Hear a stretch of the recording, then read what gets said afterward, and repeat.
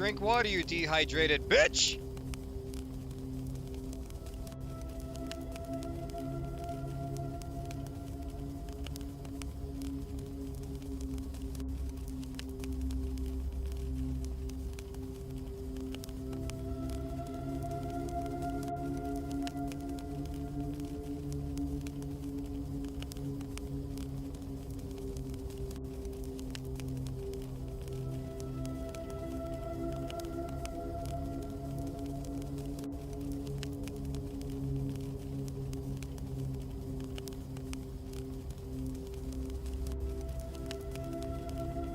Hello.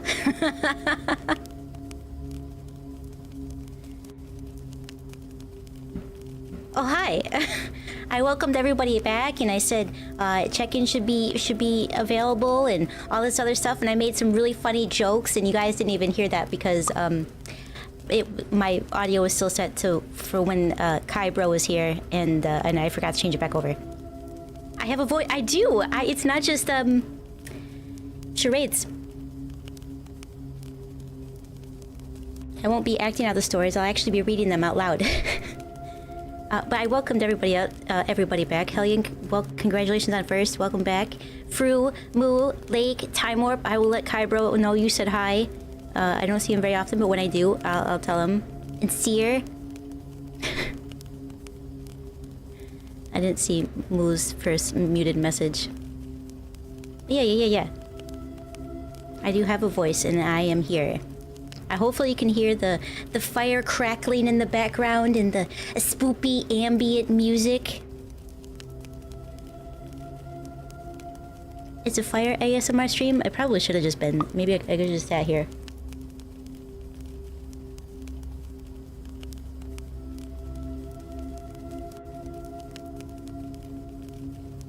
That's all you could hear at the moment?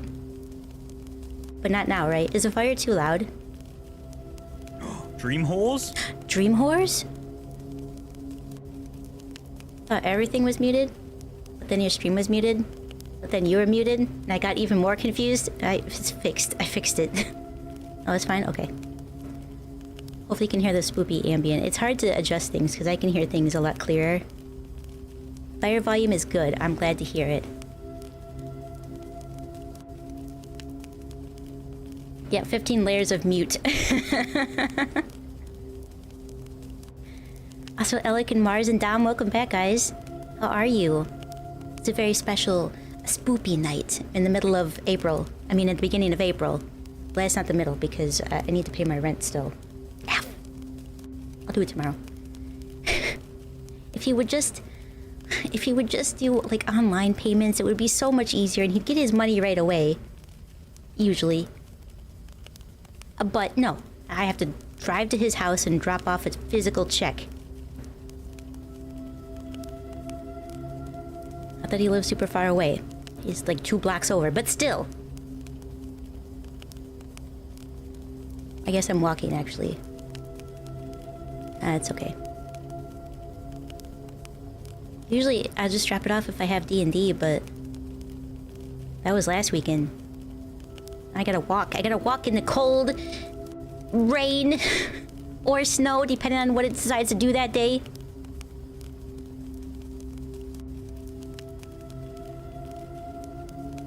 It's like I said, though, it's a very special day. We're gonna have a couple of the Kaikos read some stories. I'm not reading tonight. I'm just here to welcome you all to the spoopy. I should have thought of a better, like a good name, but so look at look. There's bats in the background, flying around. Yeah, we got a fire. It's probably a chilly night, you know. I didn't think of a scary name or anything like that for today. It's just story time with the Kaikos. All of the Kaikos. I have been thinking about doing a new lore video, or I guess in addition to my current lore video, because I don't mention being a interdimensional traveling demon. Tomoya, hello, how are you today? It wouldn't let you play the blurb? I didn't turn blurbs off, but that's probably for the best, because I tried to limit the amount of sounds since we're doing a reading stream. And I've got fun sounds to play. that might scare you instead of me. Good thing there's no twerking skeletons. It would take away from the ambient spoopiness, Moo.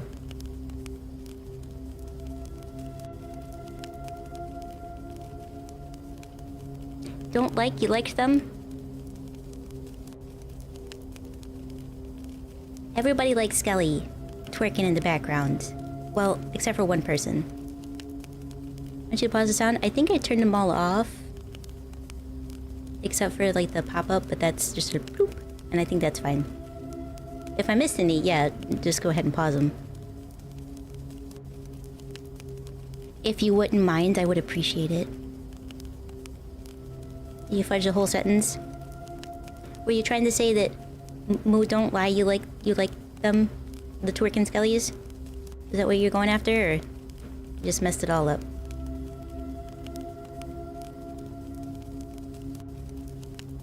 Looks like I got them all. Perfect. Don't lie like you didn't like them. Oh, okay, yeah, okay. Same, meaning, I suppose. I want to finish my coffee before we really get started into the stories. I've got a few from our friend Pengu, who has been writing.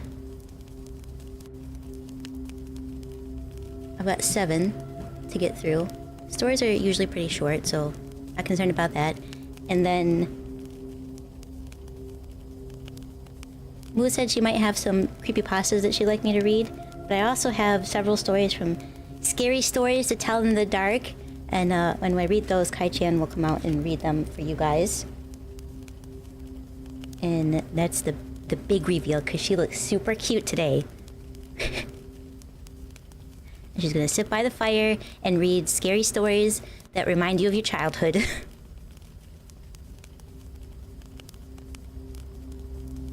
You saw them listed in the pop-out queue? And I was worried, but they're not listed to redeem. I see. Yeah, I haven't cleared the queue in a long time. I keep forgetting about it until I have to go back to look at it. I'm like, oh my god, there's like thousands in here. Not you buying those books as an adult? It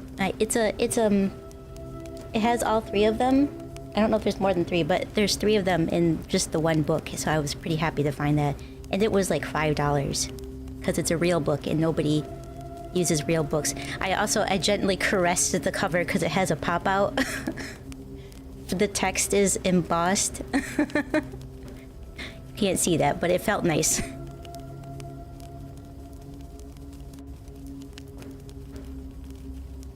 You bought the individual ones? I was lucky to have it all in one, so I can not put, more clutter around my apartment since I don't have bookshelves. Most of my books are in boxes still, because I don't have a bookshelf. Bookshelves are stupidly expensive. Do you guys... Have you just thought about buying a bookshelf? Like an actual nice, not like a...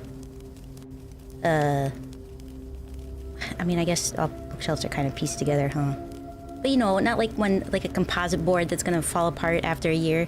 Like an actual nice bookshelf is stupidly expensive.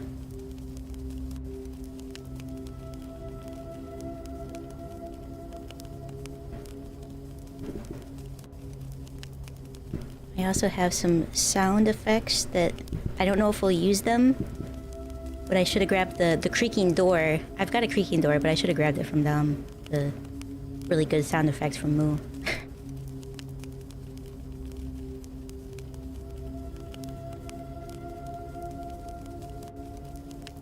You forget that, like? Calyxes are bookshelves? What is that sentence, Dom?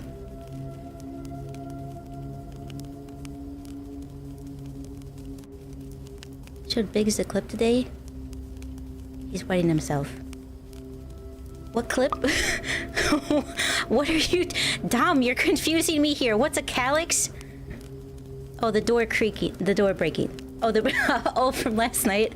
That was a good one.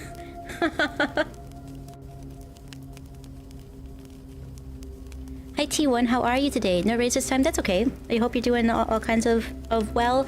I completely understand. I'm not playing games today as far as I'm aware. It's just going to be a reading stream, so completely understandable. I hope you are okay anyway. Calyx is a bookshelf from IKEA. Oh. I don't think I have anything from IKEA per se. IKEA adjacent, maybe? You were proud of that sound effect? It was... At first, I was like, oh, that's a joke. And then the longer it went on, I was like, did he actually drop something? And then it went on even longer, and I was like, no, this is a sound effect.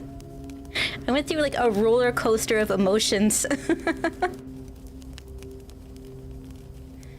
bandage above my waistline reminds you of a pill in Dr. Mario. It does have that. It does have that, because it's two-toned. Unless I move my... There. Now you can see it's a bandage, but... Yeah, I could see that. I'm about halfway through my coffee. And then we'll get started. I don't know, should we start with the scary stories to tell in the dark, do a couple of those, and then read a couple of Pengu's, because the scary stories to tell in the dark are very short. And then some of you that go to bed early can see how adorable Kai-chan is today.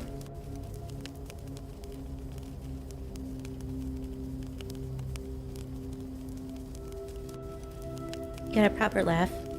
Plus you went like, thanks Dom, when I said you were gonna close it, yeah.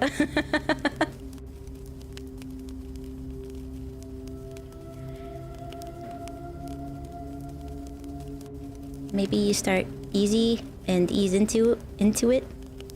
Oh, into it reminds me, I need to do my taxes. I keep forgetting. Childhood scary stories? Okie dokie.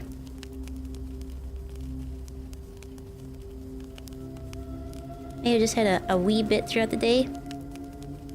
Oh, yeah. 7 out of 2. You're seven halves. 7 halves through your coffee.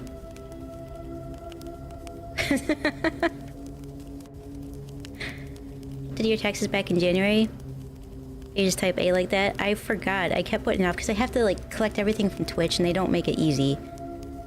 And I was like, oh, I'll just do it tomorrow. And then now it's April 3rd. Oh, damn.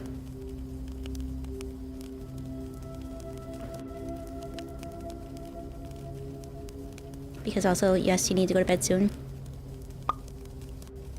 Ever declared your taxes? You see the comparison it made in Moose Stream? Hi Amp, how are you today?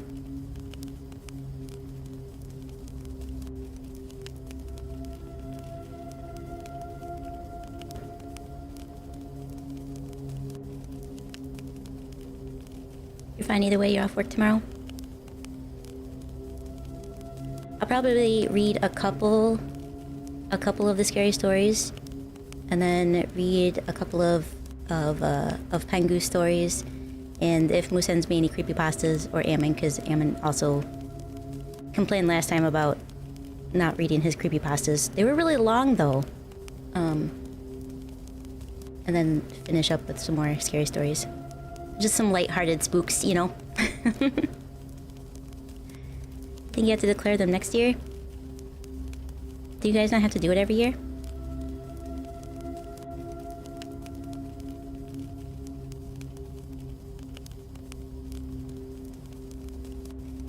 You're regretting getting snack, Nori?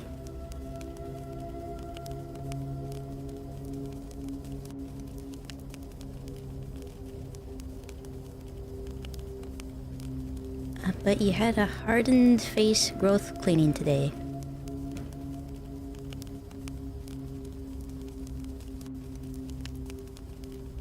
I don't think I know what that means. Your theory is that Dom is Sea Dog VA of the group? Dom is, yeah, basically the...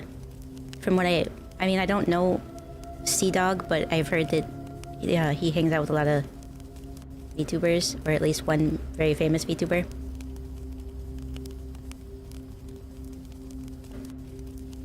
Yep. Oh, they auto take them unless you work for yourself. Well, yeah, they take our taxes out, but they take too much out. And I always forget to take this tail off. I don't want that. I don't need it. I've got my own tail. Get it out of here.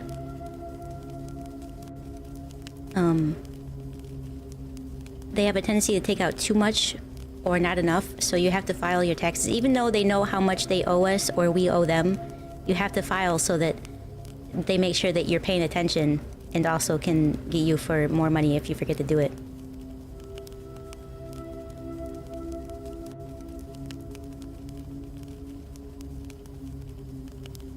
Two tails for two tails? I only need one tail. I've got a great tail. It's beautiful. It's very unique. Not many demons have a triple spade tail. Such a dumb system. It is. It's so stupid. And yet here we are.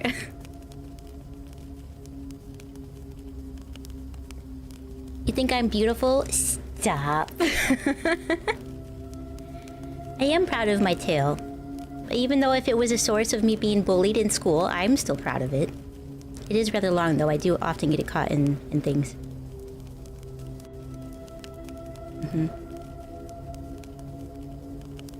Alright, I think I can finish this in one drink. And nope, it's gonna be 2 drinks. And then we read stories. That's not bad. 25 minutes to drink my coffee? I think that's a record. You can't chug coffee. You chug a lot of things, not coffee. That feels weird. Yeah, girls were just jealous of my tail. Can you stop before this becomes a wrong kind of reading stream? You can cold coffee. Alright, that's a fair point, Hydro. Also, welcome back. How are you today?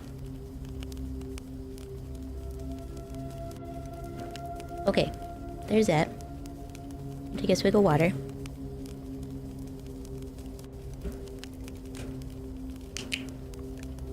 Cold brew is good? Yeah, if it's cold brew, it's good. If it's room temperature, it's terrible.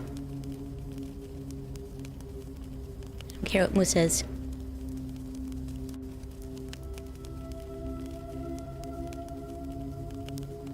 In all seriousness, I'm made well. I am made well.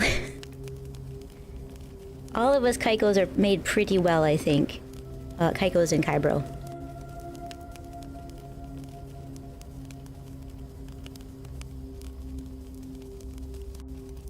Okay, I'm gonna step off for a second and let Kai-chan come in. Don't go anywhere. She'll be right here.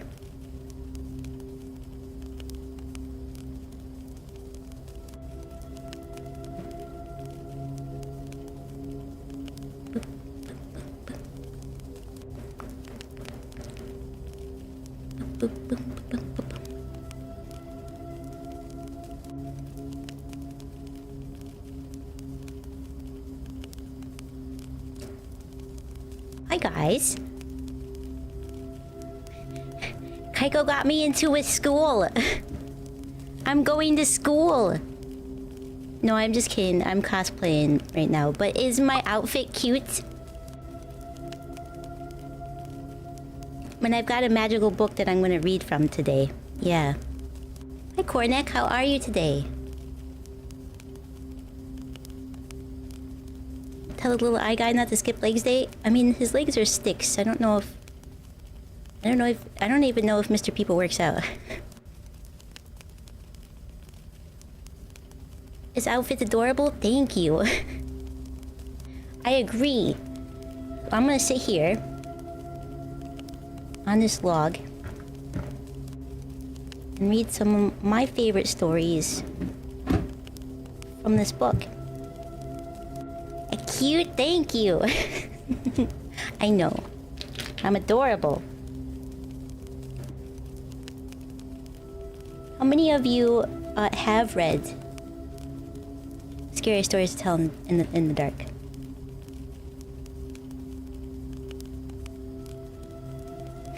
The Iliad book 1, 25 hours later. That is a book that is hard to understand too. I love it.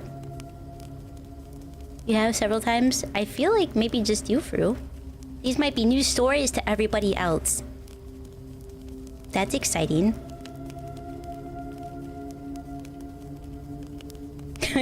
I was gonna stop. How many of you have read? You guys read books sometimes? Uncultured swine.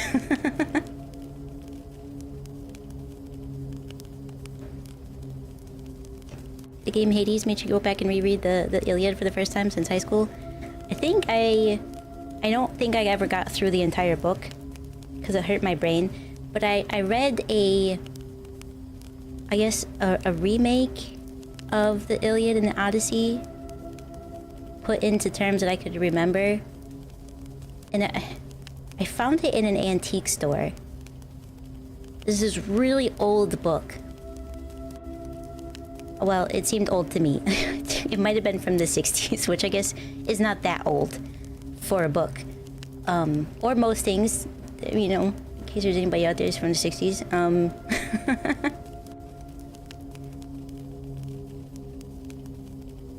But I really enjoyed that book. May you do a request? Sure. I'll take a request. You tinted a couple times? You get it wrong often? Oh, I almost always mess up things when I read. That's also why I wanted to do this, because when I do read a lot, my dyslexia is a little bit better. And then when I don't read, it really shows.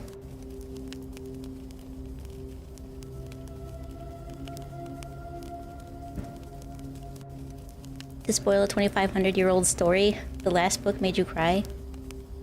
I mean, it's not a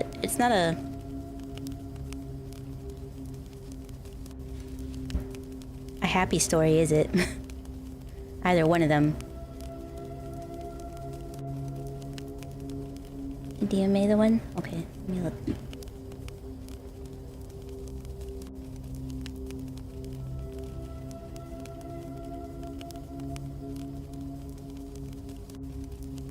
Oh, I wonder what that one is called. Do you remember which book it's from?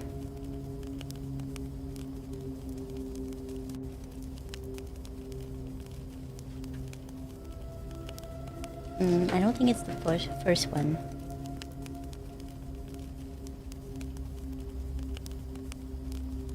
Do I know the one you mean? Not offhand, but I'm gonna look at the titles really quick, and that probably should give me a hint.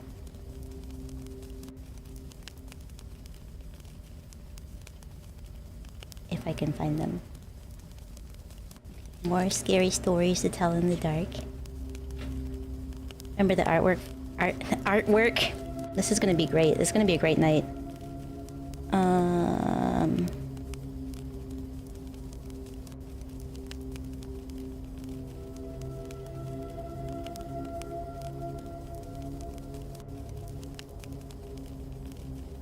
I think the artwork included a house with a head on it.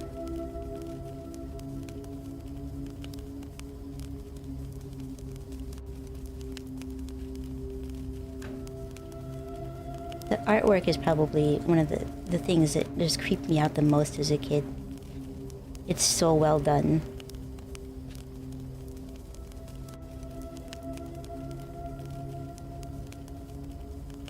Well, it's just the artwork. It's not like they can see it. And it sounds like you and I, Fru, are the only ones that read these books as a kid. Or an adult.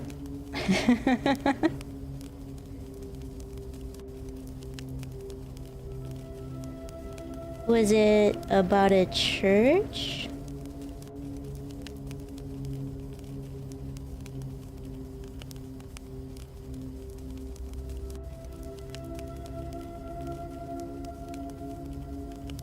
Nope, that doesn't sound right. Hi, Trap Goblin. How are you today? And he loses his most beloved son and has to beg his killer for the body. It's heart-wrenching, yeah. Yeah, will we see these clips here on Book Talk? Is there a Book Talk? If I do well, I was thinking about breaking them up into like short videos for YouTube. I've been thinking about how to be a better content creator. It's not easy, you know. Having ideas and ADHD. That it sounds like it would be the appropriate name for such a story, Fru. Okay, I don't think it's in the third book. Let me check the first one. Ba-ba-ba. Oh, it's in the first book. It's in the first book. Oh my god, it's in the first book. Oh. Oh. This one does not have a house for me. The artwork is something grotesque. It should be the one. We'll find out. I don't think this is the... This might not be the one that you're referring to. This one's about a preacher.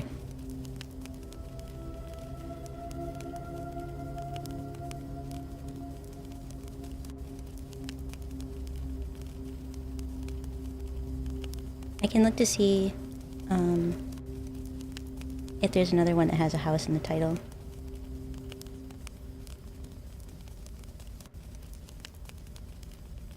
Sounds like some...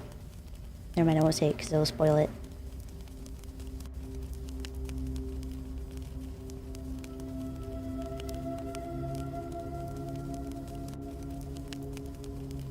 That's what the Google AI said. Sometimes it's, you know, AI is not always right.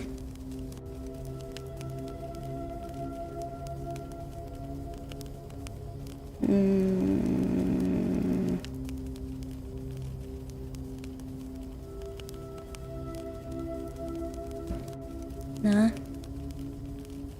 It's not quite... Yeah, I was gonna say, this one I don't think is the same that you're thinking because of the picture, specifically.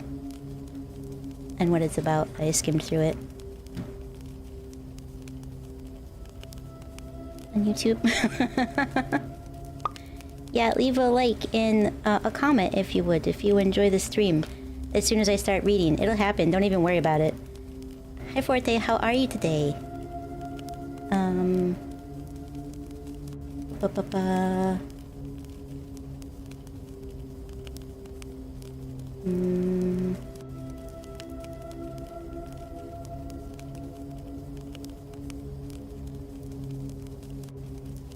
Maybe when I wake up everything will be alright.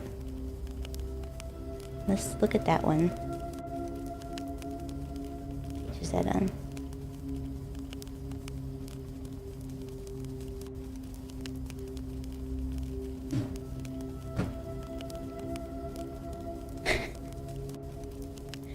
Thank you very much. Oh no, that's not a real story. I see. Bed by the window. It might not be in this book. Let's check the next one really quick. If I can't find it for you, you're just gonna have to do some, like, scouting to see what it's called.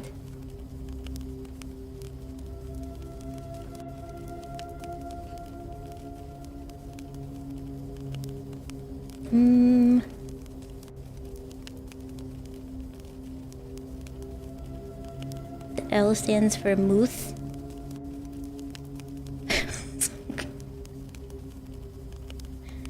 Samuel Muth.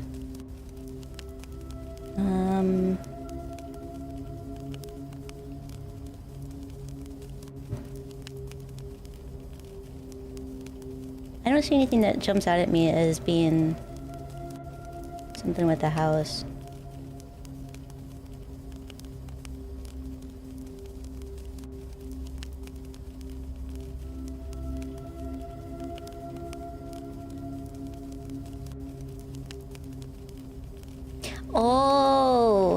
Is it like mother? Samuel Mother Effa? We'll say it like that, a little Mother Effa. I like Samuel L. Jackson.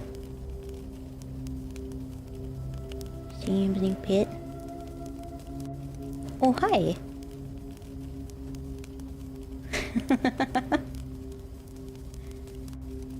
No, it's not that. It's not that. Fun list of the stories. Okay, if you can find it, I'm gonna read one. It's a shorter one, so we'll at least get started. That one's just a castle. I could go through and look at all the pictures, but that's gonna take forever, I feel like.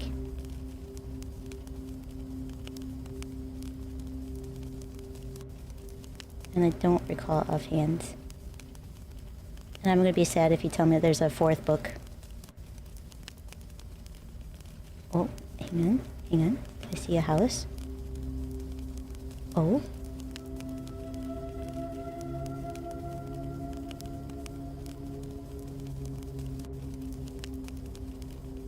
Is it called The Guests?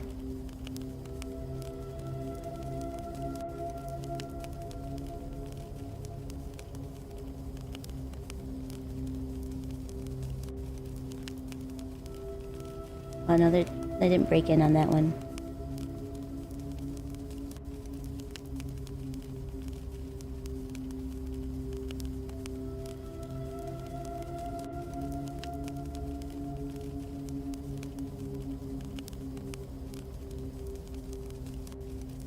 That's the key phrase? Oh man. Let me see if I can find it really quick. If Google will work for me.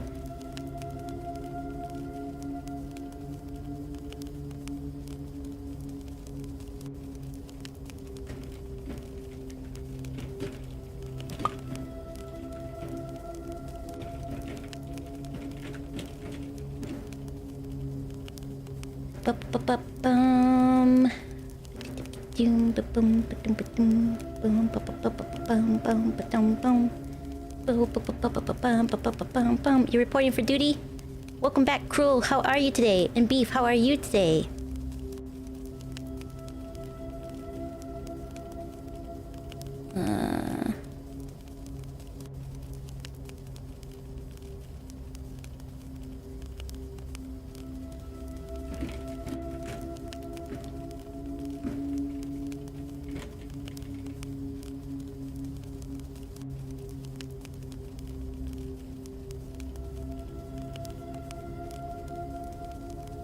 Oh, I forgot Reddit was a thing. Man, I bet they have some scary stories on there, too.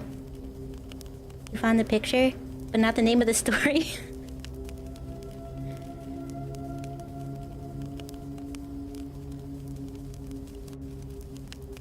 A reading stream? Yeah, I am. I'm trying to find,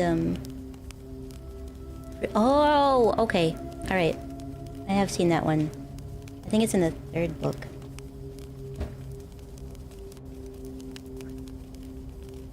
Is something wrong?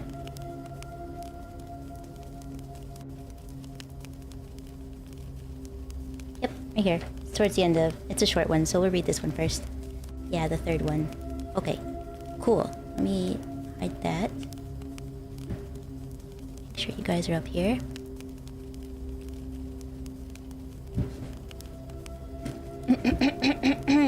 Are you ready to finally read some stories? Sorry that took so long.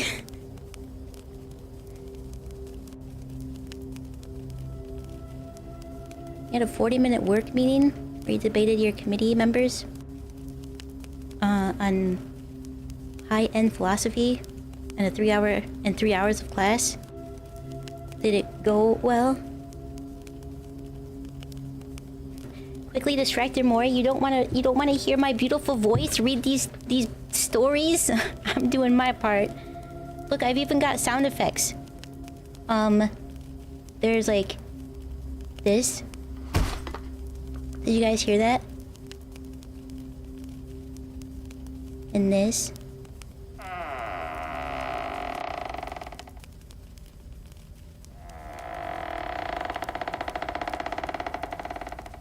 Pretty spoopy, huh?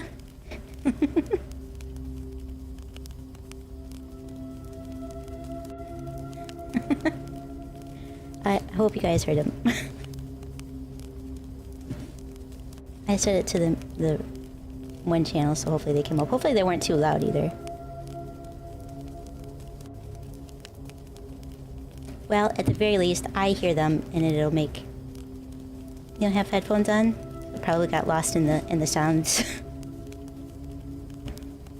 Hopefully they worked. If not, then, you know, that's a lesson for next time for me to learn. Okay, this one, we're gonna do just a quick scary stories to tell in the dark. This one's called Is Something Wrong? If only chat could see the pictures. I know. Oh, actually, since you sent me that one, I can bring it up. I thought about it because this pictures make everything so spoopy.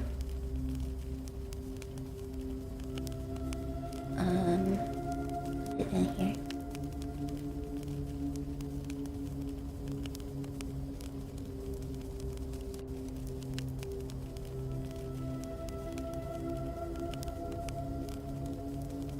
Pictures.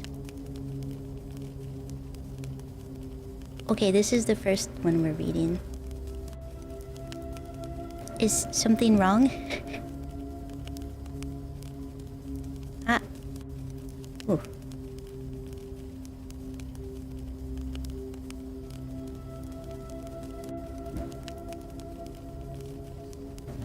People need to see the artwork they thought was appropriate for a children's book. I know, it's so scary. Hi Pengu, how are you today?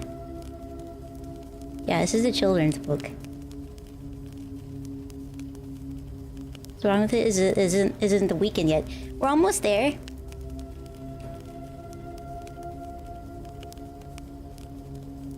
Future reference to later reading streams.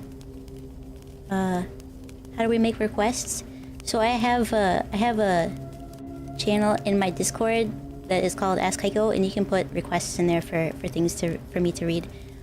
Or if you have a story that's like a creepypasta that you would like me to read, you can just like not leave the link but the name of it, and maybe I can find it. Did you see the Marvel Rivals 2 trailer? There's already a second Marvel Rivals? We just got the first one. No, I haven't read yours yet. I've been yapping. Are you surprised? I haven't even read the story yet. So we're gonna start with a small story and then go in, cause me, Kai-chan, isn't gonna read the bigger stories. We're gonna have Boobs Mickey come out and read stories for that. Request Kaiko to react to the Marvels 2 trailer? Oh, the second season. I see. No, I haven't heard anything about Marvel Rivals yet. Except for they released 2 characters, or are releasing 2 characters, I guess. You love the reading glasses? Thank you. They're a little big on my face, but, you know. Wait, I'll grow into them, probably. Have your attention with that name? Let me read these stories so she can come out and read them. You know, let's see, I'm the cute one, and she's the busty one. The Holy Thibault in Ultron. Okay, quit distracting me. Let me read this book. It's spoopy. Look at this drawing. Look at this drawing that they put in a child's story. Look how creepy that thing is. Okay, let me read this. I'll put it over here so that it's out of the way, but you can see what the artwork is for this story. She can come out to read. Cloud Sky, hello, welcome in. How are you? It's just a cloud shaped like a skull? Yep. Okay. Is something wrong? Let me figure out how to hold this so my tracking doesn't lose itself. About the Grimm Brothers stories? They're incredibly dark, yeah. You're just fine? Laughing your ass off at the moment?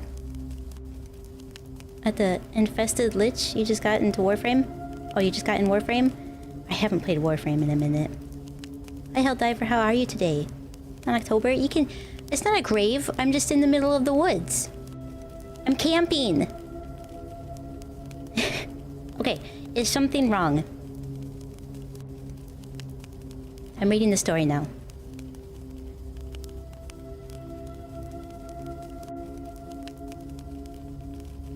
You sent a picture in Warframe chat of your lich name? Or your name of your lich? I will I will check it out later. Hi Wolfie, how are you today? Alright, is something wrong? A car broke down late at night. Way out in the country. The driver remembered passing by an empty house a few minutes earlier. I'll stay there, he thought. At least I'll get some sleep. He found some wood in the corner of the living room and he made a fire in the fireplace. Not unlike ours. He covered himself with his coat and slept. Towards the morning, the fire went out, and the cold awakened him. He'll be late soon, he thought. And then I'll go for help. He closed his eyes, but before he could doze off, there was a terrible crash. I have a thing for that. It's just a small crash. There was a terrible crash. Something big and heavy had fallen out of the chimney. It lay on the floor for a minute, then it stood up and stared down at him. The man took one look and started running. He had never seen anything so horrible in his life. He paused just long enough to jump through the window. Then he ran and ran until his lungs would... he thought his lungs would burst. As he stood in the road panting, trying to catch his breath, he felt something tap him on the shoulder. He turned and found himself staring at two big bloody eyes and a grinning skull. It was the horrible thing. Pardon me, it said. Is something wrong? That's so silly. Pardon me, is something wrong? Brother. It's a short story. It was a good warm-up one, thank you, Fru. You're keeping guard, thank you. You're good? Stuffed but good? Stuffed in a good way? Like you had a great meal? It's Moo. Moo fell out of the chimney. I'm gonna read this one. I really like this one. And then, let's see. It's kind of a spoopy one. Let me see if I can find a picture really quick. I even put little bookmarks for sticky notes in them.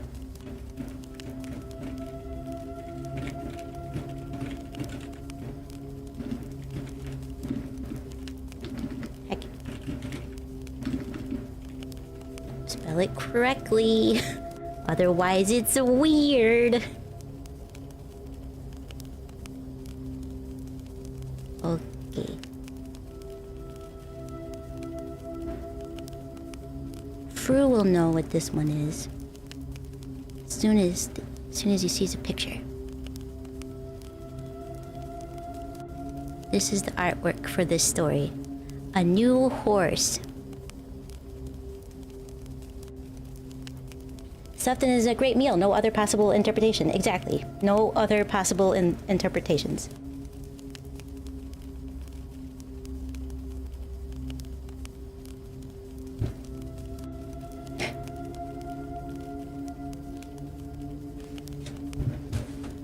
I had French toast with berries for dinner. Oh, that sounds really good. That sounds very good. Okay. Alrighty. Are you ready to hear about the new horse? What about stuffed as in filled with cream cheese? But that would still be food. We don't want Wolfie filled with cream cheese. Oh, never mind. I'm gonna read this before it gets weird. Yeah. Oh. A new horse. I'm gonna do better with this one. Well, now you don't want any? Okay. Alright. A new horse. Two farmhands shared a room. One slept in the back of the room, the other slept near the door. After a while, the one who slept near the door began to feel very tired early in the day. His friend asked, "What's wrong?" "An awful thing happens every night," he said. "A witch turns me into a horse and rides me all over the countryside." "I'll sleep in your bed tonight," his friend said. "We'll see what happens to me." About midnight, an old woman who lived nearby came into his room. She mumbled some strange words over the farmhand, and he found he couldn't move. Then she slipped the bridle on him, and he turned into a horse. The next thing he knew, she was riding him across the fields at breakneck speed, beating him to make him go even faster. Soon they came to a house where a party was going on. There was a lot of music and dancing. They were having a big time inside. She hitched him up to a fence and went in. While she was gone, the farmhand rubbed against the fence until the bridle came off. He turned back into a human being. Then he went to the house and he found the witch. He spoke those strange words over her, and with the bridle, he turned her into a horse. And then he rode her to the blacksmith. Then he had her fitted with horseshoes. After that, he rode her to the farm where she lived. "I have a pretty good filly here," he told her husband, "but I need a stronger horse. Would you like to trade?" The old man looked her over, and he said he would. So they picked out another horse, and the farmhand rode away. The husband led his new horse to the barn. He took the bridle off and went to hang it up. But when he came back, the new horse was gone. Instead, there stood his wife, with horseshoes nailed to her hands and feet.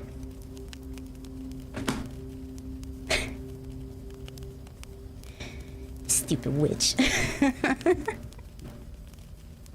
That's what you get. Nailed it. Moo's not a witch. Also, Monster Hunter Wilds update is out. Yeah, I did hear it was coming out today. But I had already said that I was going to do a reading stream, because it's been so long. Again, kids book, yeah. Think they need to meet Harold? I definitely have Harold marked. Let me do one of Pengu's, and then I'll read Harold. I'm gonna have the other Kaiko come out for this though, so I'll be right back.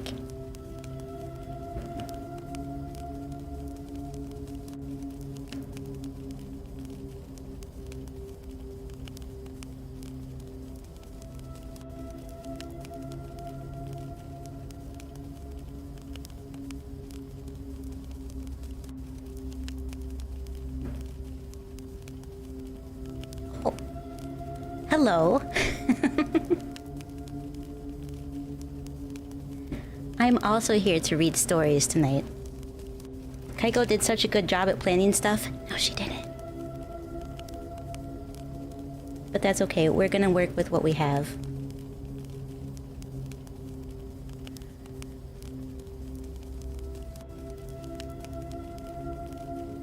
Alright, never mind. You want me up the taste of nori? Are you talking about seaweed? Seaweed is delicious. Who gave Kaiko rune tattoos? The book is projecting it for some reason. This magical book. You're about to ask what's all over me? It's writing from this book. It's got all the stories in it.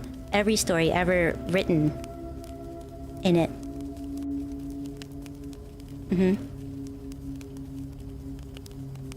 You did get plain sea salt. I love seaweed. Pengu keeps mentioning Nevermore, so we're gonna read this one first, if that's okay. I understand how to use this. Oh, it's so bright. Why isn't there a dark... Is there a dark mode? Why isn't there a dark mode?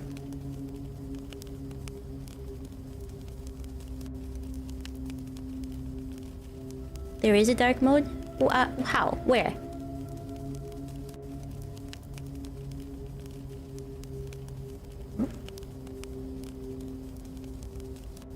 Hi Mango, how are you today? I don't see any easy option for turning on dark mode. Have you learned nothing of horror games? When the book starts to glow, you burn the book? No, but this one's a good demonic book. It's not gonna summon anybody except for me. And some really great stories. Itia Mihao. You guys love how well I planned for everything?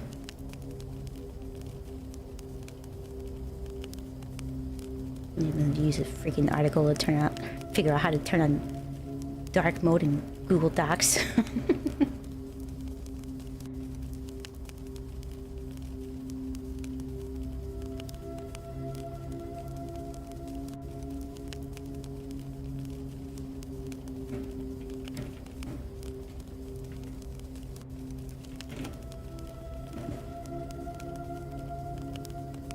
What?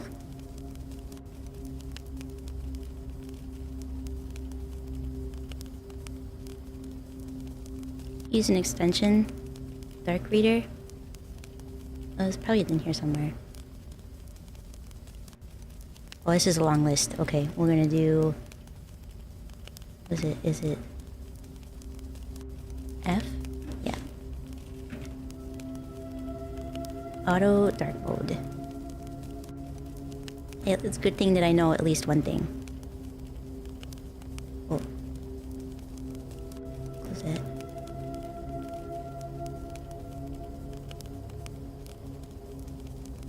And this. Okay. Alright, cool. Yay, thank you for that.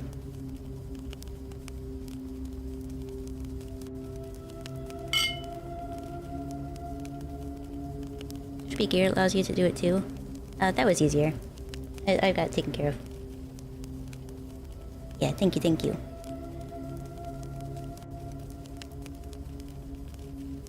You have to use the Night Reader add-on?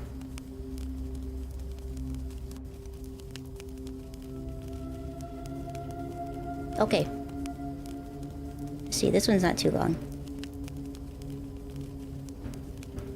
Now, Penguin says this one is inspired by Edgar Allan Poe, which makes sense. It's called Nevermore. Unfortunately, no artwork to go along with it, so... You're just gonna stare at me. I'm gonna step off to the side a little bit so you can see the crackling fire, though, too. While I read. If that's okay.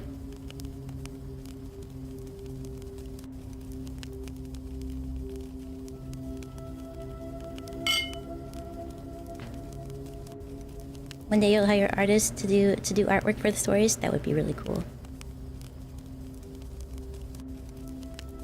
Did you notice? Child story? Oh yeah, in your bed too? Alright, let's go. Nevermore by Pengu. For the last 10 years, man had been writing simple articles, corporate hit pieces, and overall clickbait headlines to draw in the most numbers possible. He had tapped into the algorithm 2 years ago and figured out what it would take to keep a constant reader base. His work had become repetitive, boring, and almost unbearable. But the money was coming in. Was too much to pass up. After sinking $40,000 on what he had come to deem his greatest mistake, a dual major in art and creative writing, the work he was producing could realistically be created by a high schooler with an overactive imagination. As the words slowly poured from his fingers onto the page, the man's mind wandered freely, pondering the question of what happened to society. Where did the great authors of old go? The bards who spun stories in fantastical lands full of stars and star-crossed lovers, warriors of legend, and horrors that could only be conjured forth from a person's imagination. As the man leaned forward in his chair, the harsh white of the page on the computer screen reflected in his ink black pearl of eyes. Glancing through the pages as quickly as possible, he dug for the all too familiar red saw teeth denoting the spelling error. He no longer cared about the words that were written. Ray trusted the passive writing skills he had honed over the years to produce something that would draw in readers. The man exhaled a heavy sigh as he checked to make sure he had hit the required 10,000 word minimum to publish the article, and clicked the submit button. Glancing down at the clock, the man's shoulders dropped. 5:25 p.m. This article took 2.5 hours for his brain to force out. An extra half hour of work for another passionless piece of work spewed onto the internet for every man to click on and digest. Well, are we in ads? Heck, I'll wait. I'll pause for a second until we come back from ads. Oh wow, that messed up the click here thing. It's fine.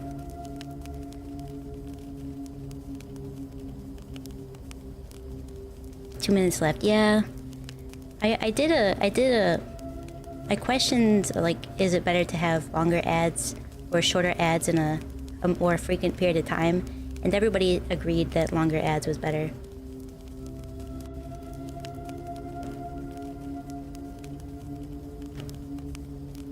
Until character you spun up for this story loves his job? Yeah. Night T1. You probably can't hear me, but no one likes pre-rolls? Yeah, I have it set at the very least so that there's no pre-rolls. But there is two ways to go about it. Either have more ads for a longer period of time, like 2 minutes every hour or so, or 30 seconds every half hour, I think it is.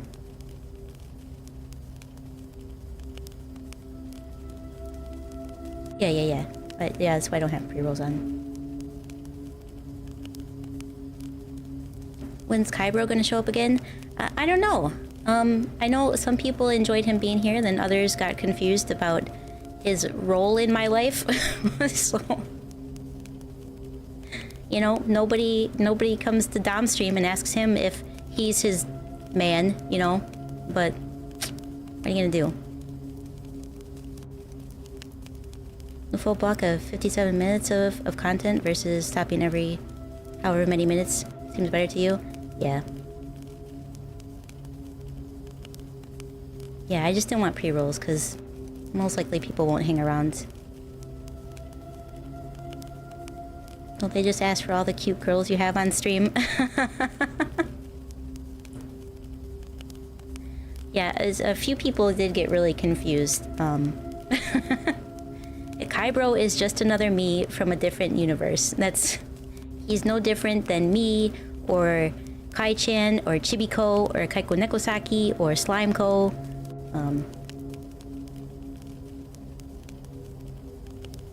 Thanks, Moo. Moo, thank you. Okay, I think we're back from ads, so I'll continue. I'll try to read this a little bit better. As I warm up, I'm sure I'll get better. I can't wait to meet Michael Kurosaki.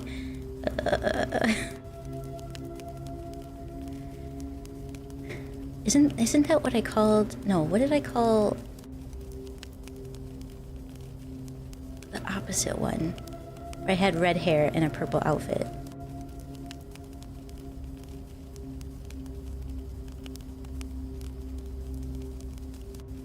Oh, Kokai is what I called her. Michael Kurosaki sounds better. Yeah, I did. It was when it was just like a spur of the moment April Fool's thing that I did with Vegas, and we did karaoke.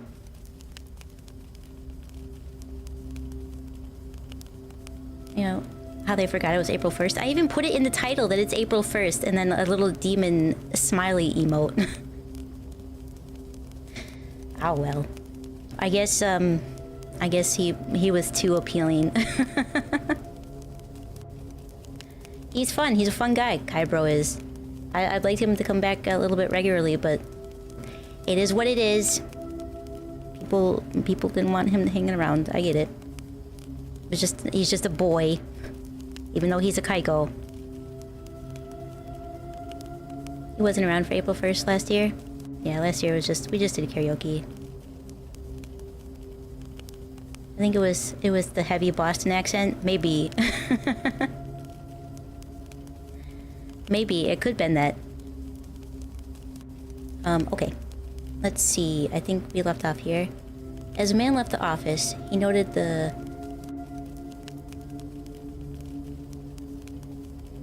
Oh, I think that's supposed to be sun. As a man left the office, he noted the sun was beginning to set earlier as the summer... Earlier as the summer, and recently began to give way to the fall. Oh, as a man left the office... I got this now. Hello, just ignore this? Well, I can't ignore that. Thank you for the sub, Mango. I appreciate it. Wow. Now you can hang out over here and use my awesome emotes. Eventually they'll be on YouTube again as well, but... you know. It is what it is. Okay, for the fourth time, we'll try this again. As a man left the office, he noted the sun was beginning to set earlier, as summer recently began to give way to fall. His apartment was only a few blocks away, and the man enjoyed the walk to and from work.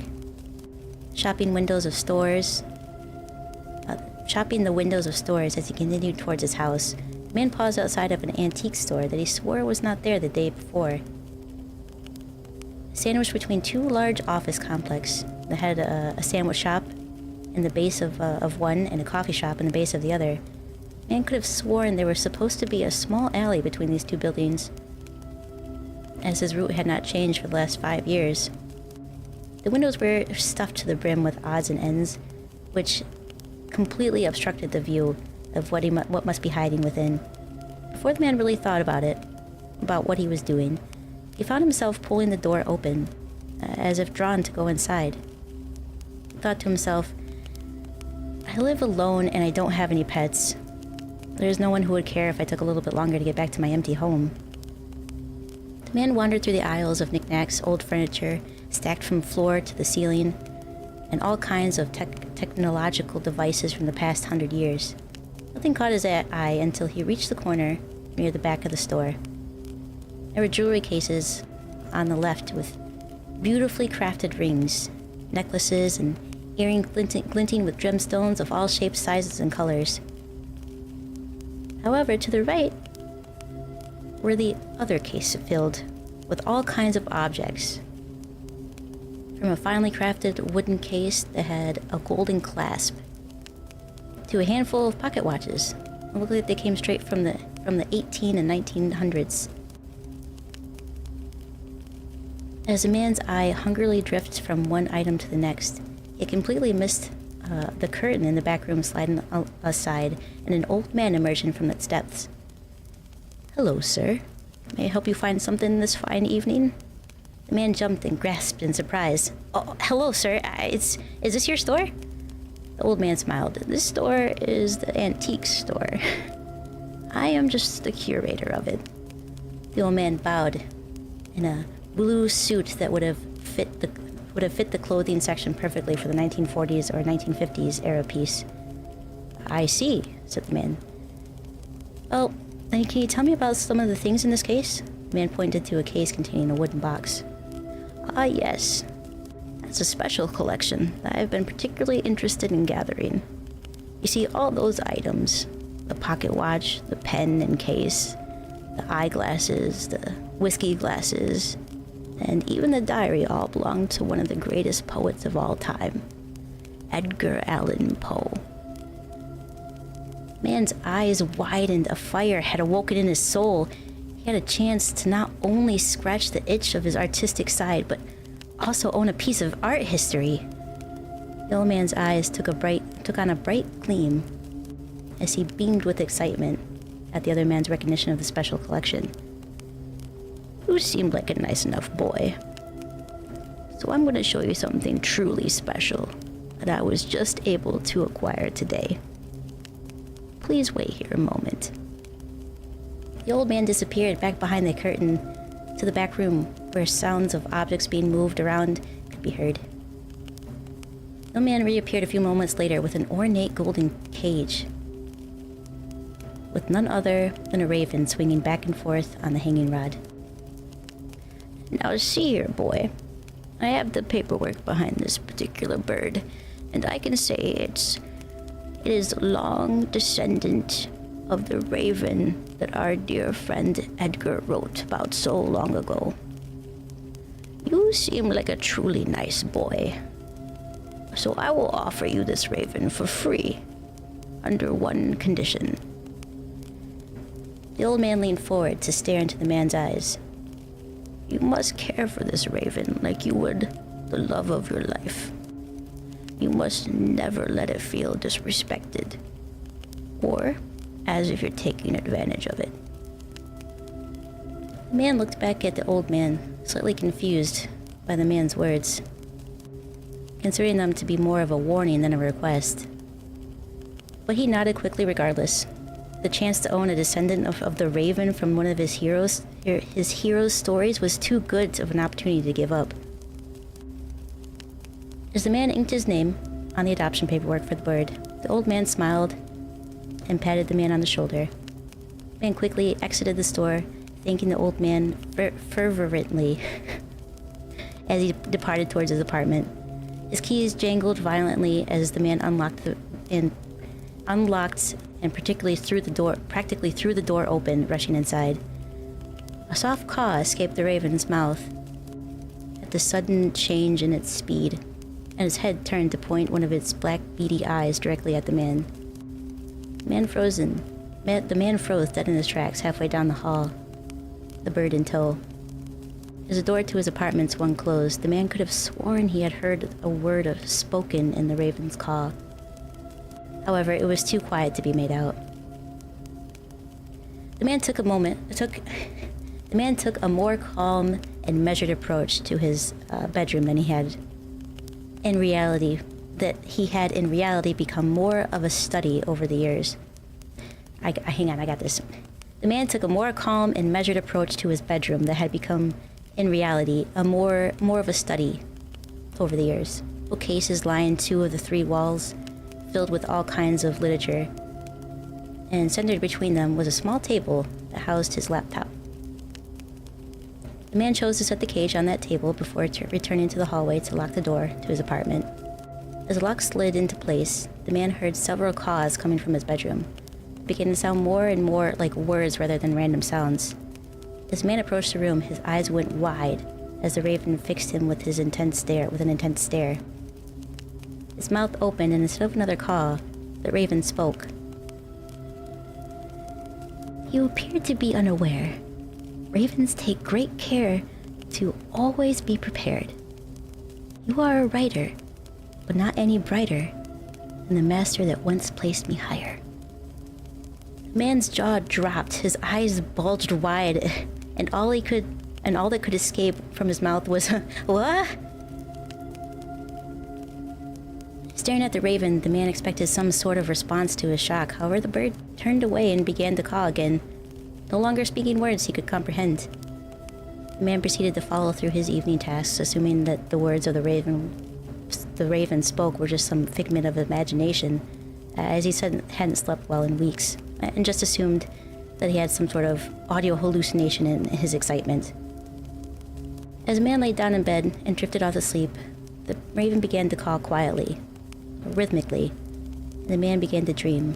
Words of poetry began to organize themselves into bars as the sheets of paper magically appeared in his dream, and the man began to type on an invisible keyboard, with each stroke punching another letter into the sheet.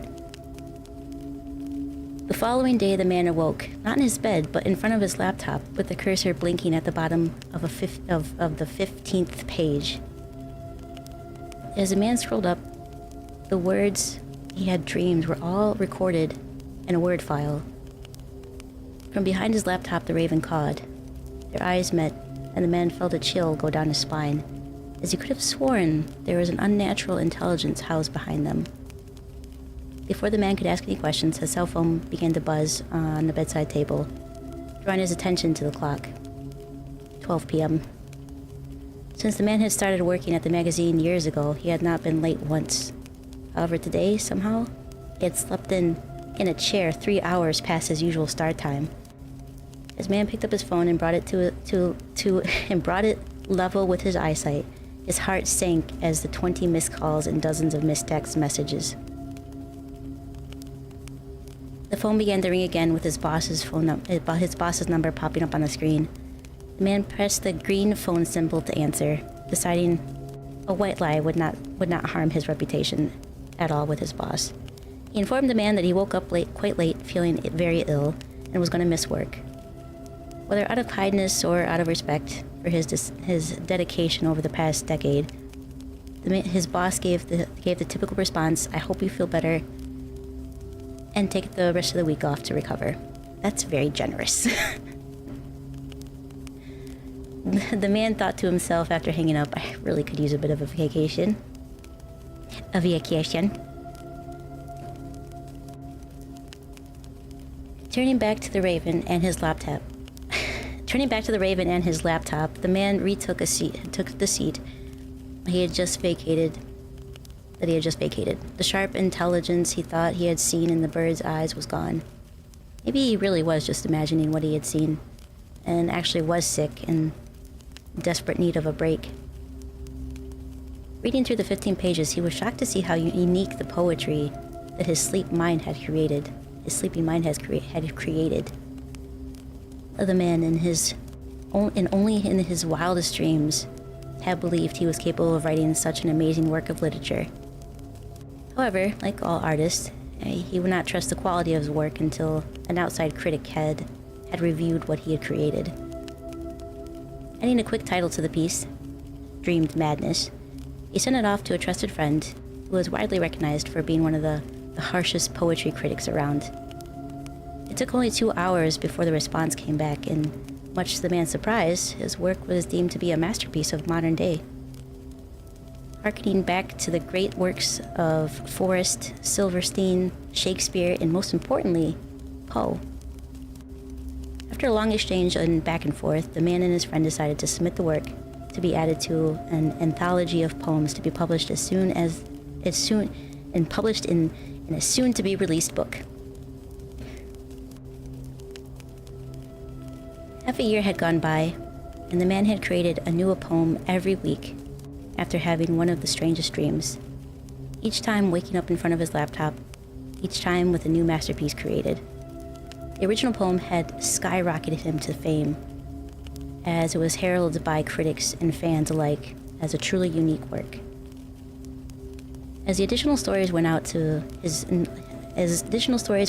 notoriety continued to grow, almost to match the Vice. Hang on, I got this. As additional stories went out, his notoriety continued to grow, almost to match the vices he was developing. Why not indulge a little? The man thought aloud. He had noted different substances. He noted different substances would affect the next poem. Oh my God, my brain. Hang on. Let me start this part over. You wish your boss was like that? I know. Take a week off? Damn. All my bosses were like, "You're sick? How sick?" I don't think you're really sick. I'll see you tomorrow. Alright, we're going to start this paragraph back over. Half a year had gone by, and the man had created a new poem every week after having one of the strangest dreams. Each time waking up in front of his laptop, each time with a new masterpiece created. The original poem had skyrocketed him into fame, as it was heralded by critics and fans alike as truly a unique work. As the additional stories went out, his notoriety continued to grow, almost to match the vices he was developing. Why not indulge a little? The man thought aloud. He had noted different substances would affect how the next poem would come out. Uppers created poems of joy, downers brought tales of horror, calming tonics brought forth profound words of wisdom. However, this month was different. It was almost like the substance had weakened in their effects, and it required more and more each time to truly get the juices flowing. Without warning, the voice of the raven.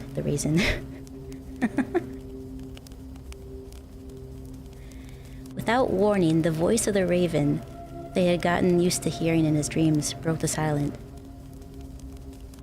"'Tis not easy to write my speech, copying words you did not think, believing yourself to be so unique. However, you are nothing more than a thief. Quoting a raven and nothing more, you are no better than a fool of a bore. You may not use parchment and a bottle to pour. Still, you are just a whore. You wish to be remembered for all to see, and willing to pay the price to truly be to be truly free. Your stories will end here with me. Now drink up and let's finish this dream. The man looked down at the table, and in front of him was a glass gently swirling black fluid with a prismatic gleam. All the different substances packed were open and empty packets. All the different substance packets were open and empty, and the man knew what had been placed before him. Back and forth, the man's thoughts raced. Was this a choice that Poe had to make? Was this the price of immortality through these poems? As his eyes raised to the golden cage, for the first time, the man saw the finely etched words along the base below the cage. The raven nevermore. His eyes locked with the raven's, and he knew this would be the final time they would see that sharp intelligence behind those beady eyes. Sorry I stole from you. So please share with me one more time, dear Nevermore. The man tipped the contents of the glass into his mouth and swallowed. 4 days had passed since anyone had seen the man. The police broke down the door. Police broke down the door to the up-and-coming poets, only to find a well-preserved corpse. Somehow his body had not begun to decay. All in time, it had been... hang on. Hang on. Let me take another drink. This part's hurting my brain.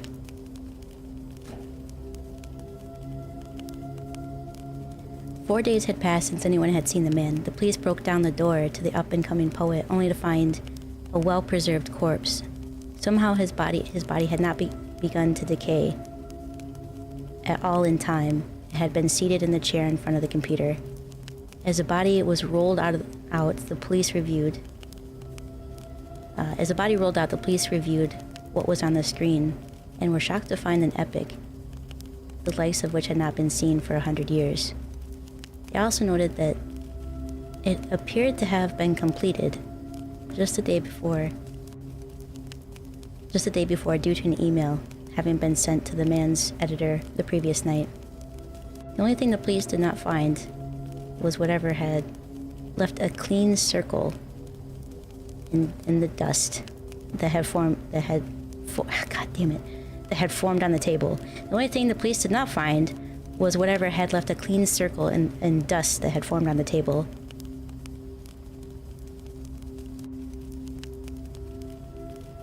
The old man pushed the curtain of the antique store aside.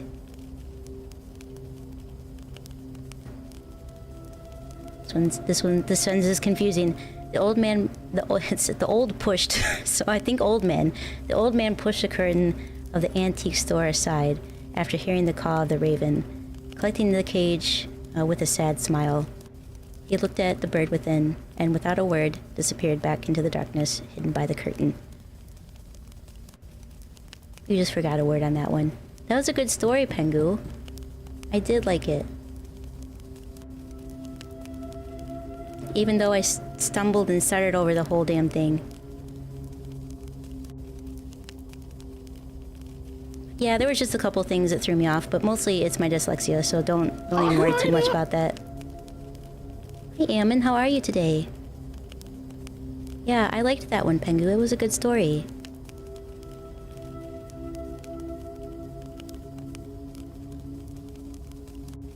Kaiko drinking whatever the guy drank. Listen, like I said, it's hard.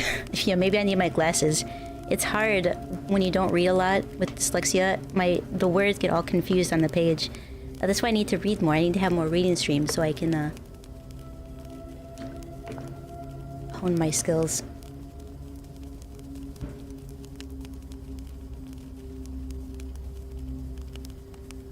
Had to wait until you finished because you knew how Rairo would play. I appreciate it. Thank you, Ammon. The Raven's a government drone? Story time? It is story time. How are you, Titan?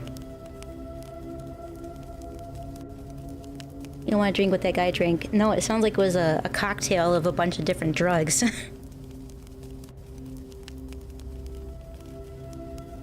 You do with numbers? I have the numbers thing too. My brain is all sorts of hecked.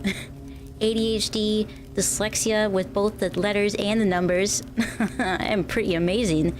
You know, Ammon brags about being double dipped with autism and ADHD, but what about dyslexia, you know? So, that's like triple dipped, right? In the same way Poe went, because Poe was a known drinker. Yeah, Poe drank a lot, but his, like, there's still a lot of mystery surrounding Edgar Allan Poe's death. Brags. Are you doing okay? Are we gonna have to move again and just finish unpacking all your shit? How? How? Is it because of the issue before where you were given the wrong town and then they were like, actually you're going to this one?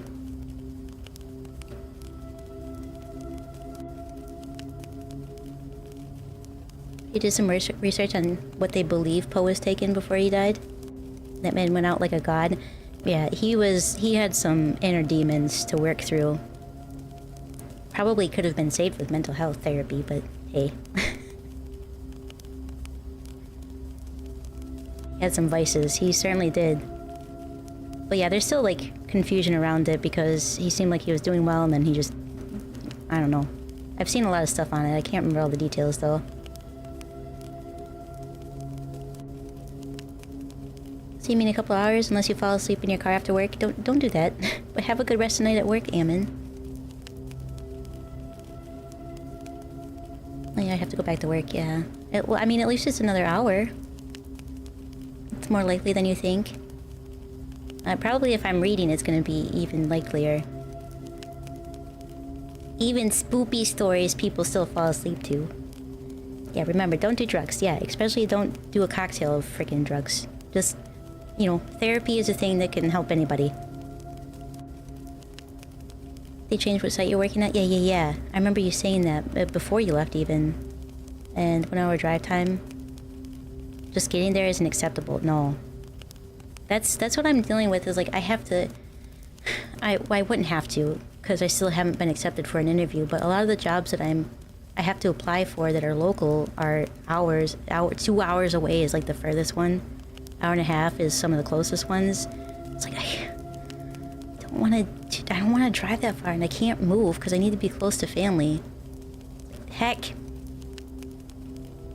I still apply for them, but I don't get any interviews, so. Well, I mean, if you get home and I'm still reading, you can send me some of your creepypastas. I'll read them. Especially when a cute girl's reading your spoopy stories. Aww. Okay, for real. Have a good rest of the night at work, Ammon. You'll drink all the drugs like coffee? No, don't do that. Don't do that. I'm really sorry to hear that, Titan. It's unfortunate. It would have been nice if they would have told you that beforehand, what site you were actually going to go to.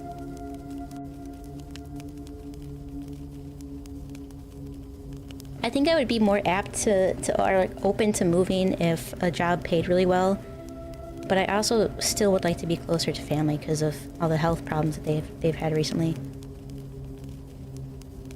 I know, Cruel. And I'm sure that we would be playing Monster Hunter Wilds if I wasn't reading tonight, but I did say I would do a just chatting / reading stream. Mostly reading. I told you the day after you signed the lease, I'd be livid. I wouldn't say anything because I'm non-confrontational a lot of times at work, but I'd just be like... the whole time. They would know I would be upset, but I wouldn't say anything. You're gonna go to sleep? Have a good night, Helldiver. Thanks for hanging out, I appreciate it. Can't play Wilds, you have to go to bed for class tomorrow? Wasn't there another story? Oh, Harold. Let me read Harold really quick before you go to bed, Fru.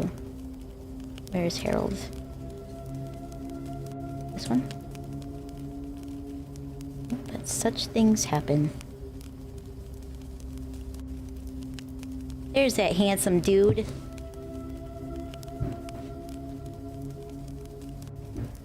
Miss the last part, stream lagged for you?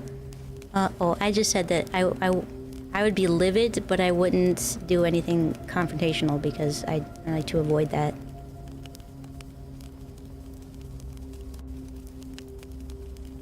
So don't forget to pass out the camp rations. Everybody's got their marshmallows. Harold and Dead Man's Hand. I will at least read Harold right now. Can you read Green Eggs and Ham? That's not a spoopy story. But I'm open to reading other books or other stories some other time. Like, oh, the places you'll go? Okay, hang on. Let me, this is a scary story, so I will have Kai-chan come back out. 1 second.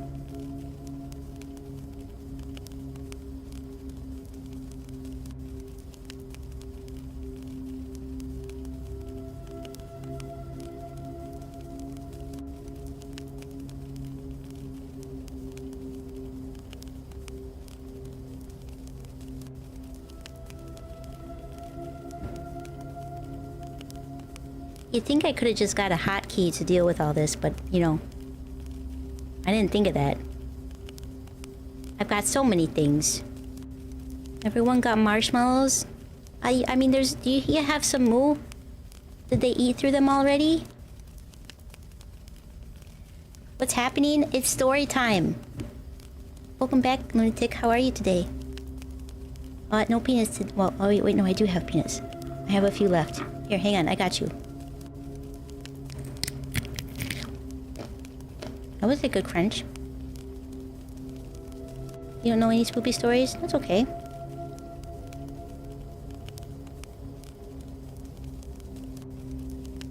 The company will probably pay to break your lease. I hope so. It'd be bad if they didn't. Moo, don't be sad. If you didn't get any marshmallows, you at least got a taco. So you should be happy about that.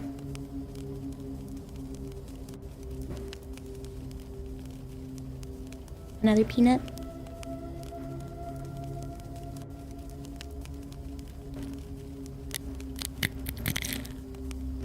Whoa, that was a very good crunch.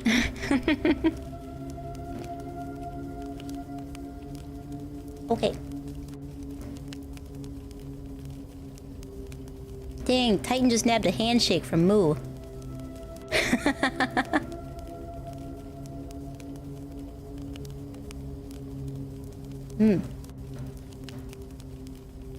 Oh, we need the picture, that's right. I almost forgot. Oh wow, everything looks weird in this mode. I like it. The Google is even dark. The search bar is dark.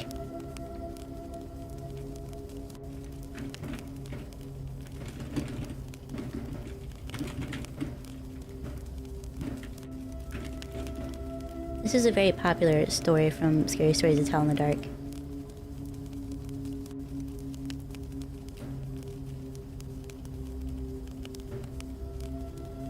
Hopefully this will work.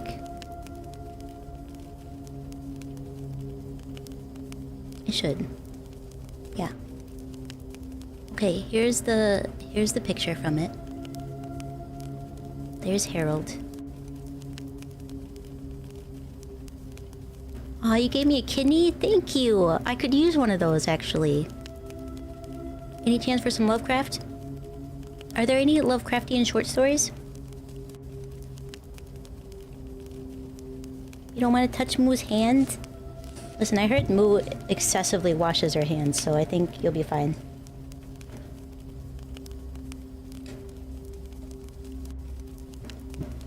Guess you only need one. Titan said you were given marshmallows by mistake and you had to give all yours to him, but you got a taco. You do that a lot. That's okay. I mean, it's not a bad thing, except for your hands are probably a little dry, unless you remember to moisturize. Alright, I'm gonna read this before Fru has to go to bed though, okay? So this one's called Harold. Wait, I was gonna take a drink, sorry. Kybro left me one of his Coke Zeros before he went back to his universe. It's orange cream soda.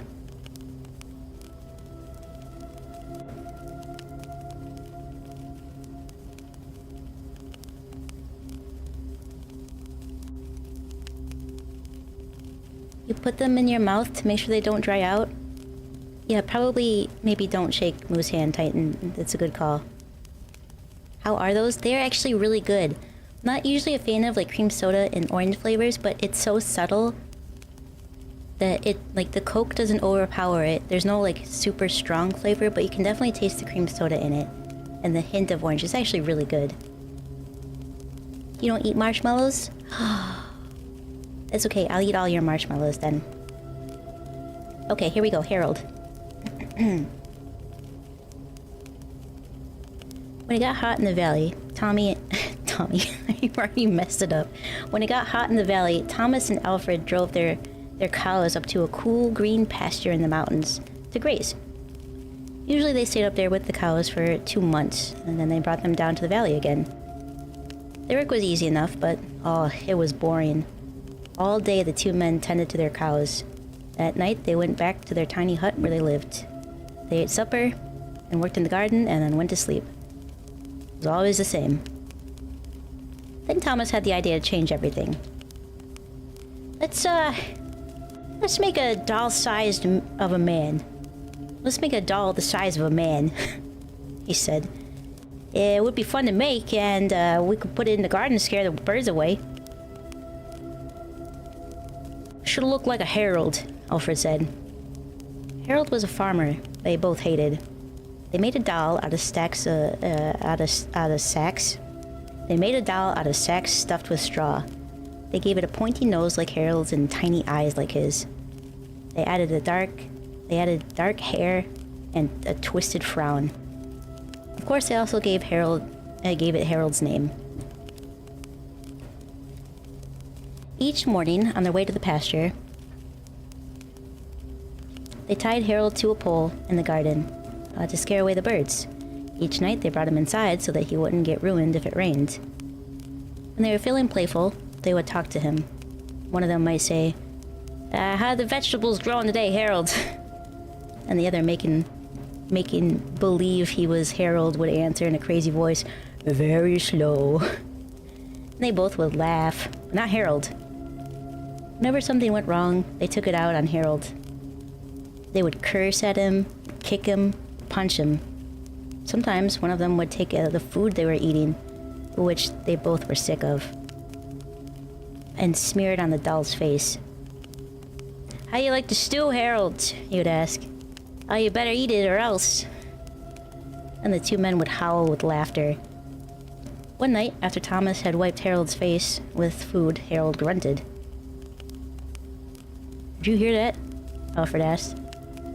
"I think that was Harold," Thomas said. "I was watching him when it happened. I can't believe it." "How'd he grunt?" "He's just a sack of straw. It's not possible." "Maybe we should throw him in the fire," Thomas said. "And that will be that." "Now, let's not do anything stupid," said Alfred. "We don't know what's going on. And when we move the cows down, we'll leave him behind. For now, let's just keep an eye on him." So they left Harold sitting in the corner of the hut. They didn't talk to him or take him outside anymore. Now and then, the old doll grunted. But that was all. After a few days, they decided there was nothing to be afraid of. Maybe a mouse or some insects had gotten inside of Harold and were making those sounds. So Thomas and Alfred went back to their old ways. Each morning they put Harold out in the garden, and each night they brought him back into the hut. When they felt playful, they joked with him. When they felt mean, they treated him badly as ever.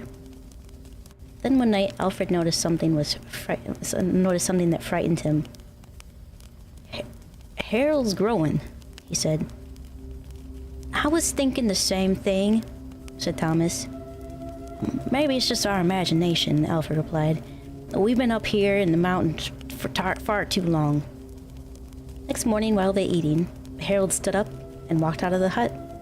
He climbed up on the roof and trotted back and forth like a horse on its hind legs. All day and all night long he trotted like that. In the morning, Harold climbed down and stood in a far corner of the pasture. The men had no idea what he would do the next day. They were afraid. They decided to take the cows down to the valley that same day. When they left, Harold was nowhere in sight. They felt as if they had escaped a great danger and began joking and singing. But when they had gone only a mile or two, they realized they had forgotten to bring the milking stools.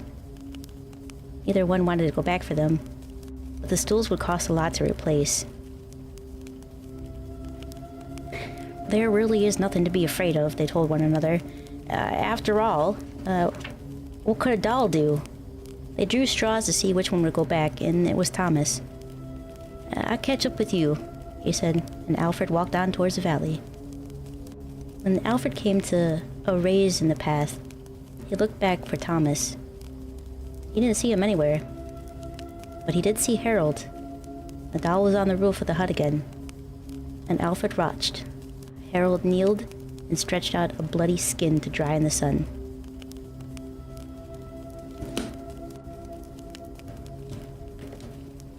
Titan is bullying you?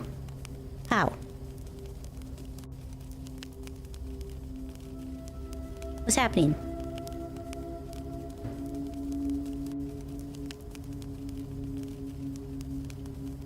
Yeah, I'm gonna bring the adult out again. She can deal with your shit.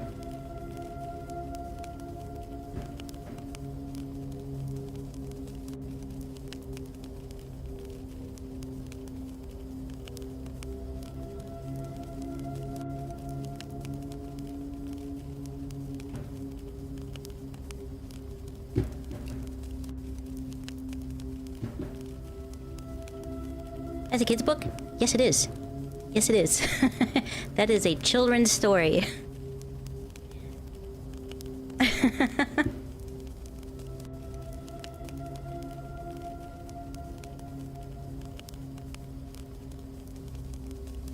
Either got tiny hands like them or a big mouth.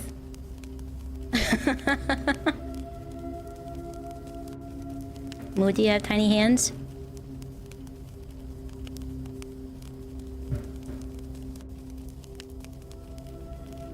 I can't tell if I'm getting better or worse at reading. I'm supposed to be better. I'm supposed to like warm up and then be like, just nail every line perfectly.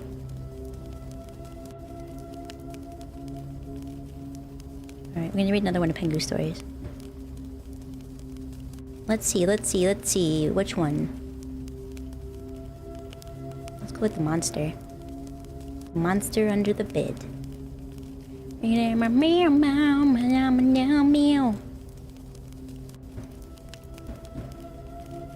know what I'm talking about.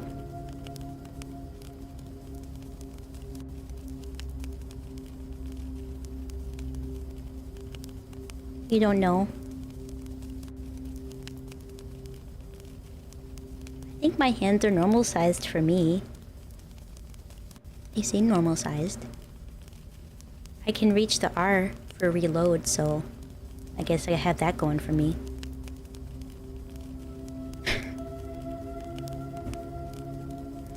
Okay, how long is this story? Ah, it's pretty short too. Why? Proportional is the term. Yeah, I think my hands are proportional.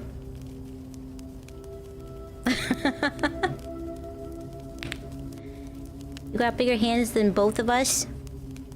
How do you know?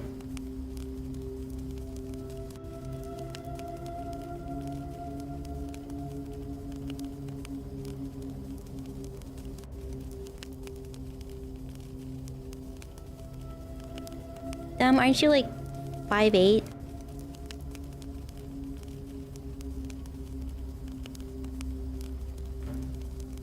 You have big hands?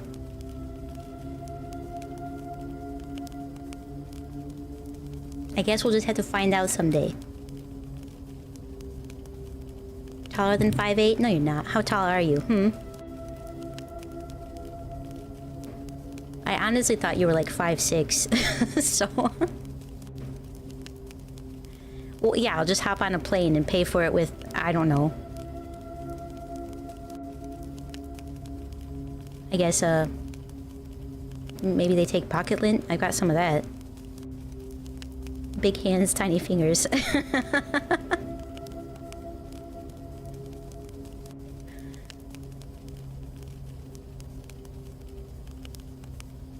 What's the term? What term? Measure? Compare? Seek asylum? Oh, I don't think we can do that just yet. Soon though, probably. Things go belly up.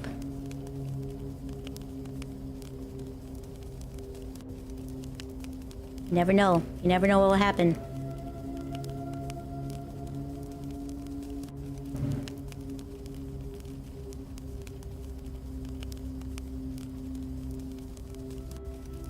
Mountain of Madness and Dragon. Let me see if I can find that really quick.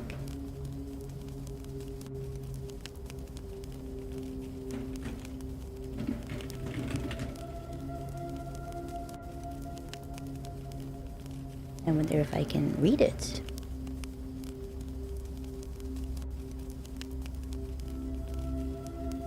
Oh, certainly I can.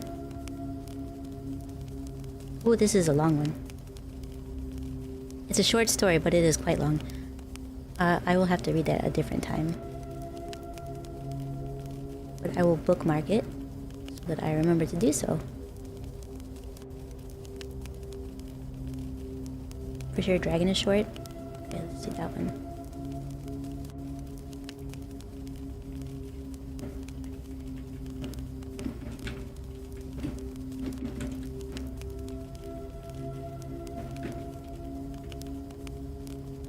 Dagon, not dragon. Stop. Type correctly, Kaiko, please. Oh yeah, this one's pretty short. You can read this one.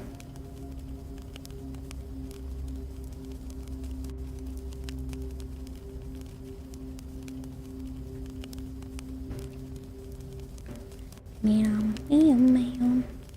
Dag on. Dag off.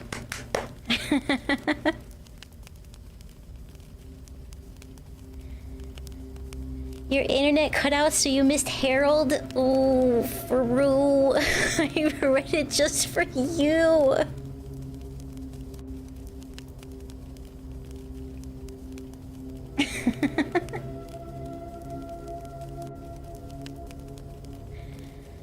It's okay. I mean, the VOD will still be there. Big hands, I know you're the one. In the process of going belly up, I have been so far removed from the news.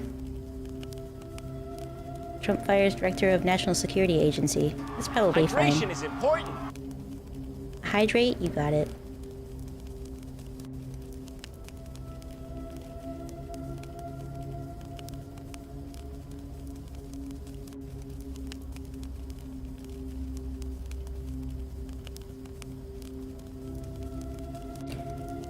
I'm not gonna look at that right now. Well, thank you for the hydrate and stretch.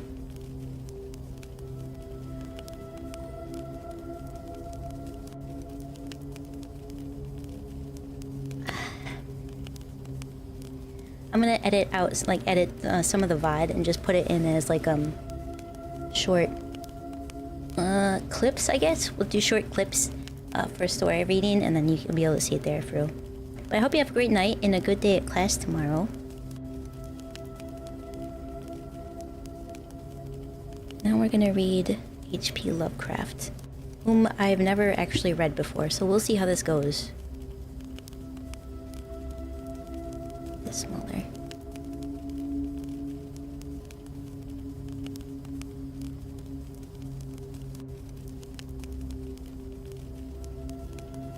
I've already don't know how to say this first word. You sure it's safe to read, but as you know, read ahead before reading out loud, because we all know H.P. Lovecraft was how he was. Oh boy. Be appreciable. appreciable.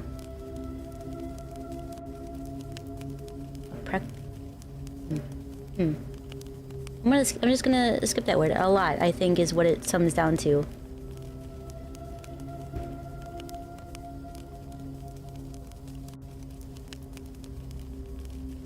I'm just gonna skim through it really quickly. Make sure there's no nothing too bad.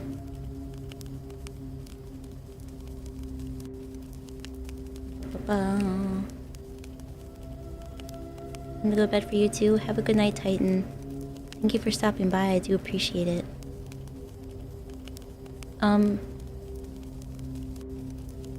I wish Crusader was here.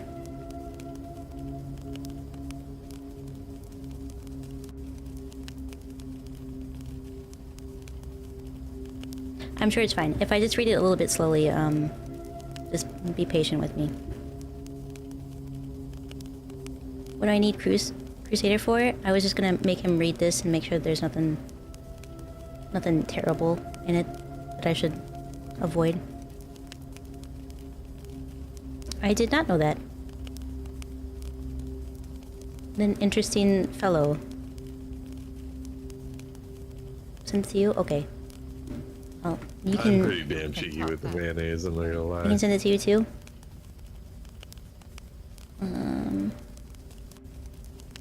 Okay. Send it to both of you. You can skim through it and let me know if there's anything terrible in it that I should avoid. I didn't realize he was so racist.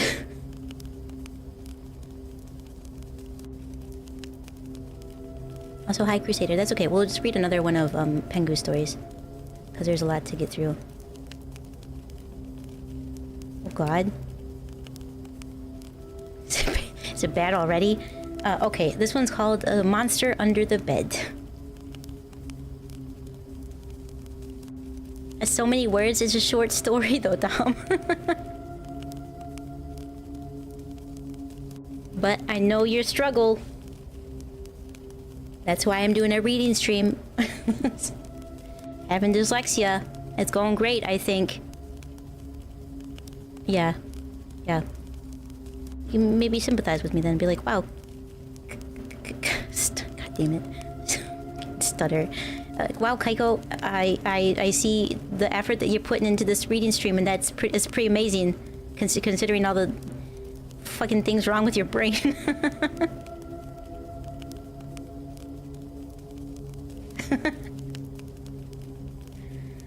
No, I don't stutter very often, but it does happen. Okay, but I'm gonna read this though. The Monster Under the Bed. So amazing considering my brain. Thanks, Mo. I appreciate it. Thank you. I'm sure I'll get to use my sound effects. Hopefully you guys hear them. Oh, Kaiko, you do it so good. Right, I mean, to be fair, I did say that.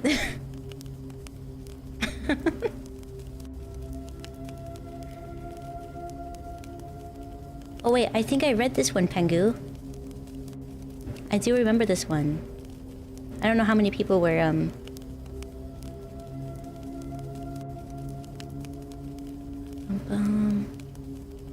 yeah, I did read this one.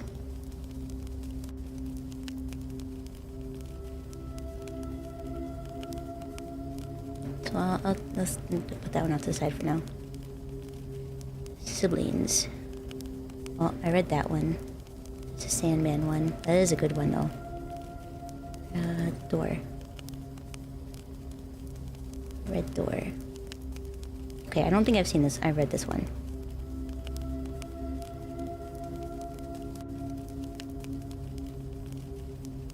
TBF, in your head, you're literally a genius, but when it comes to actually understanding things, you're having a Scooby. Yeah. As racist as he was, his books inspired so many works in movies and media. Yeah, I mean, it's not to say that he can't be a good author and racist. Those things aren't mutually exclusive, you know. Plus, never mind. Oh, literary, not literally.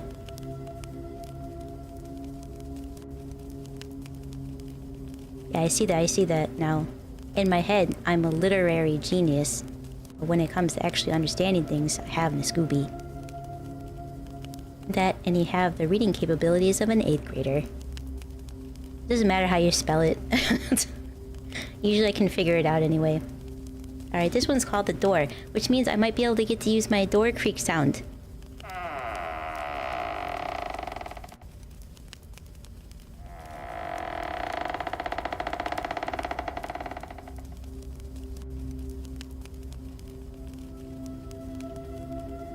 I don't know how to spell the word either, so... Is that a pitch down moo? No. I was gonna get it, but I didn't. No, I don't have it, Moo. Dom has it.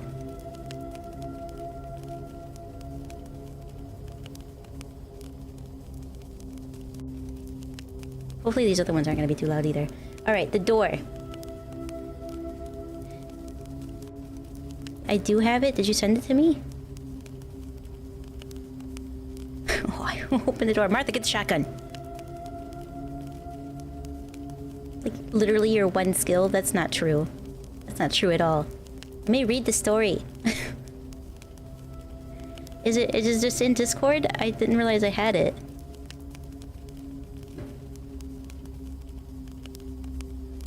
I'll have to nab it next time. Okay. The door. It was a few years ago. Oh, God damn it, ad start. I'm gonna snooze it. Alright, it was a few years ago that I saw the red door. It stood out for it was sitting in the middle of an alley. Framed in white and mounted to nothing. Just was stood on top of the hard concrete as if someone was playing a prank. I looked all around at the walls of the alley for hidden cameras or something. There's someone hidden to pop out, but there was nothing. As I turned back to look at the street, I could see the busy sidewalk full of people passing by, but no one even hazarded a glance at me or the door.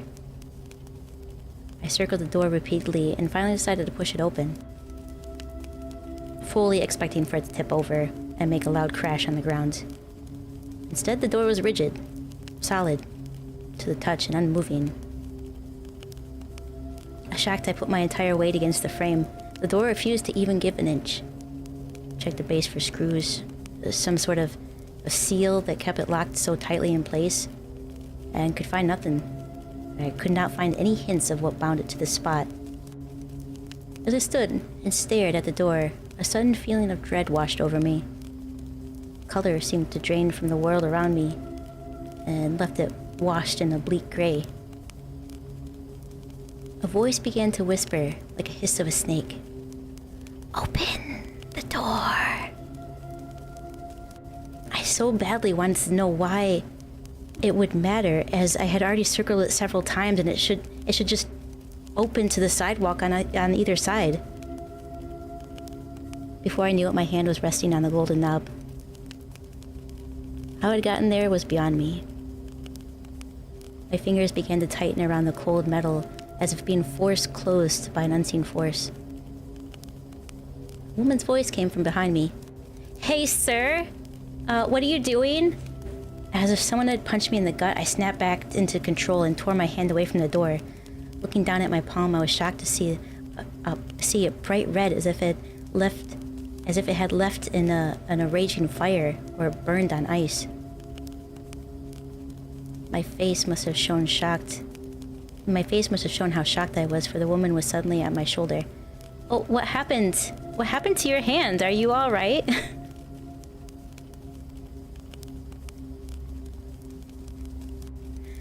Staring into her eyes, I gripped her shoulder with my good hand. Can you see the door? She turned her head in both directions of the alley, confusion etched in her features. Sir, what are you talking about? This alley is empty. I turned to point directly at the door, but it was gone. No markings, no outline, just an open alley in both directions. I could tell my jaw had tumbled open due to the sudden breeze of air now passing down my throat. It's impossible, it was right here, I said, pointing to the now exposed opening. Sir, we should really get you checked out. You seem very confused and I'm worried about your hand. I looked back at the woman. I looked back and the woman was pulling out her phone. I tried to assure her I wasn't crazy and rushed to tell her about the door. I guess she was only half listening and nodding her head along it to appease. Before I knew it, the police and an ambulance had arrived to take the quote-unquote crazy man who saw the door in alleys to the hospital. I spent the next 3 days receiving psych evals and being interrogated to no end. By the time they were done, they chopped it up to dehydration and exhaustion. Bam bam bam bam bam bam bam. Beam beam beanie beam beam bam bam bam bam bam bam.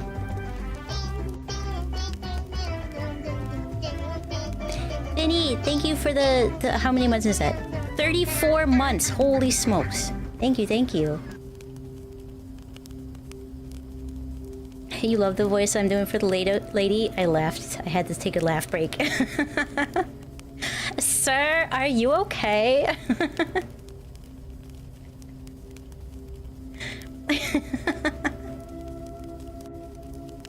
It's mounted to nothing, Jesus. Not reading erotic literature. Also, ask Anna where the hell she's at. I specifically decided to do this tonight before her, and she's not even here. Heartbroken.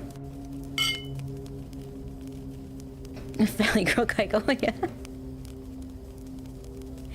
I got a few voices. One for each of you.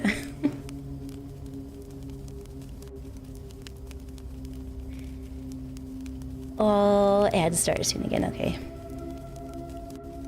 And I wakes up in 30 minutes? Okay, I'll still be around. I'm probably gonna take a short break after I finish this though, because I do have to use Little Demon's room. I think this is the last page, so we're almost done. A week after the incident, I was in a coffee shop across from that same damn alley. Every time I passed by it, I would glance down expecting to see the door, but it had remained clear. That day was the day that everything changed. The same woman from a week prior was standing in the alley, and that same door was now there. Unlike me, there was no one to stop her, no one to break the trance that she had been put in. I watched as time began to slow around her. I watched as time began... Yeah, okay. I watched as time began to slow, her pulling open the door. I expected to see the other side of the alley, framing her, but instead, black void was all that was visible beyond her. I froze in place, memorized. Is it memorized? Mesmerized, I think is what it's supposed to be. I froze in place, mesmerized by what impossibility I was seeing. And then a scream, blood-curdling loud, erupted from the alley as the woman was grabbed by a behemoth tentacle and dragged back into the void.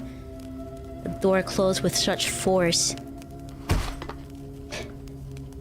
I thought for certain everyone outside would have heard it. No one turned. No one even reacted to what I just witnessed. I rushed from the coffee shop to the opening of the alley, ready to chase after the woman. However, by the time I got to the entrance of the alley, the door vanished. I started to cackle, wondering if I was truly going insane.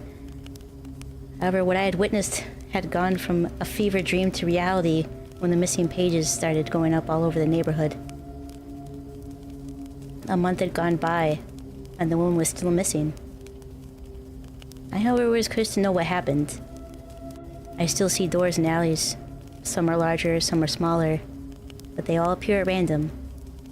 I began searching to see if any others had seen doors and discovered the dark truth. The doors are known about, but the message is always the same. Don't go near them. Don't touch them. And if you value your life, never open a door where one should not be. I almost got through that whole thing without stuttering. Crystal Rose, thank you so much for the follow. I appreciate it. And welcome in. How are you today?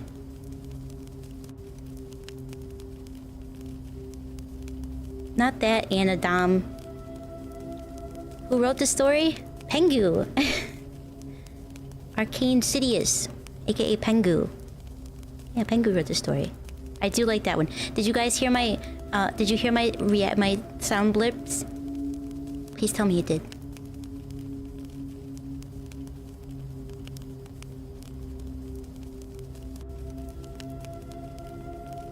You did, okay.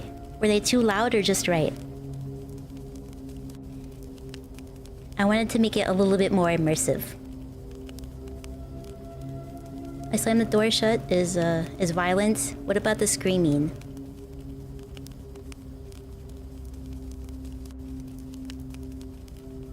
I had a heart attack, thanks. Captain Soup, thank you so much for the raid. Welcome in, raiders, if you haven't been here before. I'm everyone's favorite, only a little broken, misfit demon from the underworld. Murasaki Kaiko desu. Yoroshiku. Onegaishimasu. What were you chatting about today? You only caught the tail end of the story and you still peed yourself? I haven't read 333 yet. I know a couple of them that... let's see. The Monster Under the Bed, Siblings, and Nature's Conquest I already did read. I think I read the writer.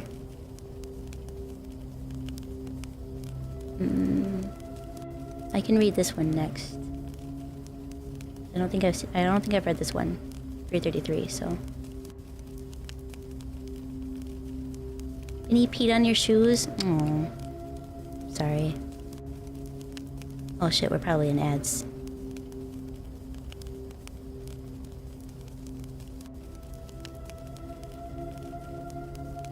Can press the door sound effect? Door slam sound effect real quick? Yeah, it's in 15. I'll do the spiel again. Yay, we're probably back.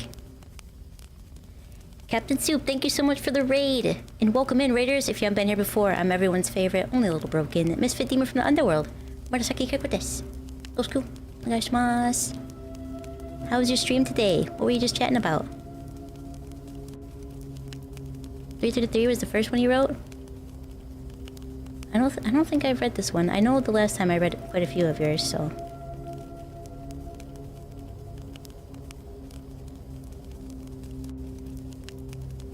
Did you hear the woman scream? Did that one come through? It's hard because I have to balance the volume both in OBS and in my thingy. Stream Deck.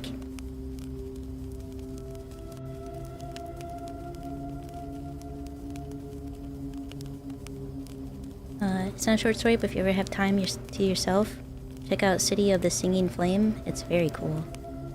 You did? Okay, good. It's a good old ghost story. It sounds like it. The ghost story begins like so many before it, so... I think it's gonna be good. Send me a story about a spooky penguin in a car. Can I please read it? Did you really, or is this one of your jokes again? Oh, mood door opening, mood door closing. Oh, that's a good one, Dom. Thank you. Put this in downloads.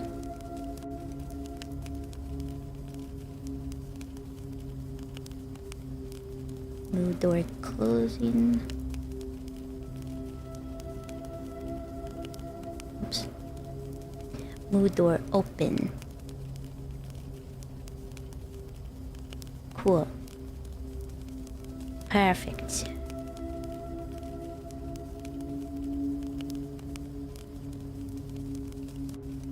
I guess Stoop didn't want to talk to me. Okay.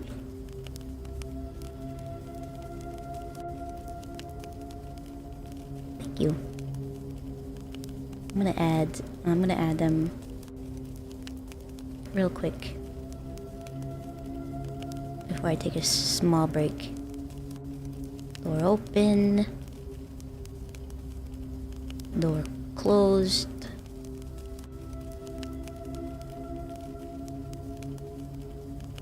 Door slam.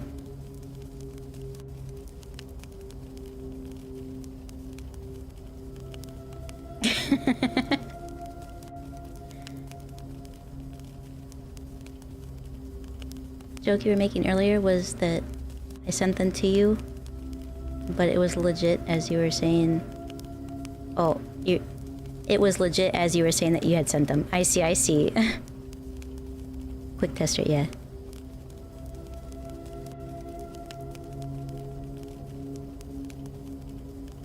Those the same? Door open, door 2, and door slam.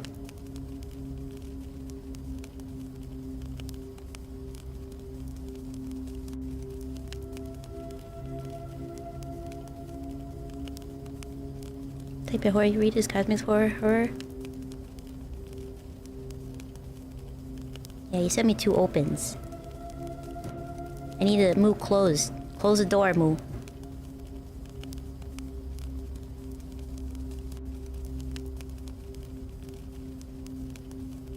I do have to use Little Demon's room. Download. Okay.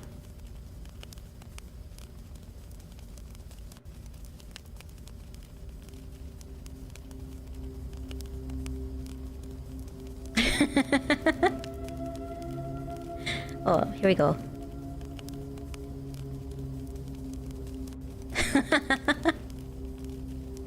That's good. Hopefully those came through just fine. Should I go to BRB or just leave the screen up with the crackling fire for some ASMR, I guess? I might do that. I might just do that. None of those did? Okay. Ah, I see why.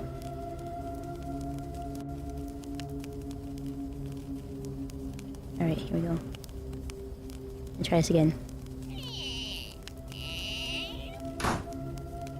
Did that show up? Just pee on Moo's shoes like you did? Just reading the demon's room? Easy. I can't take my mic with me. You with the fire? Okay, I'll do that. An Owl Reaper, hello! How are you today?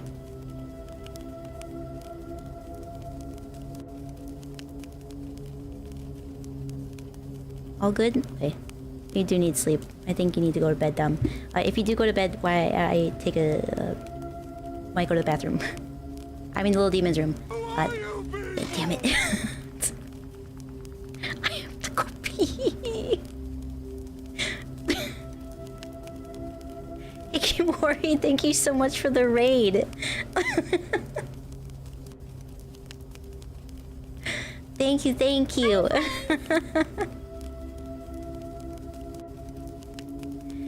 Welcome in, raiders. If you haven't been here before, I'm everyone's favorite, only a little broken misfit demon from the underworld, Murasaki Kaiko desu. Yoroshiku onegaishimasu. How is Elite Dangerous today?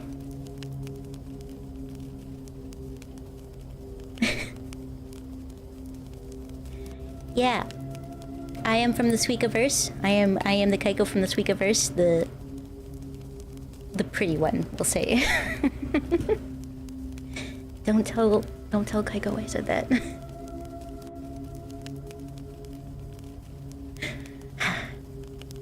I do have to use the restroom. I was just about ready to step away when you raided me. Thank you so much for the follows. I do appreciate it. Uncle Death and the manager. Thank you. If you do need to go, Mori, grab something to eat, something to drink, do some after stream care, please do so. But if you want to stay and hang out for a little bit, we're just reading stories today.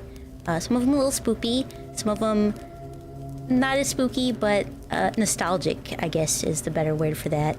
Yeah, thank you, Jake the Snake. God damn it! You see how it's gonna go. I'm great at reading. Jake the Snake, thank you so much for the follow. I appreciate it. Also, Anna, hello. How are you today? Sorry you're so sleepy. That's okay. I'm gonna put you back to sleep, probably. You're off to lurk for a bit? Thank you for the lurk, Alec. I appreciate it. Okay, cool. I'm gonna go. I have to welcome everybody in. Can't just let them raid and not get a welcome? Okay, I'm gonna leave the fire up though for a little bit. So I'm just gonna step away.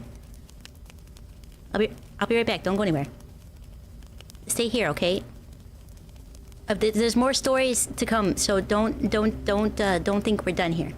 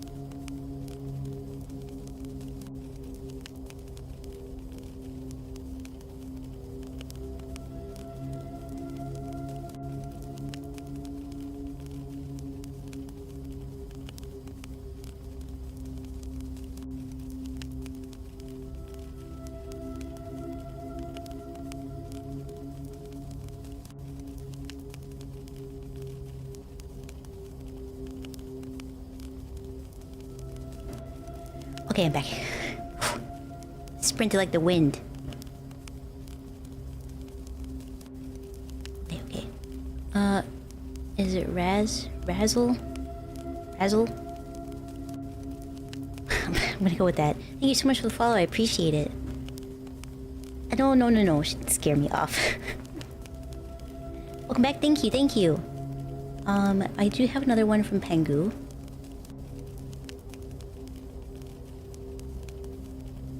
Find it.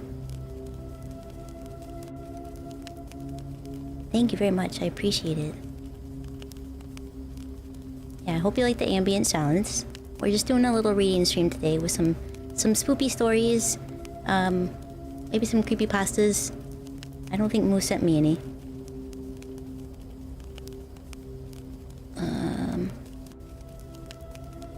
Ammon did not send me any either.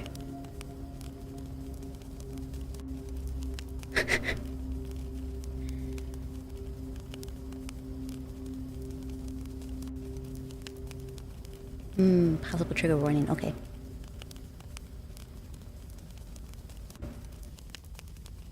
How come you don't... Oh...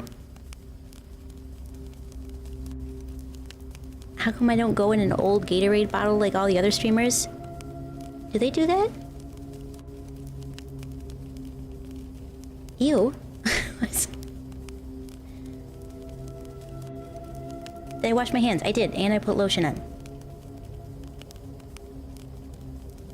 Always put lotion on after you wash your hands, because otherwise it'll dry out.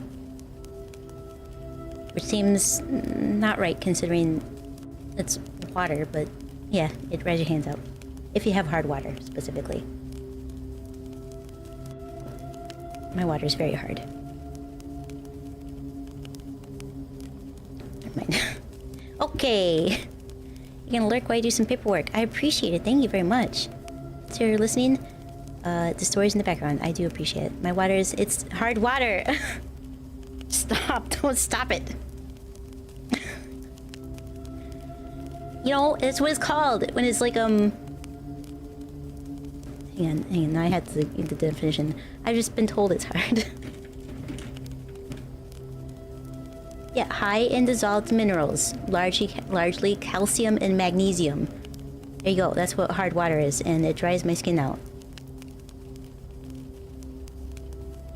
Hard water spent 19 years in the stony lonesome. Stop it. Now you're curious because I have hard water? Ah, yes, I have ice as well. Not physically. It's got, what is it, calcium and magnesium in it. There's a bunch of websites on the hardness of water. That one's specifically called. Oh, so that's why that gets that little deposit around the thing that I have to constantly scrub. Interesting. This is a rabbit hole that I'm not gonna go down right now. See? Now you know. You two have hard water, see? I bet your hands dry out really quickly. Okay, this one is called 3:33 a.m. specifically. 3:33 a.m. This was Pengu's first story, apparently. It's only 2 pages, so it's a pretty short one.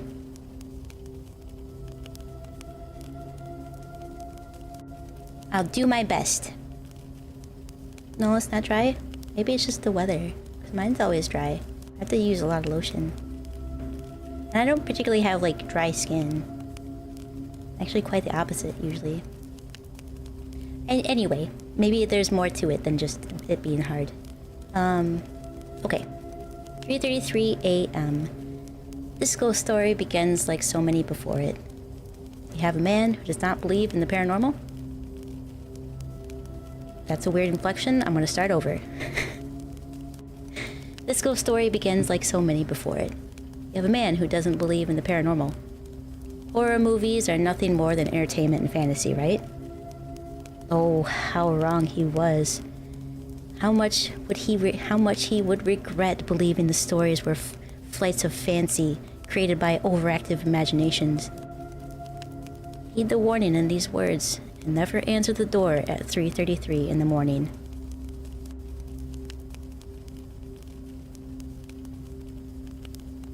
It was a cold and depressing Friday night, as a storm had rolled in earlier that day. The young man was sitting on his couch playing games with his friends online like every weekend had gone before. Staying up past midnight was not a burden, but a welcomed reprieve from a long work week and pleasant way to wind down. As everyone began logging off for the night and saying their goodbyes, the man checked his tableside clock. The bright red numbers read 2 a.m. He wasn't tired yet, so he decided to stay up and play a few more games. He always struggled to sleep through storms anyway. This night, however, the games and the storm would forever change the young man's life. As he finished another run of the mission, the young man looked back at the clock. 3:15 a.m. He decided he had enough and would start his usual routine to head off to bed. After brushing his teeth and turning off the lights in the kitchen, the storm began to crescendo in its fury outside. As he turned out the lights to the living room, he looked down at the clock one last time, as everything outside suddenly went silent. 3:33 a.m. With how loud the storm had been raging, the sudden lack of sound was deafening. He rushed to the window to look outside and saw the storm was still raging, but it made no sound. Shocked, he closed the curtain, disturbed by the eerie silence, and now pretended that now penetrated his world. Suddenly, a loud booming thump, thump, thump rang out from his front door. He checked the window again, but could see no one by the well-lit door. Thump, thump, thump went through the door again, as if someone was slamming full force of their fist against the wooden frame. Not to be intimidated, the man walked over, unlocked it, and swung it open. Swung it wide, expecting to see something blowing against it. Instead, he was greeted by two small children with unnaturally pale faces. The boy was taller than the girl, both dressed in what could have been easily considered Sunday attire. Their eyes were not the eyes of a living child, but were cold, dead, and piercing. A chill gripped the man to his core of his mortal soul. The girl had a teddy bear in her grasp, and an unnaturally large, wicked smile scoring the length of her face. The boy bore a completely opposite expression, with downturned lips and eyes that appeared to be in the brink of tears. "Sir, would you please let us in? This storm is terrible and freezing my sister and I to death," the boy said with a heart-wrenching tremble in his sing-song voice. The man's jaw felt frozen, as if someone had fused his teeth together with glue. He felt an all-too-familiar sink in his stomach. The one you get when you know danger is close. "Sir, why are you scared of us? We're only children abandoned and suffering in this bitter cold." The girl's voice slithered between each word, as if hissed out by a cobra, attempting to enchant its prey before striking its victim.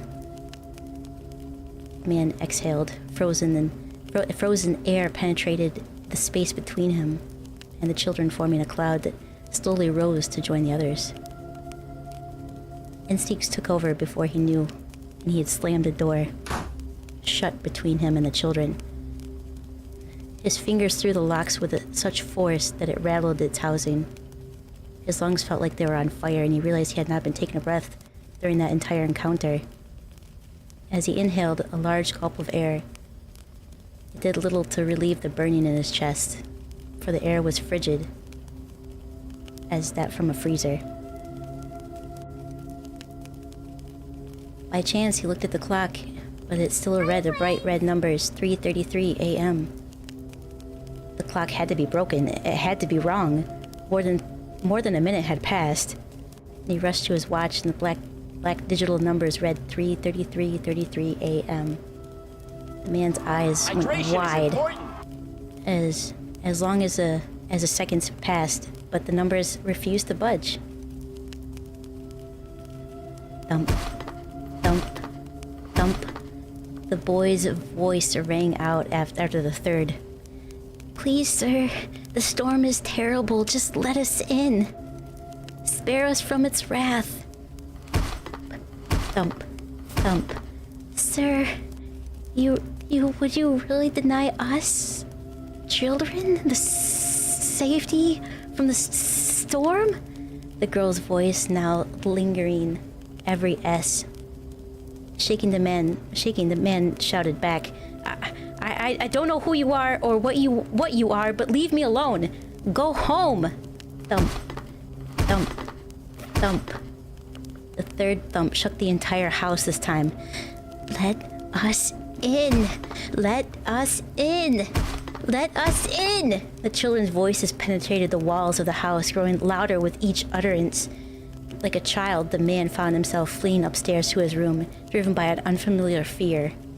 Shortly after closing the door and twisting the lock on his room, the man exhaled a sigh of relief. Thump, thump, thump. The door to his room shook with the force of each blow.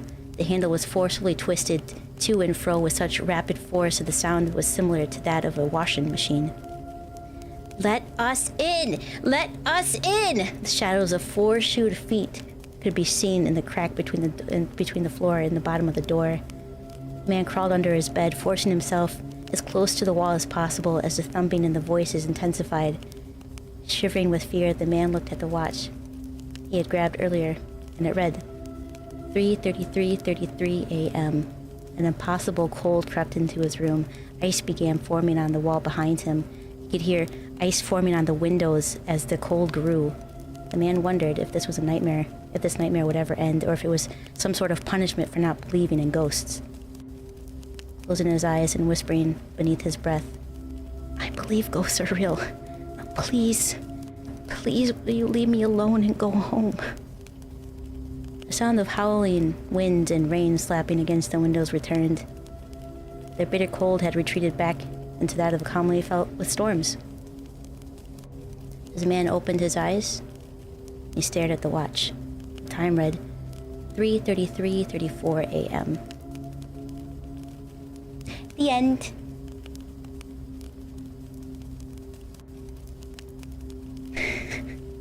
Also, thank you so much for the follow. I did hear that go off. I appreciate it. And to hydrate. You got it. Hi, John. How are you today? So, it wasn't the DoorDash? Yeah, I had to take the clap off so that nobody would play it when I was in the middle of a story. But thank you, thank you.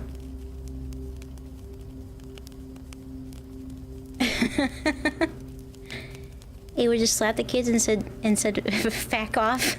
I don't think you can do that with those kids. I watched this going straight in the trash. Yep. It's obviously garbage. It doesn't read the correct time. You're scared now? No, it's not that bad.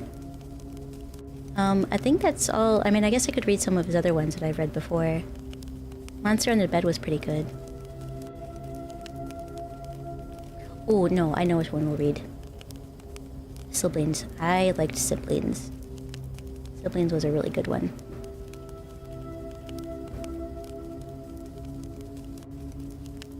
Do that with any kids? These ones are paranormal children, though.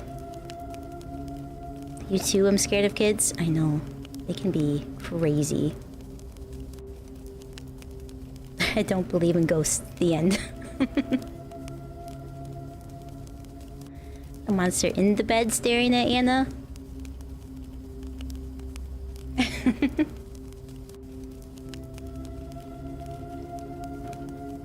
Sticks of Thorta. Which one am I reading next? It's called Siblings. Unless you sent me any creepypasta. You didn't, so I don't have any creepypastas to read.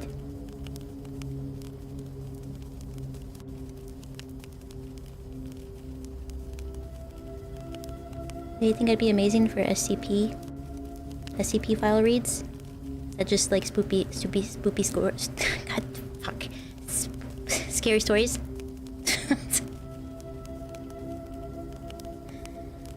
Yeah, I'm great at reading.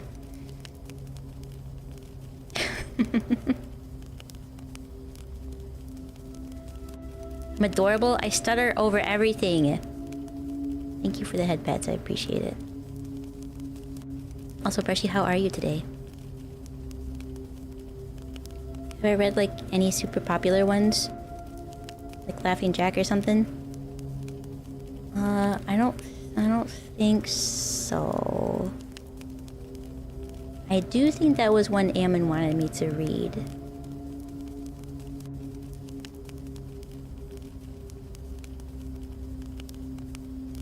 Cryptids universe that are connected by something. It's very deep lore. But are they just like stories, or are they just like case studies?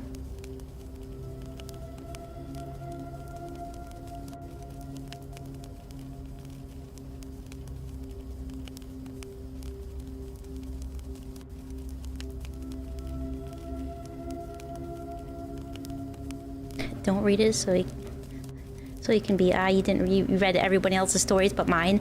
Well, I was gonna say if that's one of the ones that he wanted me to read, I would wait until he got out of work. Depends on the writer. I see. He sent me a classic one? Okay. I'm gonna read Siblings first because it is a good story.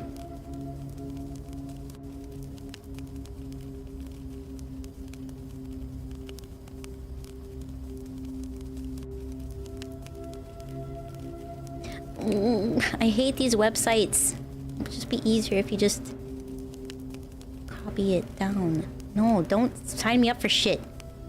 Stupid ads. Okay, but I'm gonna read Siblings first and then I'm gonna mute this and just in case it plays some kind of ad. Okay. This one's 4 pages, but I remember liking it a lot, so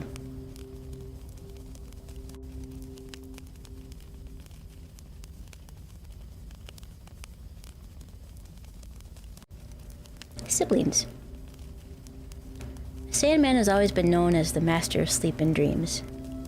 When any creature on the planet struggles to sleep, they wish the Sandman would come and sprinkle some of their magic dust in their eyes and instantly knock them unconscious. However, the Sandman is always received with a mixed reception. Some are happy to have him visit, while others curse him for the nightmares that invade their evenings. The young woman had always suffered from insomnia, dreading each night for nightmares that would come. The dark crescent moons beneath her eyes were the tormented marks of the Sandman's irregular visits.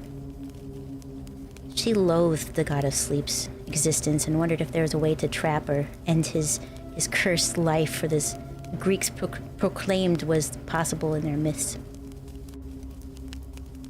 It was a Friday evening, and the weekend was right around the corner.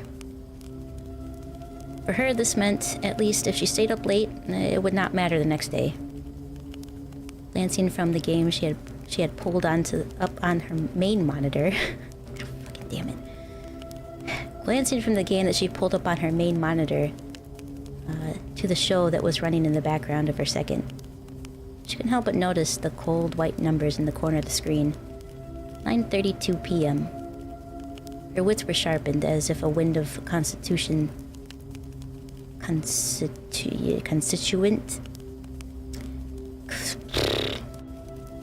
Sure. It rushed through her veins. Tonight she would not him win. Tonight she would not let him win. Pengu, I need to do some editing to your stories. Tonight she would not let him win. Tonight the Sandman would not claim her wakefulness. Armed with a case of energy drinks, food on the way, and an army of friends online, she was prepared for a long night of fun and sleeplessness. As the night progressed, food was eaten, the drinks were consumed, and the friends slowly dropped off one by one. As the show began to end, with her last friend heading off to bed, the cold numbers were reading 2:02 a.m.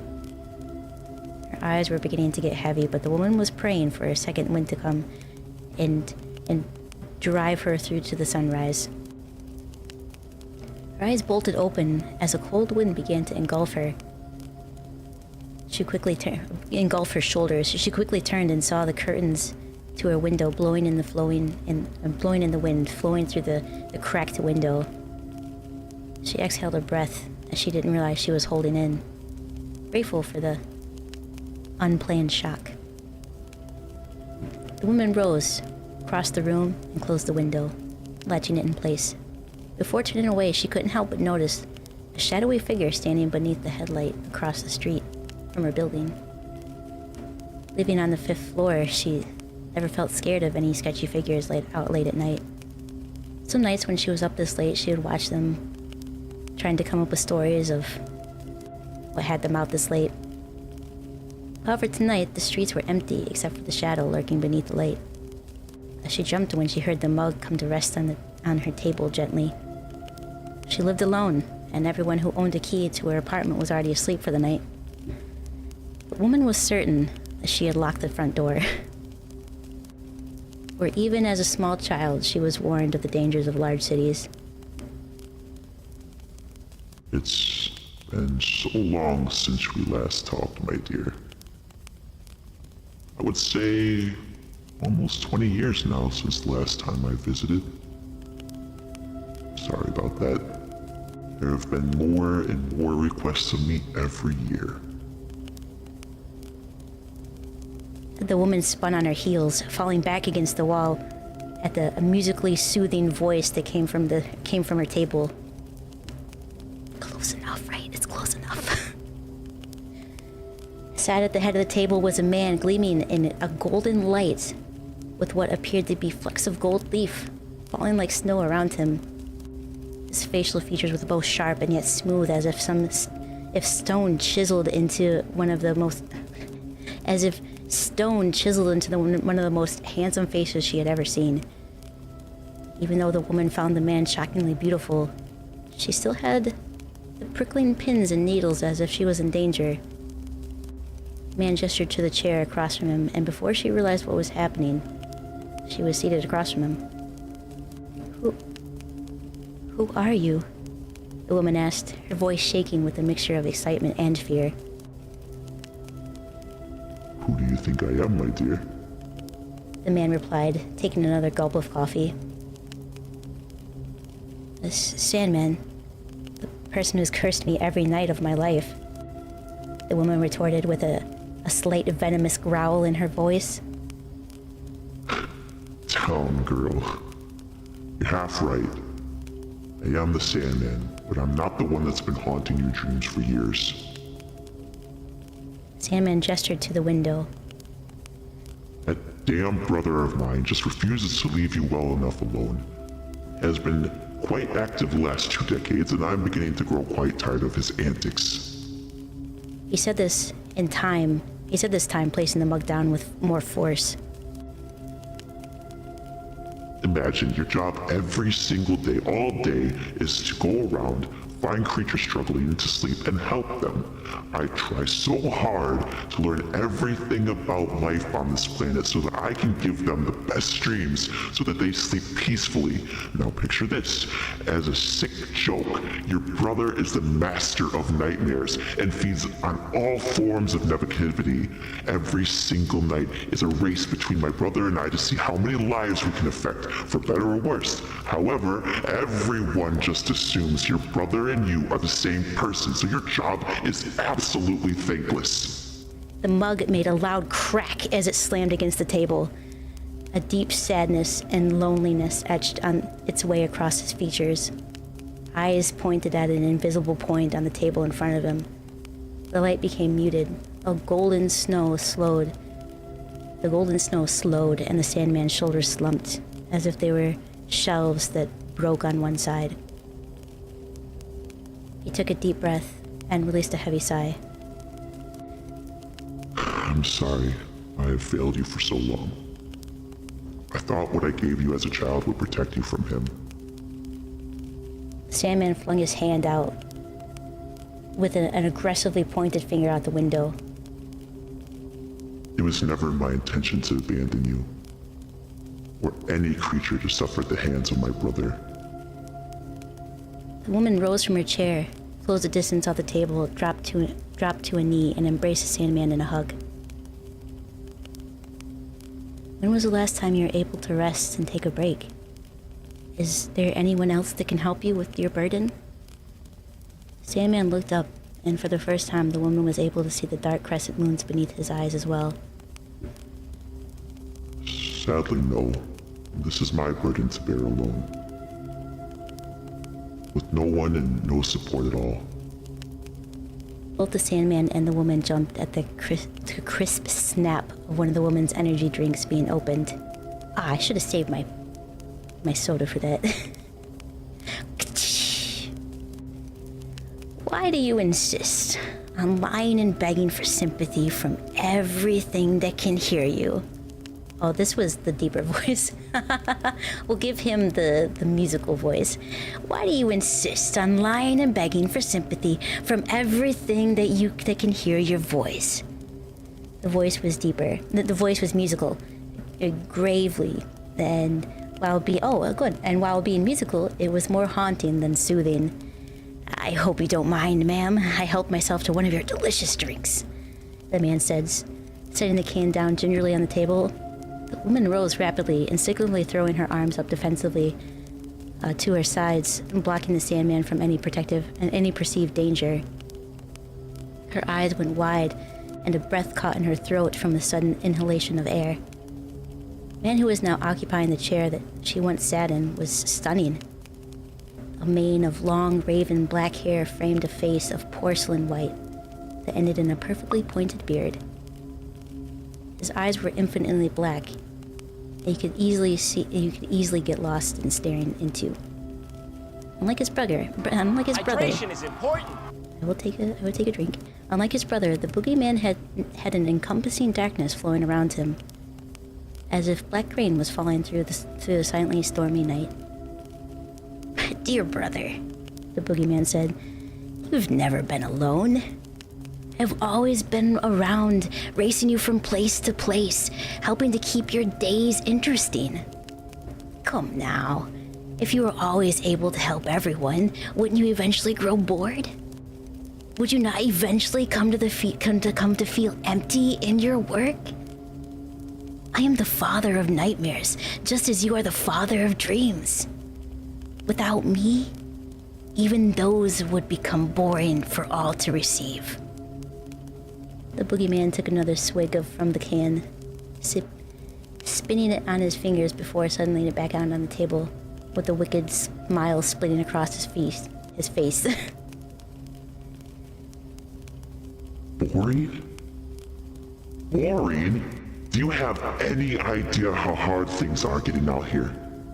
Look around, brother. Nightmares are running rampant. Insomnia is just an assumption at this point, and everyone assumes we are one and the same. Everyone is suffering, and yet you continue to torment the masses. Are you not full enough? Have you not fed on enough of the horrors of the night? No. You're nothing more than a gluttonous god of excess. Sandman slammed his fist down on the table, punctuating his words as he rose to his feet.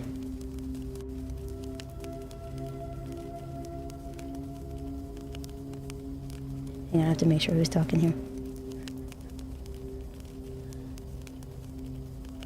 You blame me for growing lazy over the years and becoming too slow to help others? You are as much to blame, if not more, for this house. Oh, wait, I said that. It's the other guy. Hang on, I gotta start this over. You blame me for growing lazy over the years and becoming too slow to help others? You are as much to blame, if not more so for how successful I've been. If you had not slacked for so many years, the world would have been more in balance, but no! You have chosen time and time again to take your time from place to place. The ever-reliable tortoise, only unlike the hare from the stories I refuse to break. The boogeyman's voice boomed, and his nightmarish aura engulfed the room, choking out all the light except that emanated from the Sandman. The woman's eyes darted from brother to brother as their anger flared in the dining room. What could she do? The woman pondered. Both of these beings were gods, and she was nothing more than an exhausted mortal who had constantly been abused by one and neglected by the other. She cleared her throat, drawing the burning gaze of both the brothers. Have you tried to come to an agreement before? I have been haunted by nightmares for 20 years now. Thanks, by the way. The woman's voice full of sarcasm as she glanced at the boogeyman. The boogeyman saluted with the can. You're welcome, ma'am, he said with a playful smile. The woman rolled her eyes. All I'm saying is that it seems a little one-sided, don't you think? No joy, no happiness, no release at night, just haunting terrors. Could you not spread out both the nightmares and the dreams as well, maybe? And I might possibly be crazy for suggesting this, but maybe you both take a vacation. The brothers looked from the woman to each other and back at her. And what happens if people don't dream? The Sandman asked. We just sleep. Sure, it's not the most restful of nights. However, let me tell you, a night without nightmares is more of a blessing than a curse at this point. The woman turned shyly to the Sandman. I mean, at this point, I've gone without dreams for 20 years, and instead have faced a full force of nightmares. The Sandman looks down in shame. I am sorry for failing you for so long, but I see your point. An all too familiar clink ran out from the other side of the table as an empty can came to rest upon it. The boogeyman walked up to his brother. Let's switch every day. North and south. Monday through Thursday. And then we give the world a break on the weekends. No dreams, no nightmares, just rest. Unless we're specifically requested. The boogeyman's hand hovered in the air between him and his brother. Without speaking a word, and brushing his brother's hand aside, the Sandman embraced his brother in a hug, bringing a warm smile to both of their faces. Thanks for the pick-me-up. I have to get back to... Damn it. Thanks for the pick-me-up. Now I have to get back to inspiring more horror in the future, ma'am. Without another word, the boogeyman faded into a cloud of black smoke that seeped through the small crack between the bottom of the window and the wall. As she turned to look at the Sandman, she could have sworn he was blushing. My dear, do you have anything you would like of me before I leave? You have helped me and my brother, helped me and my brother out, and well... Thank you, really didn't let me edit this. Let's see, you've helped me and my brother... Oh, you helped my brother and I out so much. Okay, hang on. You've helped my brother and I out so much tonight. I don't feel like a wonderful dream would be enough. The woman pondered, tapping her fingers on her bottom lip.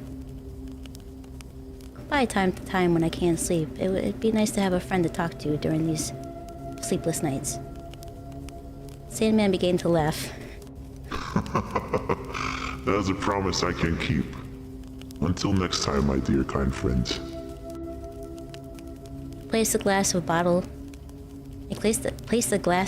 of golden-looking sand on the table and bowed as sunlight pierced through her window, and he dissolved into it. Her eyes went wide as the memory returned of a glass bottle she had as a child full of golden sand. She had no recollection of where it had come from, just that it always had the best dreams when she sprinkled some on her pillow. Months had passed since the last visit, and the woman had become close friends with both of the brothers of the night. The Sandman was always gentleman, full of pleasant stories that could warm your heart. Meanwhile, the boogeyman was surprisingly good company, full of humor and mischievous ideas. The woman came to understand the true importance of both dreams and nightmares as time stretched forward. So just remember, whether it's a vivid dream that you wake up the next morning remembering, or a nightmare that had abruptly drawn you from your slumber, it's one of the brothers visiting to add a little excitement to your nights. I think I did that last time. I got the voices mixed up backwards. That's okay. That's a good one. Oh, stop with the ads. Hey, what happened? What happened while I was reading? G Fuel. Sandman got you swimming with that voice. Can you go to sleep? Thank you again for the raid, Mori. I do appreciate it if you're still here.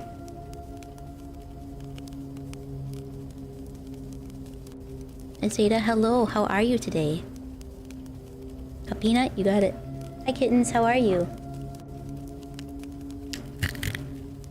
Here's your crunch. For the story, sleep is amazing. Yep. You sent me a story too? Well, I don't think this is too long at all. I think it's a really good length. La Llorona. Let me read Moo's Laughing Jack and then I'll read that one if that's okay. Unless you have to go. How long is Laughing Jack?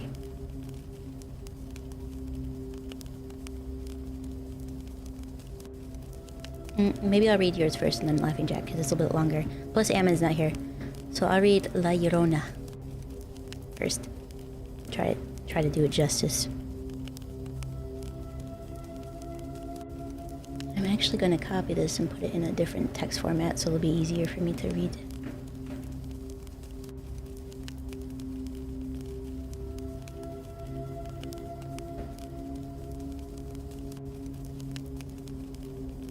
You gonna head out to bed? Thanks for hanging out, Mingo. I appreciate it. I will read through Dagon next time, or for next time, and make sure that it's all good to go. That one freaks you out? Can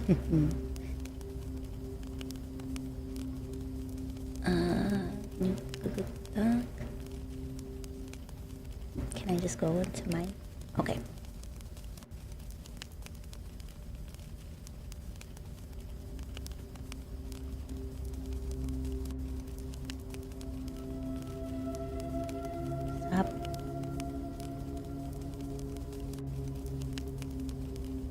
I don't think this is important. That's just the time.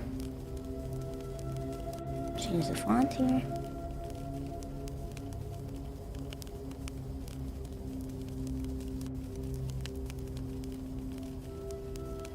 Okay. You cry in the shower, so does that make you make you La Llorona? El Llorona? I don't think the shower, but you know, who's to say, right? All right. La Llorona. Let's see. Put a space here.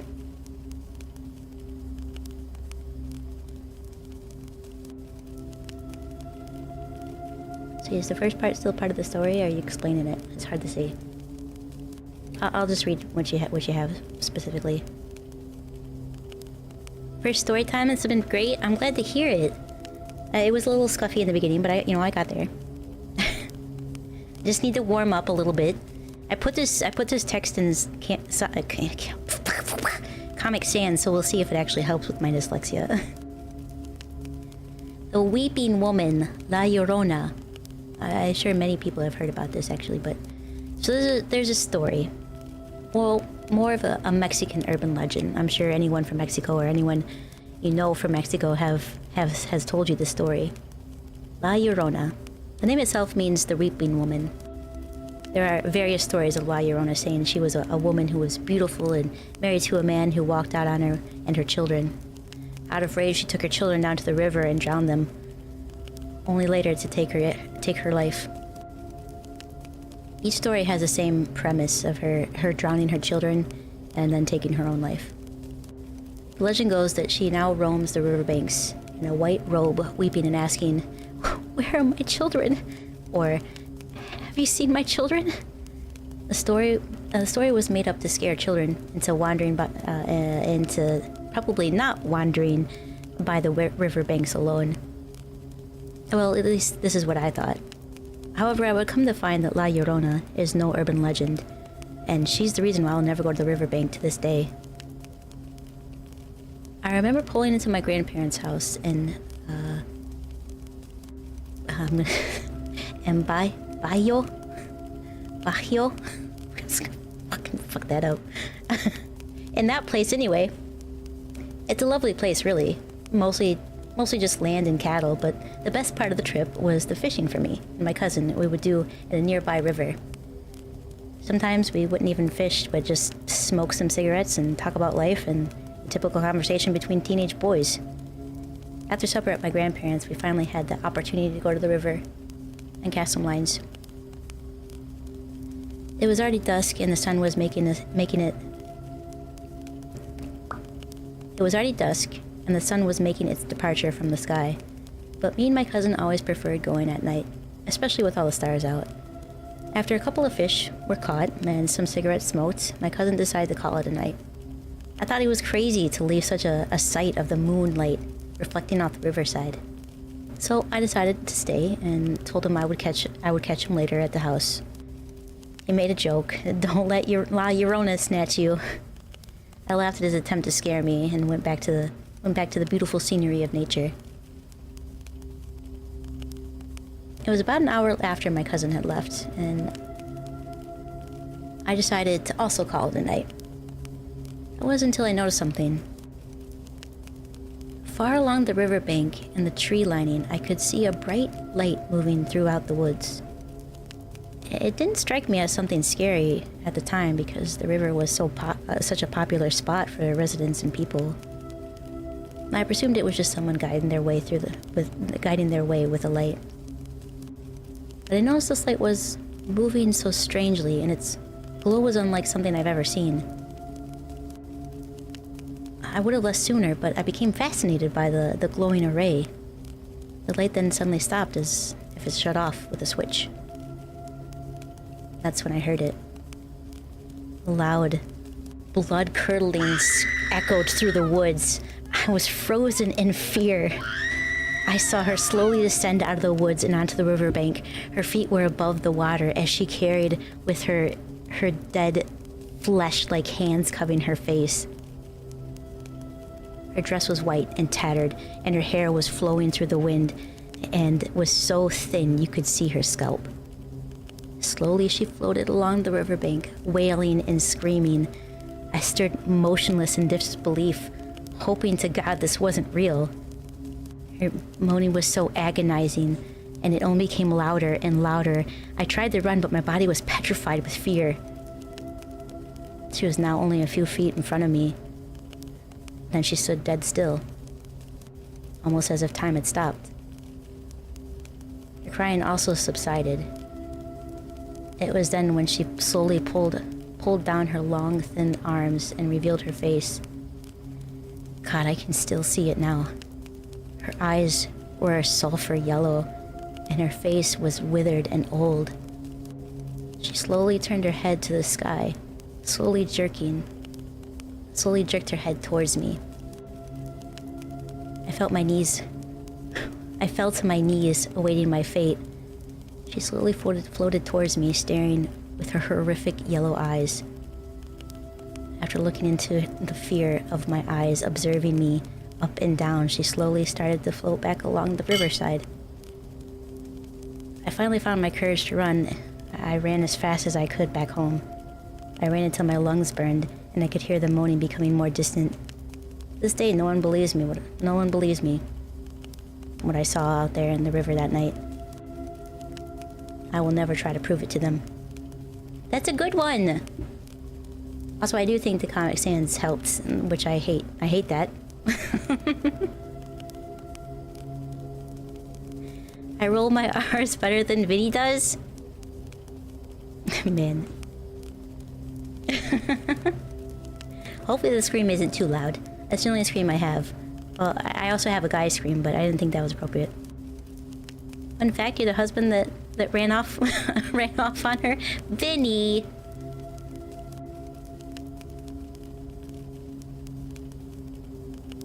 Don't do that. Is Eamon around? You ran off and moved to Seattle. I see.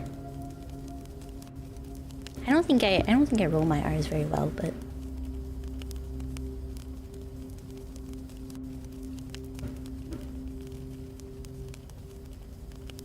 oh gosh, I had to do a kid's voice. Oh boy, mister. I don't know how to do a child's voice.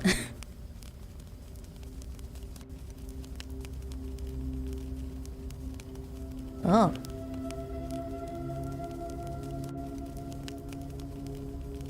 This one seems like it's long, but I think it's mostly ads that make it lengthy. Ammon should read it in his deep, scary voice. I mean, I could turn on the filters so I sound like Ammon, and then do a silly British accent. You send another one that's better. I mean, these sites are good, but they're just full of ads, you know.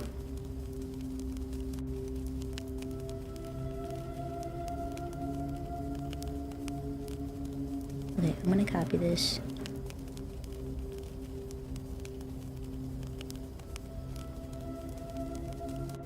So I can change the font. The original author is Snuffbomb.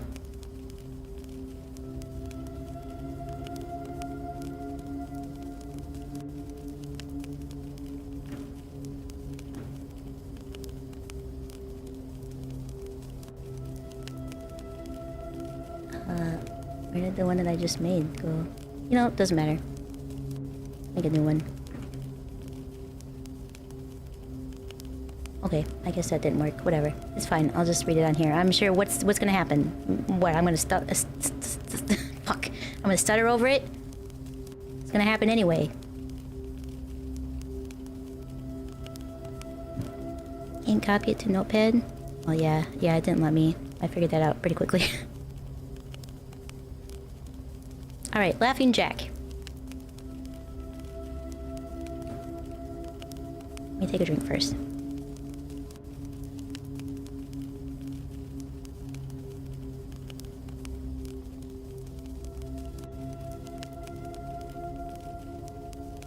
It was a nice summer day, and my 5-year-old son James was playing outside in the backyard of our suburban home.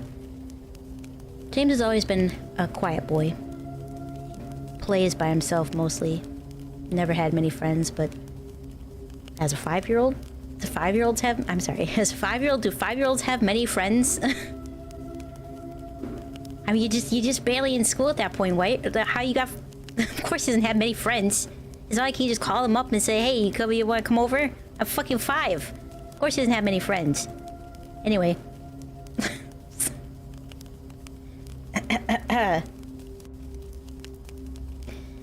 Ammon, is this one of the stories that you wanted me to read too? Laughing Jack? I feel like you sent this to me once. If so, here it is.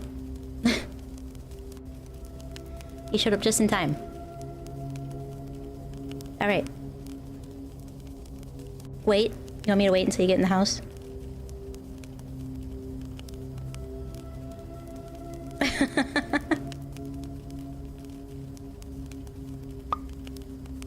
You're not sitting in your car, are you, Ammon? Holy Shrimp, hello! How are you today? It's scary in a good, manly way. Ammon, go in the house. I'll wait. I'll wait to start it. I don't want you falling asleep in your car. You're doing good? I'm glad to hear it. I am doing fantastically. We're doing some spoopy stories today. Well, spoopy stories and then some nostalgic stories. Which have been nice, I think. Hey, and cool, thank you. And if nothing else, there's a nice fire ASMR in the background, so...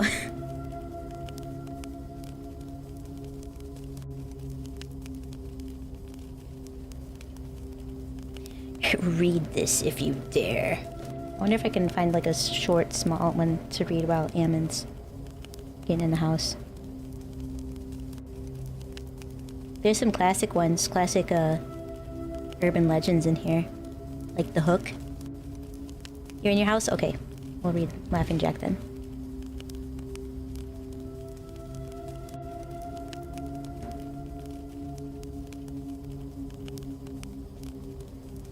Okay.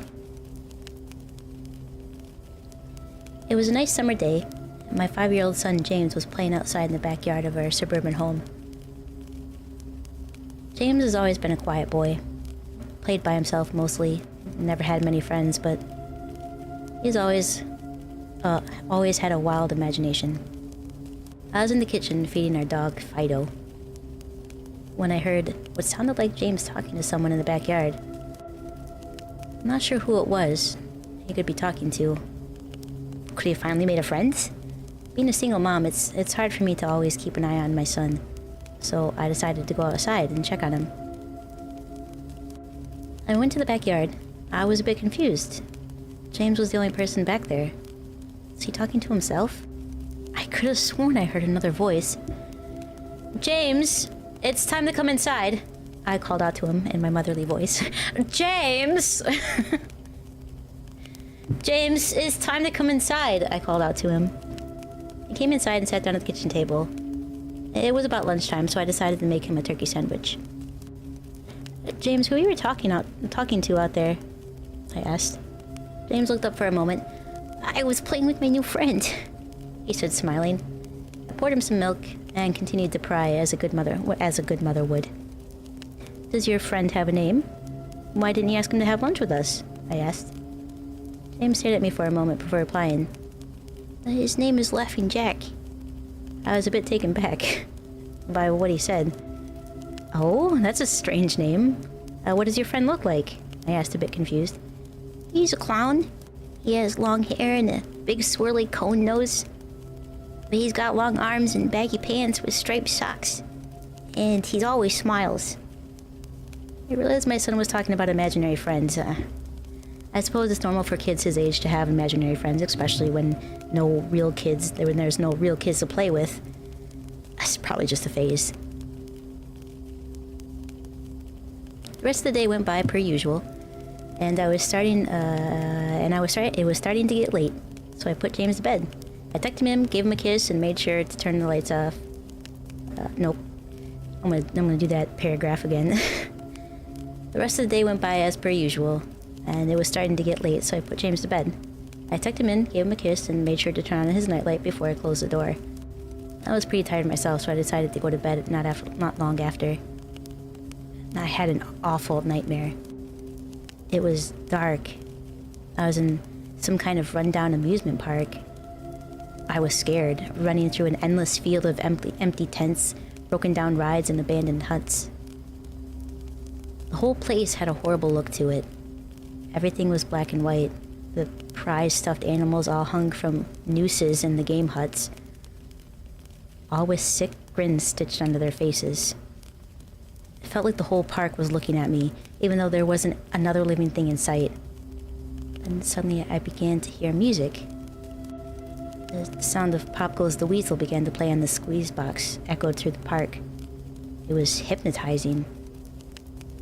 I followed its tune to the circus tent, almost in a trance, unable to stop my legs from moving forward.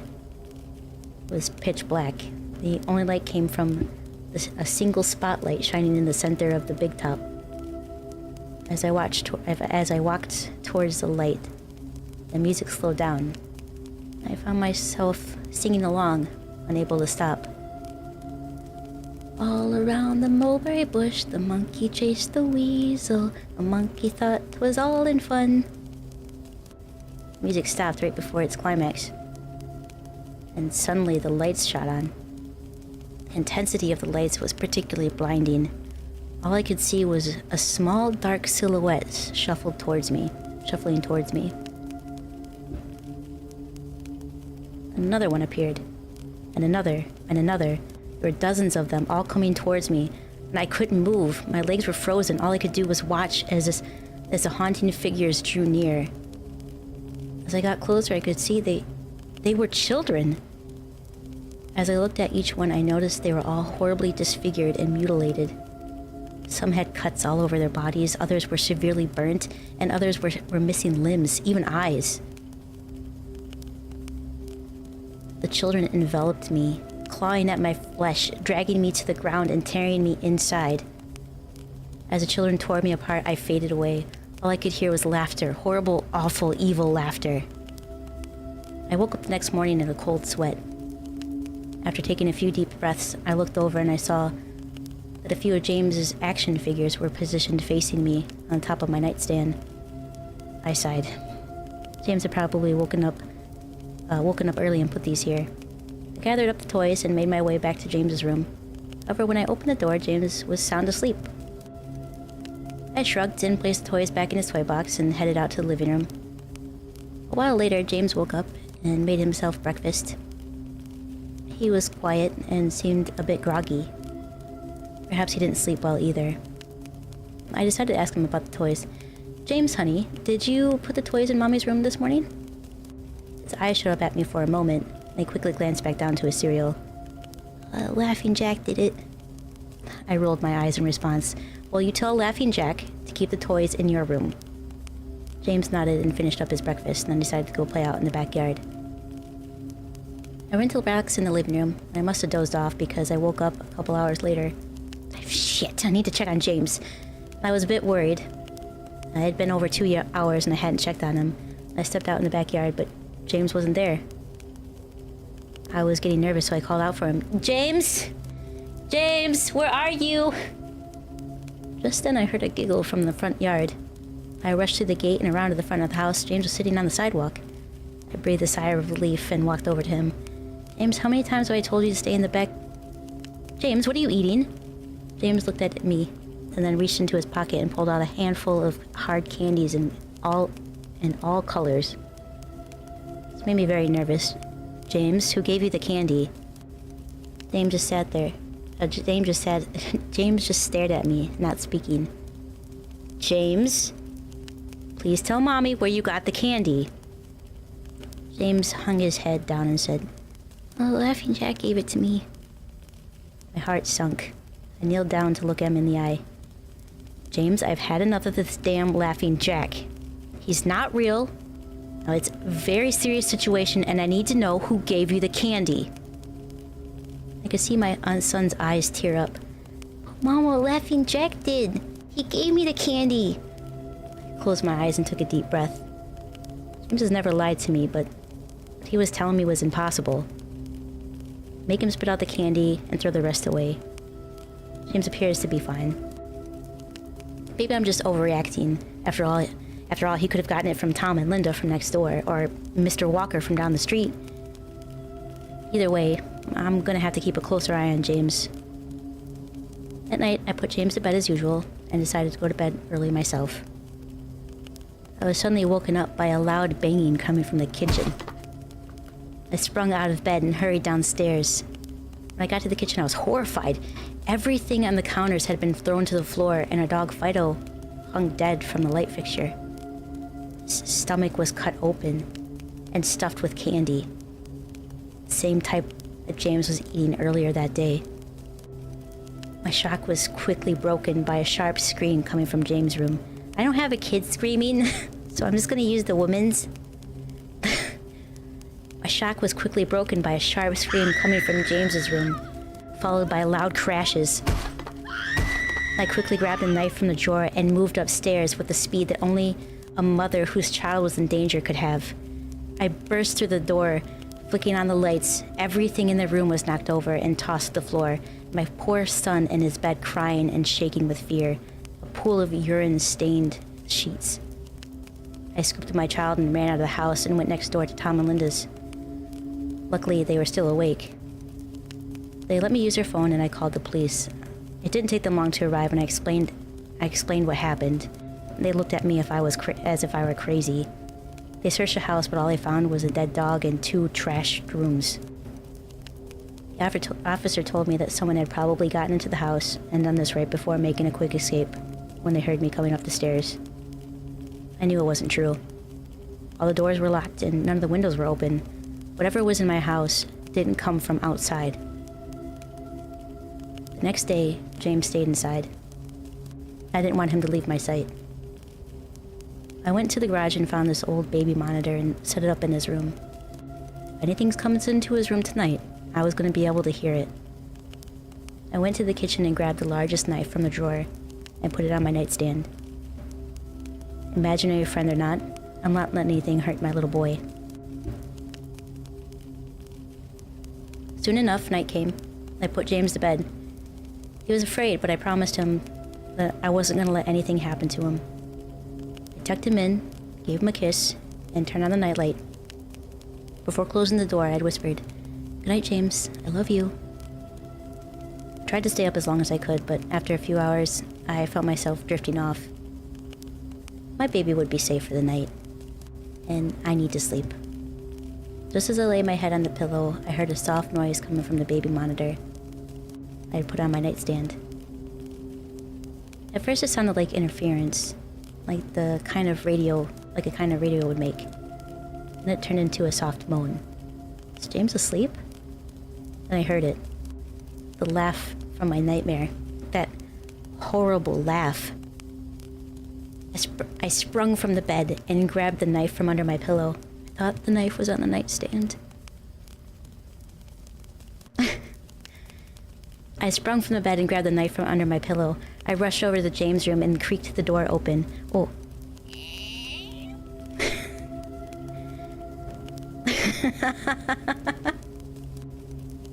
I'm gonna do that part again.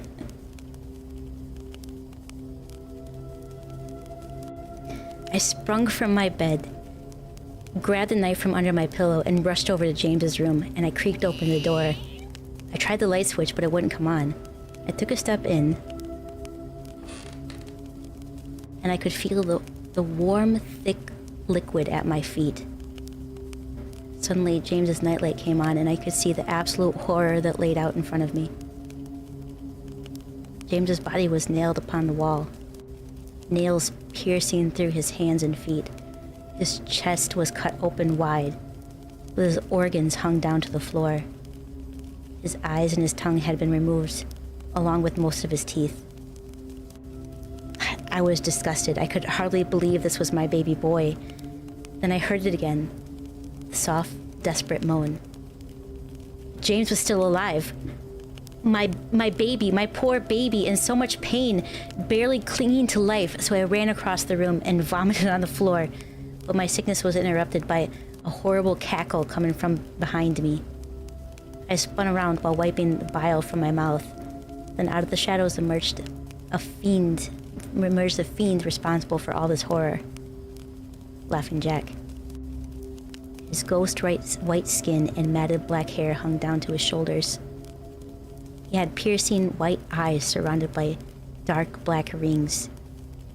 His twisted smile revealed a row of sharp, jagged teeth, and his skin didn't look like skin at all. It almost looked like rubber or plastic. He wore a patchy black and white clown outfit with striped sleeves and socks. His body itself was grotesque, his long arms hanging down past his waist, and the way he was posed made him look almost boneless. Like a rag doll. He let out a sickening laugh, as if to let me know he was pleased with my reaction to his work. He turned around slowly in front of James and began to laugh even more at the horrific sight he laid out. That was enough to shake me from my terror. I snapped, "Get away from him, you bastard!" I would probably say a little bit more. "Get away from him, you bastard!" I rushed at the monster, raising the knife above my head and stabbed down at him, but as soon as the knife touched him, he disappeared in a cloud of black smoke. The knife passed right through him and pierced James's still beating heart. Splashing warm blood on my face. Ugh. What have I done? My baby. I killed my baby. I immediately fell to my knees. I could hear sirens in the distance growing louder. My boy. My sweet baby boy. I promised Mommy would protect you, but I failed.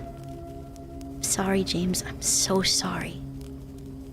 The police arrived to find me in front of my son, still wielding the knife covered in my baby's blood. The trial was short. Insanity. I was placed in a house for the criminally insane, where I've been for the past 2 months. It's not so bad here. The only reason why I'm awake now is because someone has to play Pop Goes the Weasel outside my window. Oh, it's not so bad here. The only reason why I'm awake right now is because someone's playing Pop Goes the Weasel outside my window. I talked to the orderlies about it in the morning. I'll talk to the orderlies about it in the morning. That's a horrible story.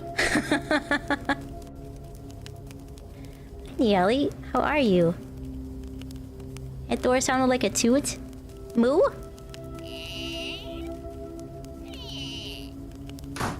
And then it slams.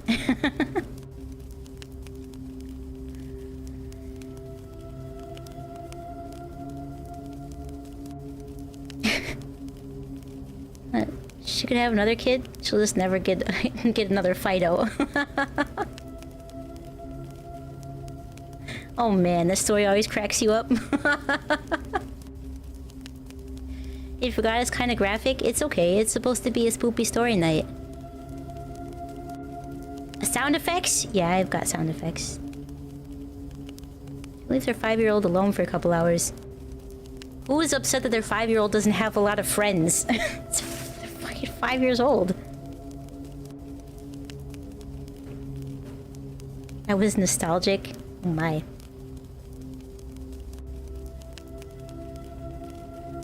Moo going, eee. Moo does a better door than I do.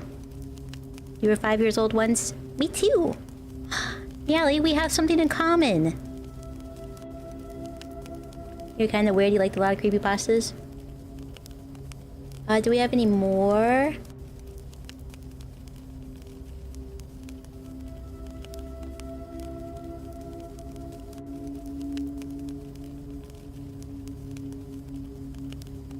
I mean, I guess I'll read Pengu's older ones too.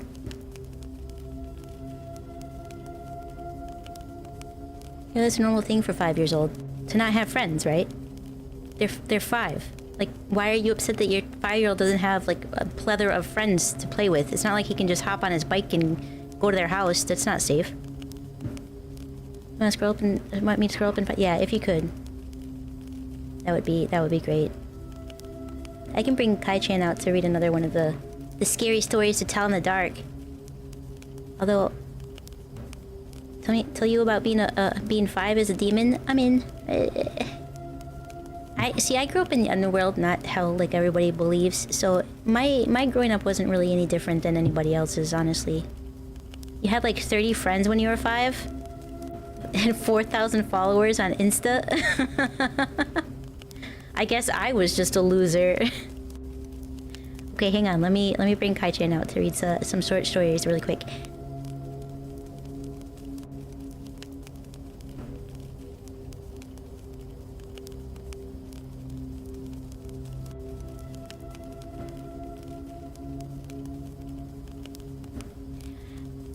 Pop down here on this log, read some stories from my book. Boop boop boo, boo da boo, boop boop boop boop boo da boo. Okay. You were driving grapes from... You were driving grapes from Fresno when you were 5? Picking strawberries? Uphill both ways? You sent another creepypasta? A creepy story? Okay, let me read a short one from this book and then I'll read that. And then whatever Ammon sends me. Okay, let's see, what should we read? I read The New Horse. What's this one? The Wendigo.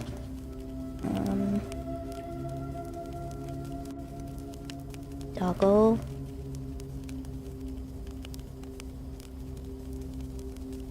Harold, I read Harold.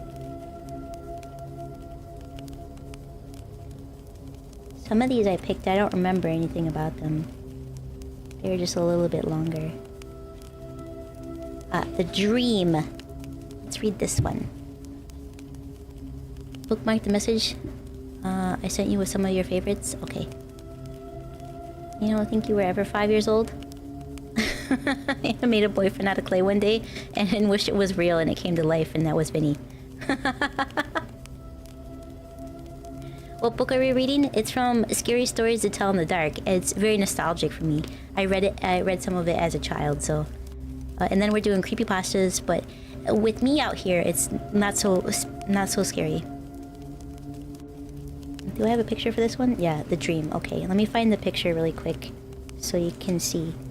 If you don't know what those you do, you like the big thumb and the scarf lady. Yeah, if you don't know what Scary Stories to Tell in the Dark are, they're spoopy for kids, especially the artwork.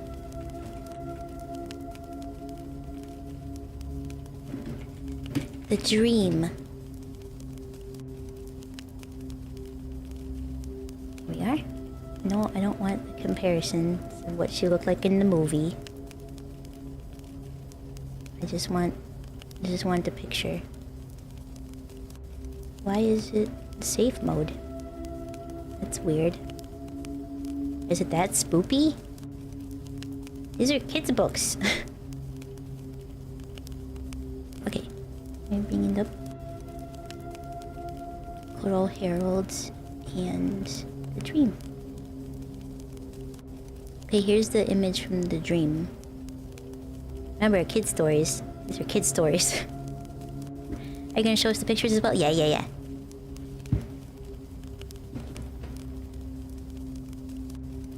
this one. She ugly? She is something. Should get some sleep. Have a good night, Cornac. Thank you for hanging out. I appreciate it. When you wake up before doing your skin routine, that's your mother. You remember those books? Oh, I'm glad. I thought it was just me and Fru that remembered them.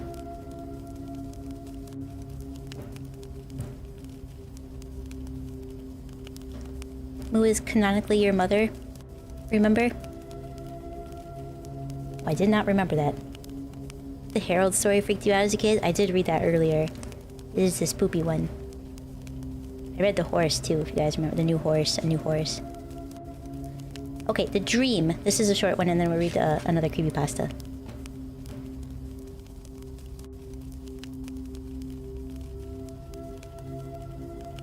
Yeah, Danny DeVito. Stop. Alright. Lucy Morgan was an artist. She spent a week painting in a small country town and decided the next day she would move on. She would go to a village called Kingston. That night, Lucy Morgan had a strange dream.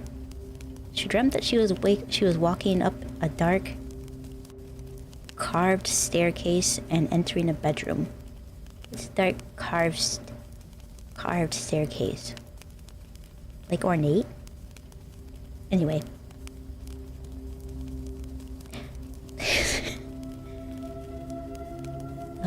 She dreamt she was walking up a dark, carved staircase and entered a bedroom. It was an ordinary room, except for two things. The carpet was made of large squares that looked like trapdoors, and each of the windows was fastened shut with big nails that stuck up out of the wood. In her dream, Lucy Morgan went to sleep in that bedroom. During the night, a woman with a pale face and black eyes and long black hair came into the room. She leaned over the bed and whispered, "This is an evil place. Flee while you can." When the woman touched her arm to hurry her along, Lucy Morgan awakened from her dream with a shriek. When the woman touched her arm in a hurry, when the woman touched her arm to hurry her along, Lucy Morgan awakened from her sleep with this terrible shriek. She lay awake the rest of the night, trembling. In the morning, she told her landlady that she had decided not to go to Kingston after all. "I can't tell you why," she said, "but I just can't bring myself to go there." Then why don't you go to Dorset?" the landlady said. "It's a pretty town and it's not too far." "Yeah, why didn't you go to Dorset? It's a pretty town and not too far." That's what the landlady said. So Lucy Morgan went to Dorset. Someone told her she could find a room in a house at the top of the hill. It was a pleasant-looking house, and the landlady there, a plump, motherly woman, was as nice as could be. "Let's look at the room," she said. "I think you'll like it." Don't ask me what that accent is, it's just an accent. They walked up a dark, carved staircase, just like the one in Lucy's dream. "In these old houses, the staircases are all the same." Oh, wait, that's Lucy. "These old houses, all the staircases are the same." Lucy thought. But when the landlady opened the door to the bedroom, it was the room from her dream. The same carpet that looked like trapdoors, and the same windows fastened with big nails. It's just a coincidence, Lucy told herself. "How'd you like it?" the landlady asked. "I'm not sure." "Well, take your time," the landlady said. "I'll bring up some tea while you think about it." Lucy sat on the bed staring at the trapdoors and the big nails. Soon there was a knock at the door.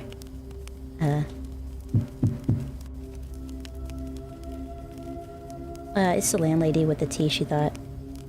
But it wasn't the landlady. It was the woman with the pale face and the black eyes and the long black hair. Lucy Morgan grabbed her things and fled.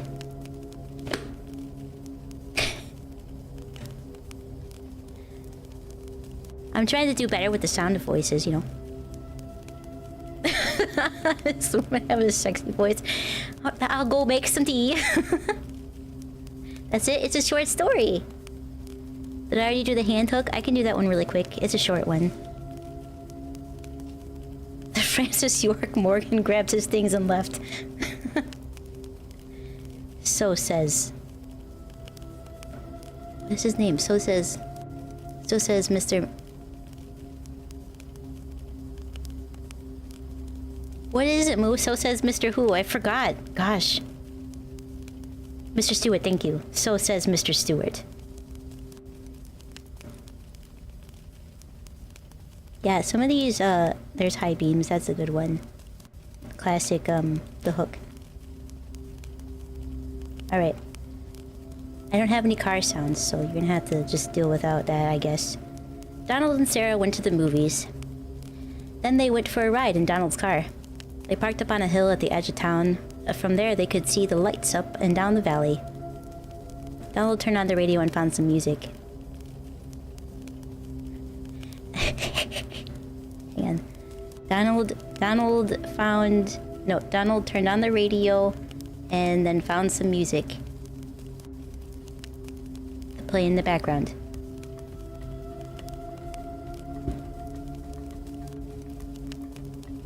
But the announcer broke with the news. Beep beep beep beep beep beep beep beep beep beep beep beep. A news bulletin. A murderer had escaped from the state prison. He was armed with a knife and he was heading south on foot. His left hand was missing and in his place was a hook. Let's roll up the windows and lock the doors, said Sarah. That's a good idea, said Donald. That prison isn't too far away, said Sarah. Maybe we really should go home. But it's only 10 o'clock, said Donald. I don't care what time it is, she said. I want to go home. Look, Sarah, said Donald. He's not going to climb all the way up here. Why would he even do that? Even if he did, all the doors are locked. How could he get in? Donald, he could take the hook and break through the window or open the door, she said. I'm scared. I want to go home. Donald was annoyed. Girls are always afraid of something, he said. I think that he's upset about something else. As he started the car, Sarah thought she heard someone or something scratching at the door. Did you hear that? She asked as they roared away. It sounded like somebody was trying to get in. Oh, sure. Oh. This one's not that one. It's just a hook. Oh, sure, said Donald. As soon as they got to their house. They got to her house. Would you like to come in and have some cocoa? She asked. No. I've got to go home. He came around to the other side of the car to let her out. Hanging on the door handle was a hook.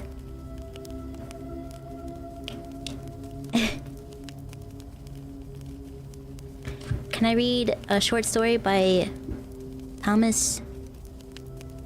Let me see if I can find one. You're just scared to read them alone? Do you guys want to see the hook? The picture? The hook.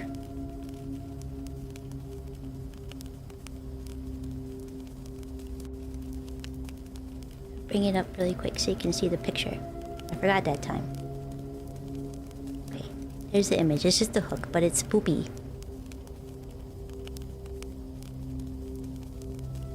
You need more backstory? Why does he have a hook? Yeah, he's a pirate. Or something like that.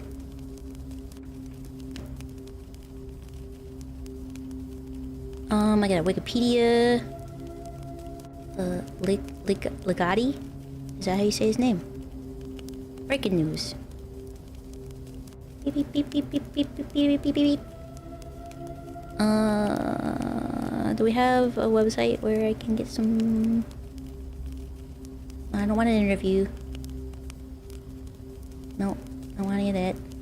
Niali, if you got know where I could read his books without paying for them, I would do that. You don't want to hear no stinky story about Thomas Tank Engine?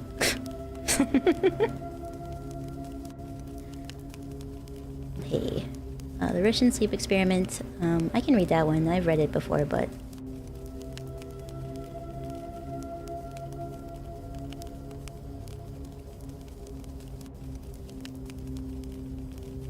Kagome?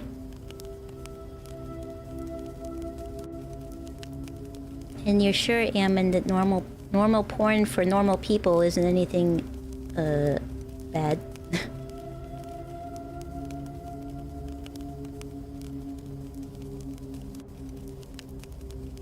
Darth Plagueis the Wise?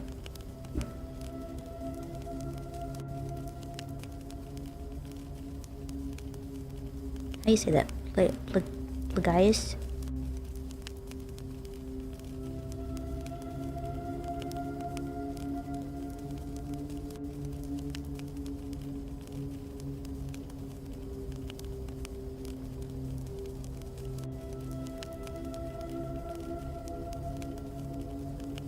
I feel like I'm saying that wrong.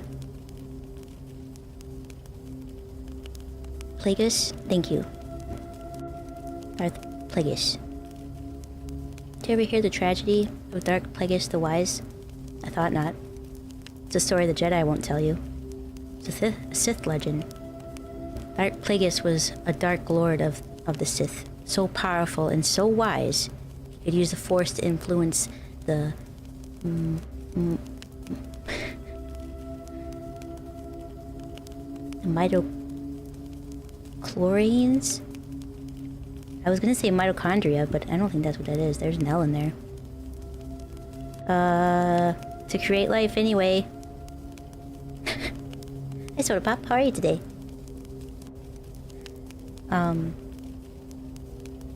He was a Sith, a dark lord of the Sith, so powerful and so wise that he could use the Force to influence the things that create life. He had such a knowledge of the dark side that he could even keep the ones he cared about from dying. The dark side of the Force is a pathway to many abilities some consider to be unnatural. He became so powerful, the only thing he was afraid of was losing his power, which eventually, of course, he did. Unfortunately, he taught his apprentice everything he knew. Then his apprentice killed him in his sleep. Ironic. He could save others from death, but not himself. Unfortunate. That's unfortunate, that's what that is.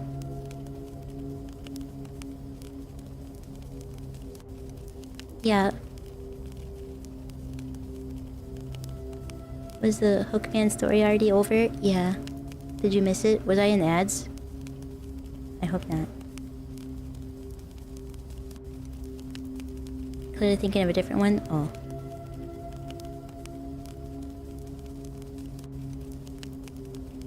And that's how Anakin became Darth Vader and wiped out a whole planet. Rip.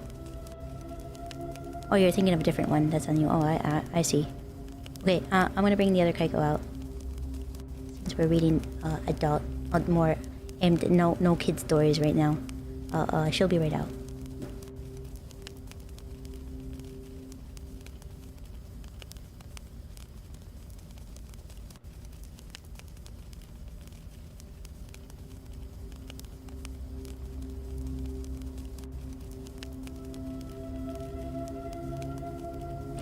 I'm back.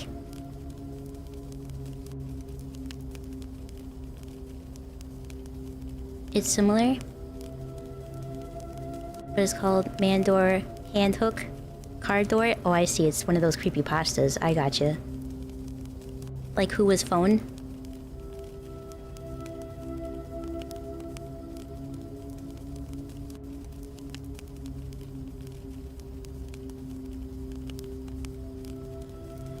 Yeah, man, this one says it has not safe for work content.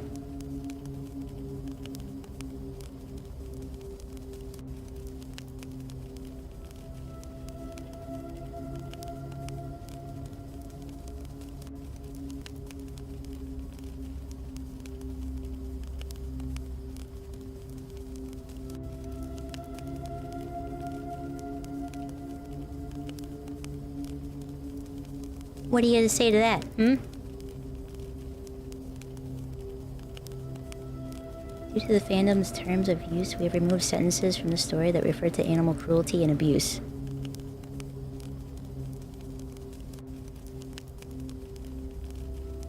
Okay, yeah, read through it and then let me know.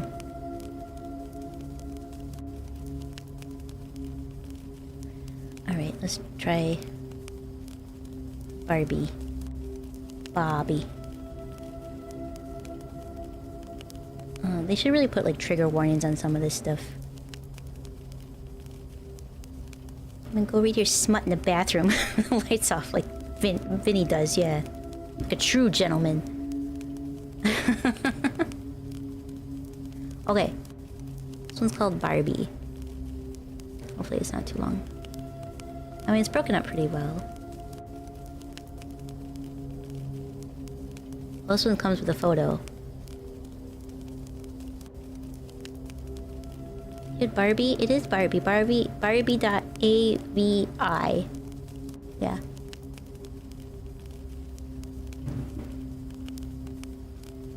Time to remove the door from the bathroom. Then the stink will get out.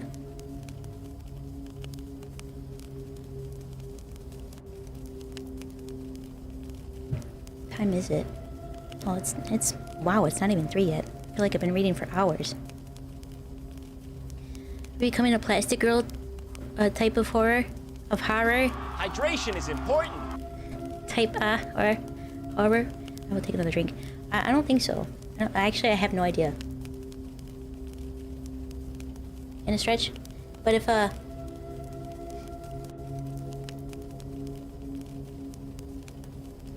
it's bad, we'll just blame Ammon.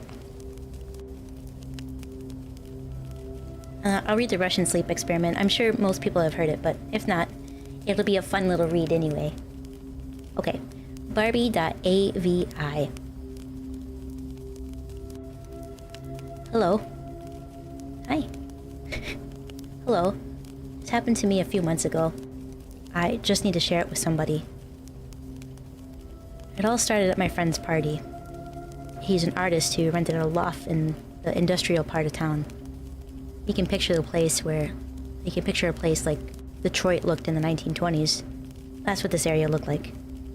A bunch of old turn-of-the-century factories crammed into 10 blocks. Most of them abandoned. So I partied a little too hard, and that night decided to crash on the couch at the loft. I woke up at 4 a.m. The sun wasn't out yet, but you could still make things out in the dim blue light. Went to the bathroom, carefully tiptoed around the people that were passed out on the floor. As I was taking a piss. It's so crude. As I was taking a piss, I looked out the bathroom window and saw the panorama of the deserted urban decay. I remembered how much I liked places like this. It was so dark and devoid of life. Strangely serene. I went back to the couch and I tried to fall asleep. And after 45 minutes of staring at the ceiling, I decided I didn't want to be there any longer. So I swallowed my pride and decided to wake up my girlfriend. I swallowed my pride and decided to wake my girlfriend up and beg her for a ride, since walking around the vacant streets at this time was not an option. Being an awesome girlfriend, as she was totally cool with it.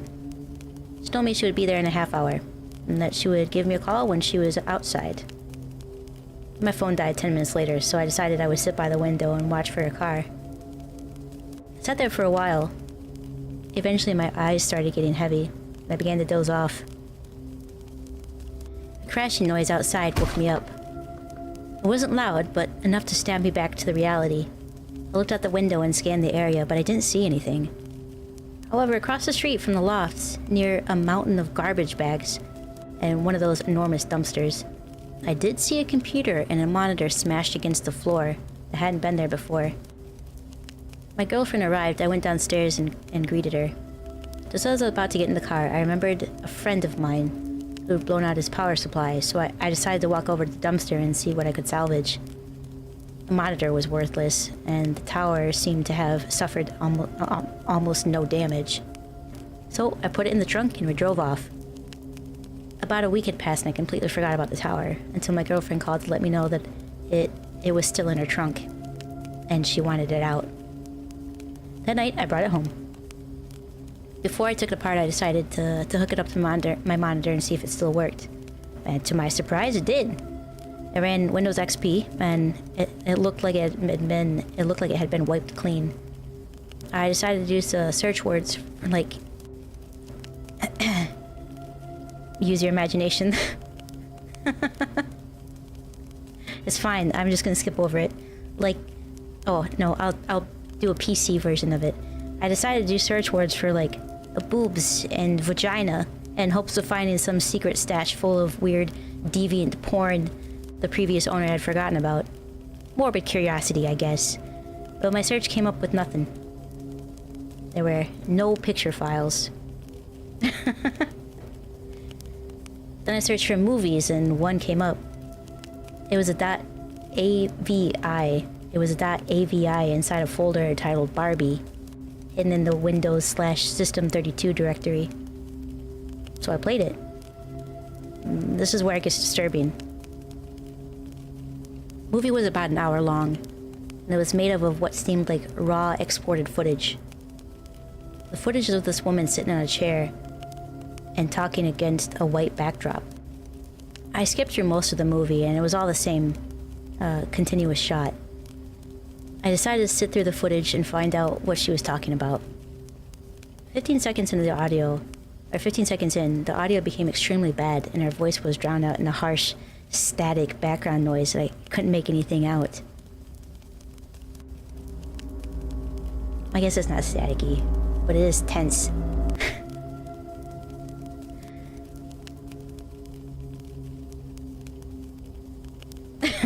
Please be more descriptive. No. Let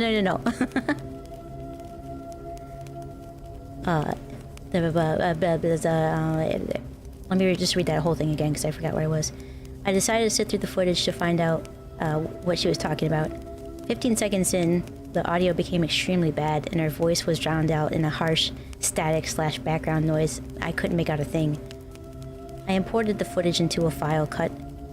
I imported the footage into Final Cut and tried to mess with the levels to isolate her voice. It helped a little, but I still couldn't hear what she was saying. I was intrigued now and began to really pay attention to her face and her body language. It seemed like she was being asked questions, because she stopped sometimes to listen and then continued talking. About 15 minutes into the footage, her face began to redden and contort, as if the questions were bothering her, but she continued to answer them anyway. Shortly after, she started to cry. She sobbed hysterically for the duration of the film. One of the few words I could lip read was skin. She repeatedly said this word many times throughout the footage, and at this point, at one point, she even pulled at the skin from her arm and mouthed the word. She seemed unhappy with it. It kept on building and building, and about 40 minutes in, she was crying so hard she could barely look at the camera. She stopped talking at this point, and the rest of the footage was just her crying with her head down. Oddly enough, she didn't get up or move, and the scene just faded to black. I was fucking dumbfounded. I played the whole thing through many times that night, trying to find inflections and nuances in her movement that would really reveal anything else that was going on. I felt so dissatisfied. I wanted to know more. That was when I noticed that there were about 10 more minutes left on the timeline after the screen went black. 2 minutes past the darkness, there was more footage. The footage was extremely shaky, almost unwatchable, and it depicted a pair of legs walking along train tracks. My guess is that the camera was accidentally left on and was being carried somewhere. The person in the video walked along the train tracks for about 6 minutes and turned into a forest. Walked over what looked like a foliage flattened by a piece of plywood. The person continued on this makeshift plywood road until the clip ended. My heart started beating with excitement. Because there were train tracks a few miles away that looked very similar to the ones in the video. I had to go check it out. I called up my friend Ezra. He's 6'4", 250 pounds of mostly muscle. Well, I convinced him to go on a little adventure with me. I'm no pushover myself, but I felt if I was going to go wander in the woods looking for God knows what, some extra muscle couldn't hurt. The whole idea of the investigation in this video had me excited. So excited I couldn't sleep. And the next morning, on a sunny Saturday, I took my flashlight, camera, and 7-inch Ka-bar? The fuck is a Ka-bar? And a 7-inch Ka-bar knife with a matte black finish and serrated edge, and went to go pick up Ezra. Who's this guy? As a caring girlfriend but still watches crap like that, doesn't seem like he's a real winner here. Anyway, I'm not gonna get into it. When I got to his house, he wasn't even awake. When I woke him up, he pretty much told me to fuck off. I was already ready, packed, and I had mentally prepared myself to do this, so I decided to go through with it without him. I parked the car at the station, took my stuff, and hopped into the tracks. After walking for about 2 hours, I saw a broken piece of plywood, and my knees almost buckled with excitement. I searched nearby foliage and there it was. A little plywood trail leading off to the forest. I walked slowly along the trail, paying close attention to everything. I would stop occasionally, kneel down, and listen for anything or anyone, but it was absolutely quiet. This was one of the most nerve-wracking things I've ever done. I didn't know what to expect at the end of this trail. The dense tree line gave way to a little island of grassy field. Then I saw it. A house.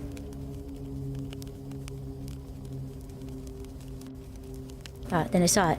A house being consumed by the forest. From the look of it, no one had lived there for 20, maybe 30 years. I got my camera and snapped a few pictures. A few yards away from the house, there was a tool shed made out of rusty sheet metal. I just sat there among the trees for a while, absorbing everything. I didn't want to go in the open field. I had a bad feeling something would see me. It took me a while to muster the courage to go up to the house. The door was partly opened. I pushed in with my flashlight and was relieved that the inside was actually very well lit. So I put my flashlight away, got my camera, and took a few more pictures. There's no furniture. The floor was riddled with bricks, and wood, and other rubble, and some of the walls had huge holes in them. I went further in to explore. I saw some things that I didn't pay much mind to at the moment, but now that I think about them in hindsight, they greatly disturbed me. The first thing that seemed a little odd was one of the doors in the first room that I presumed to be to the basement seemed a little too new to be in this house. It was also the only door that was locked. Also, when I made my way up to the second floor, I saw some chairs and a fold-up table that also seemed to be a little too new to be there. But what disturbed me the most was the bathroom. Dust on the mirror had been wiped away. In the bathtub, I saw a clear plastic tarp. I still had water droplets on it from when I presume it was last washed clean. It was when I heard something moan really loudly. I jumped the fuck out of the second story window and I ran back to the tracks. Halfway there, I realized the moaning was most likely the water pipe expanding and contracting. That little moment of relief gave way to a horror when I realized why the water would be running in an abandoned house in the middle of fucking woods. It's been a little more than 2 months since this happened and I haven't gone back there, nor do I plan to. I guess that's it.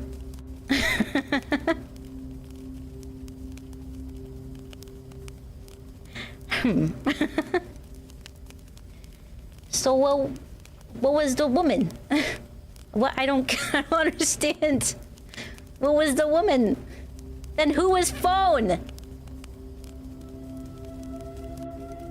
I need answers, damn it. Who was phone?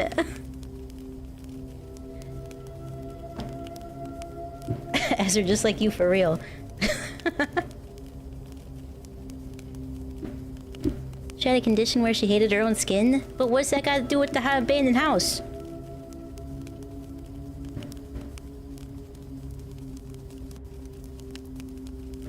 Is it confusing what you know, but you think it's good? I mean, I enjoyed reading it, but I just want more answers.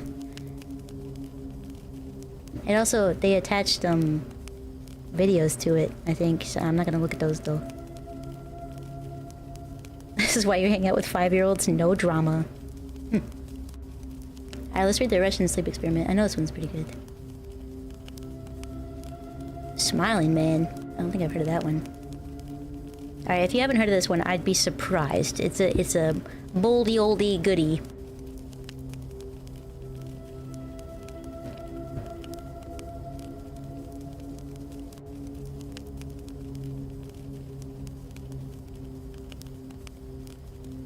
Oh, you think it was being used to enable people like her to get amputated and stuff? Maybe. I suppose so. I think we're supposed to draw conclusions there, and I think there's too many possibilities for me to draw a conclusion, you know? It's not a bad story. I just think there should be more, like, indications on what it would mean, you know?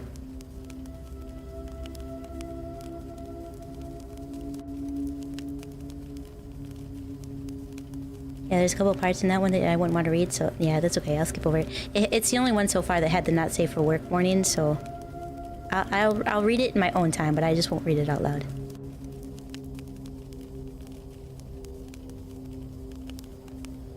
What was the name of that story? Barbie.avi.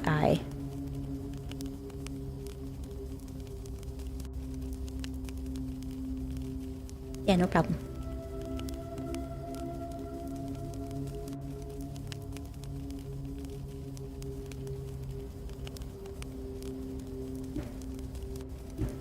I'm gonna open this one too, because this one seems interesting to me.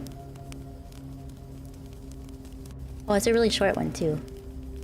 Cool. I'll read that one next. First, Russian sleep experiments. Like I said, if you haven't heard of this one, I would be really surprised. This one does come with a picture that I am going to put on the screen towards the end. Because boy, it's spoopy.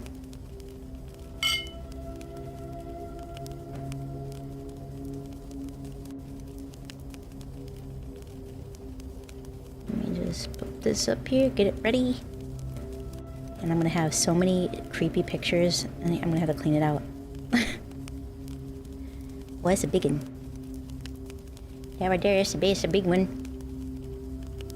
I'll put it off here for when we get to the end. Hydration is important. I will throw it up on the screen. Whoop. Whoop. Whoop, up, whoop. Hydrate, you got it.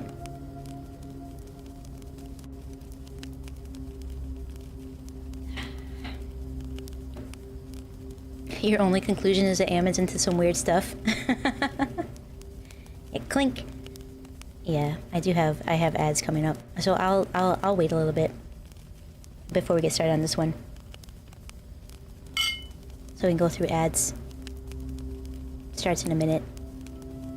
A peanut? And the guest, how are you today? Let me grab a peanut.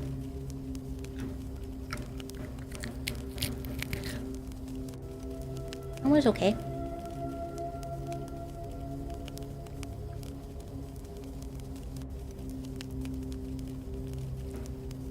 Typical Ammon shenanigans. Back very briefly, just let you know that you're still racking up the channel points and keeping the view count up. I appreciate it. Thank you. Very much so. Thank you. Thank you. Actually, I'm gonna have another one. That was really good. Do a little crunch.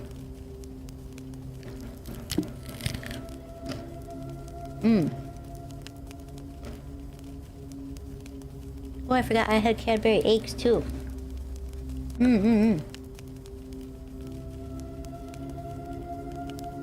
Oh, wait, ads? I thought ads were gonna play. Were we in ads? Heck. She ammoningans. Just 12 more peanuts.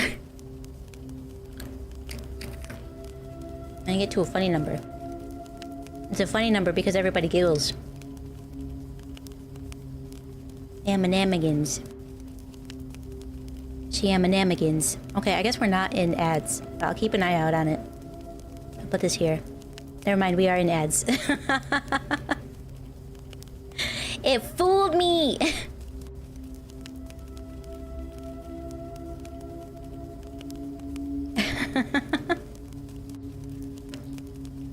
Stupid ads.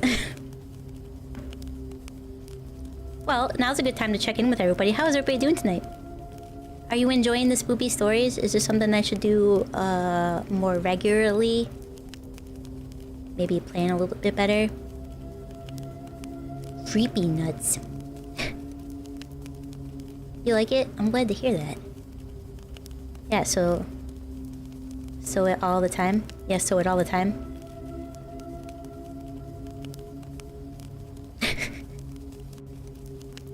You want to do a creepy pasta stream with me? Yeah, we can do that. You just have to make sure that you I think monsters outside my door. Make sure you read through them to make sure there's no, like, not safe for work stuff. And if there's, any self-harm, to do, like, a trigger warning beforehand. Sleeply? Need something to count other than sleep? Other than sheep? How about the Russian sleep experiment?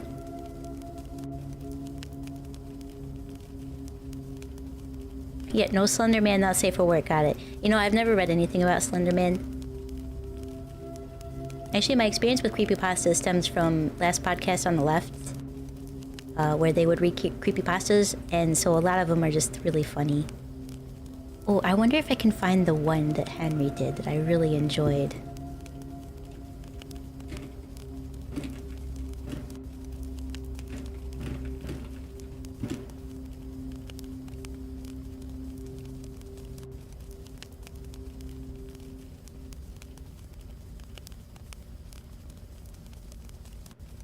Wow, I did find it.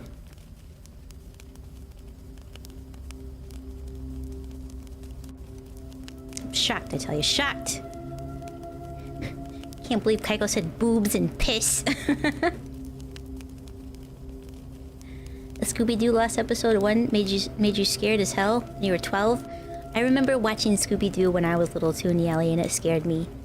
Mamako loved Scooby-Doo, and she had a recording of Scooby-Doo meets the Boo Brothers, and I had nightmares. I was so scared. You think you're gonna do a Korean sleep experiment? Are you going to bed, Anna? I did this for you!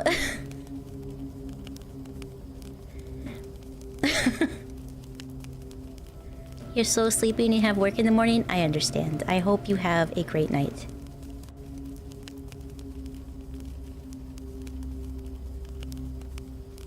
It's a good thing I didn't see Zombie Island as a kid. That one's so good. Insert complaint of me, so I doubt that. Oh, thank you, Crusader. I didn't know that one was blocked. Oh, actually, I don't think I'm in the mod view. That's why. Keep Anna up by playing bad music. No, she's got to work tomorrow. So I did this for you, and I did this for Mina. You were supposed to tie her to a chair and force her to watch me for a few hours. What happened to that?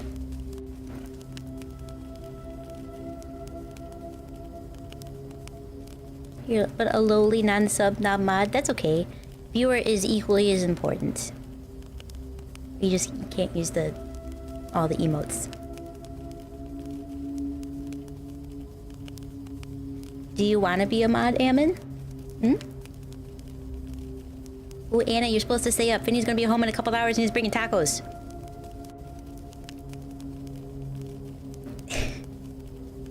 No, it's okay. I'm open. I'm open to letting people test out being a mod. I mean, Cruel and Wolfie are being mods right now. She'll be here for the next chatting stream, you promise? Okay. Okay. It's probably a good thing. I'm already nervous about reading out loud. And I'll be super nervous. I don't know anything about her, but she seems really intimidating.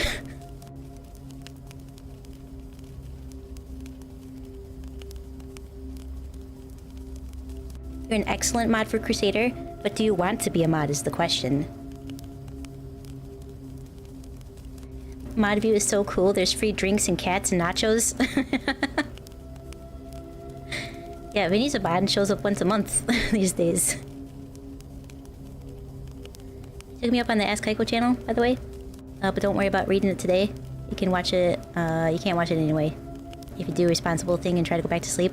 Okay, I will save it for the next reading stream. I assume that people enjoy this. If you're on YouTube, make sure you give it a like and a comment if you do enjoy it, because it's hard to tell sometimes if people enjoy the content. You know? Especially when it's like a just chatting or just a reading stream. There's not a lot going on, you know?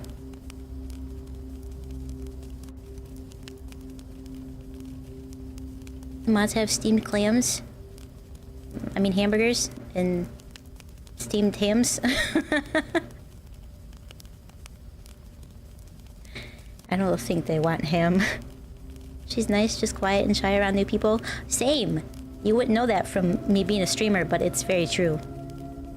Aurora Borealis. I had to learn how to say that because it's a difficult word. Aurora Borealis.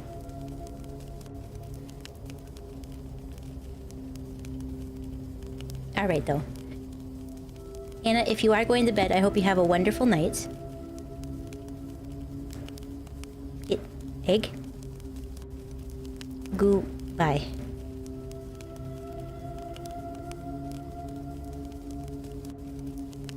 Okay. Hydration is important. Do I not know the steamed ham sketch from Simpsons? I don't. I've seen some of The Simpsons, like a couple half episodes and clips here and there. Show me the steamed hams later. Okay, I will take the hydrate, thank you. Good night, Anna. I hope you get some sleep and have a good day at work tomorrow.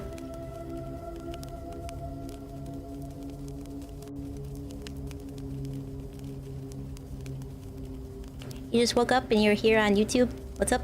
I think you're here on Twitch. Oh, but hello, how are you? Steamed turkey is greater than steamed ham? I do like turkey better. I don't know if I've ever had steamed turkey. Or steamed ham. Anyway. We're gonna play Vampire Survivors in the next 3 days anyway. I mean, if you wanna. Yeah, as long as it's during the day, before stream, I don't mind. Unless it's a day I'm not streaming, then it doesn't matter at all. I gotta keep up with my schedule and try to fix it too. Okay, first we're gonna read the Russian sleep experiment. Chase, thank you so much for the follow. I appreciate it. So if you haven't heard it, it's a fun little tale. You like steamed yams? Are yams... Yams are sweet potatoes, aren't they? Or are they different?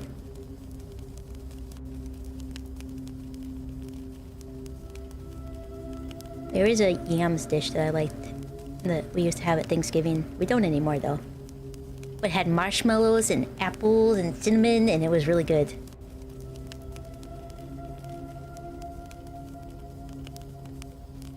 I guess I could look that up. Are yams the same thing? Who knows? That's what you call a yam burger? Hmm.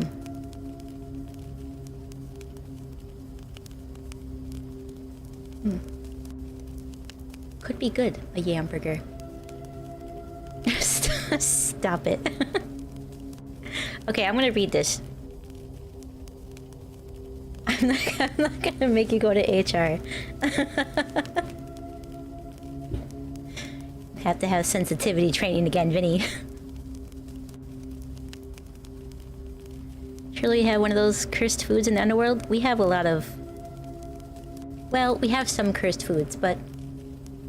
not so much as like in hell or anything like that. That place is terrible. Just don't go there. I mean, even Ammon left. H&R is what you call your fists. Hello, HR? Yes, this one. Moob does pretty much have to go to HR a lot.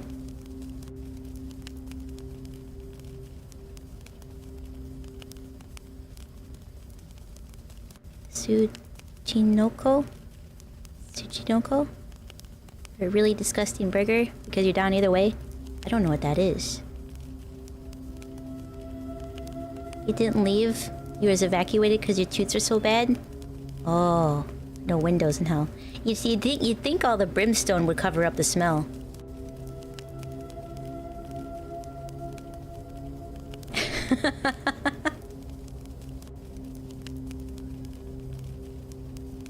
Isn't that a good thing, Vinny? Really? Look at it. A short, fat snake of legends? Allegedly delicious. I've never heard of such a thing.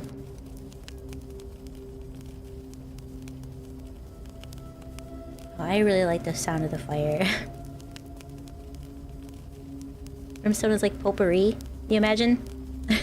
It's sulfur. It's rancid sulfur. I think. But maybe in comparison to Ammon's toots. Maybe it's like potpourri.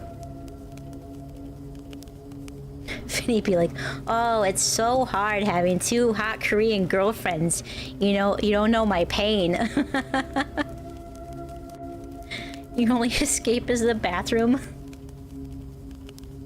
And then even then, they want to take the doors off of that too.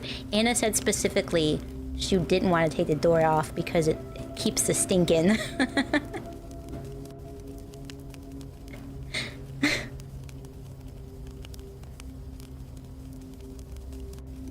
It must be nice to have two Korean girlfriends. 2 attractive Korean girlfriends too. I've seen pictures. Vinny's a lucky man. It's a curse. I think the only cursed thing about you, Vinny, is that you live in a yellow house. You got 2, yeah?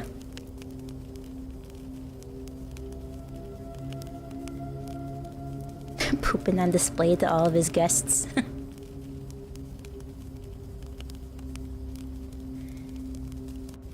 The diet and live in a yellow house? Not worth it. See? There's a trade-off. Maybe you get 2 hot Korean girlfriends, but you gotta live in a yellow house, and that just kinda sucks, so might as well stay single, I guess.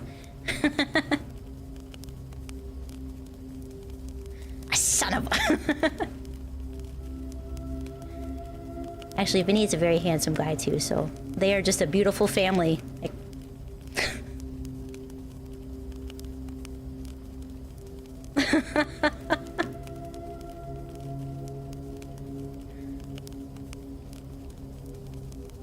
You had a girlfriend punch a hole through your bathroom door before?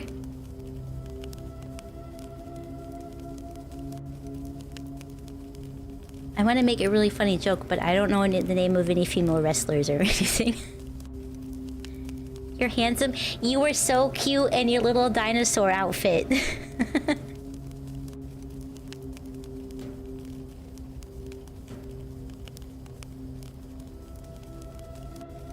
Whatever's going on with dating in Korea, well, luckily they're not in Korea, they're in Washington, so... You're a solid Ohio 3. That's not true. It was a frog. Oh, sorry. Yeah, it was a frog. I remembered the green and then thought dinosaur. You were a dinosaur the year before, weirdly enough. I apologize. Because your Gam Gam made you that. The frog outfit. And then you had, what was she dressed as? I'm gonna say a duck. She was dressed as a duck. And then in the future, you're gonna meet up and she's gonna go, frog? And you're gonna go, oh, duck? And then you'll fall in love and it'll be a Hallmark classic love story. Butterfly. Okay, I knew it had wings.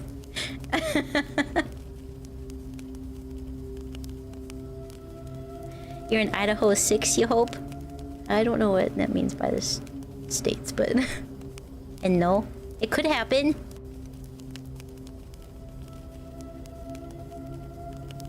It would ask how handsome you are, but you can't overshadow Ammon.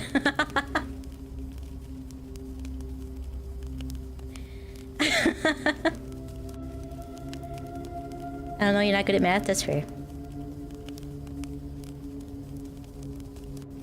What happened? She's already married? Oh.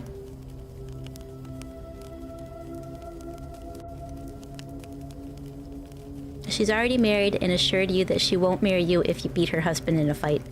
Well, that's just BS. I mean, if you can't be won over with a battle for somebody's love, what's, I mean, what can you do? Sounds like she's unreasonable to try to please. Wait, story, I'm reading you. I am not a robot. Why did that come up? Maybe I sat on the page too long. That's the wrong one. Smiling man. Okay, Russian sleep experiment.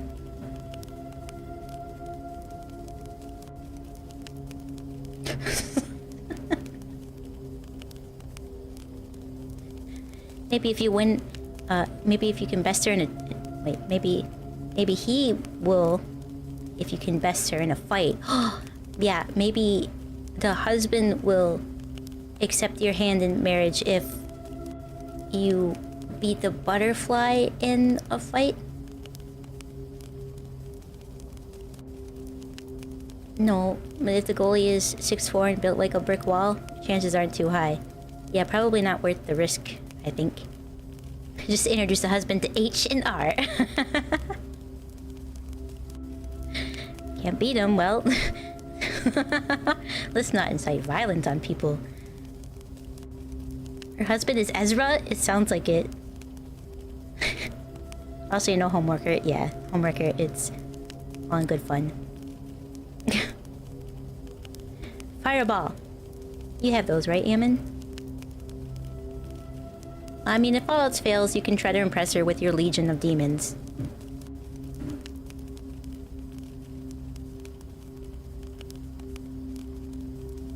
Maybe he's not very good at Street Fighter. Best of 5. Yeah.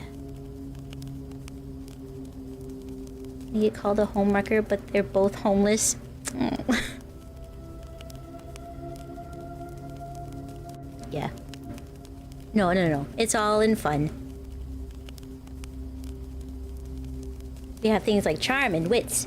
Yeah, that's what separates us from animals is our ability to reason and look at that giant man and go, you know what? Probably not worth it. I hope you guys are happily married.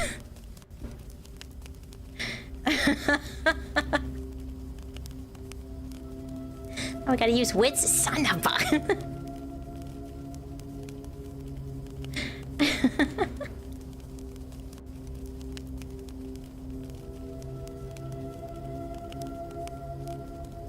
You glad you're not dating anymore? It sounds tough. It's probably.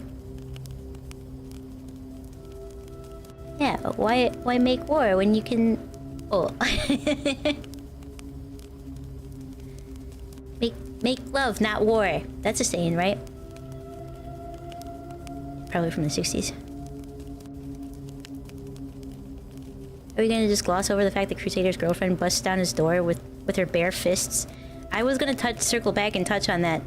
And I was gonna make a joke, but I was trying to rack my brain for some kind of female fighter, and I don't know the name of any of them.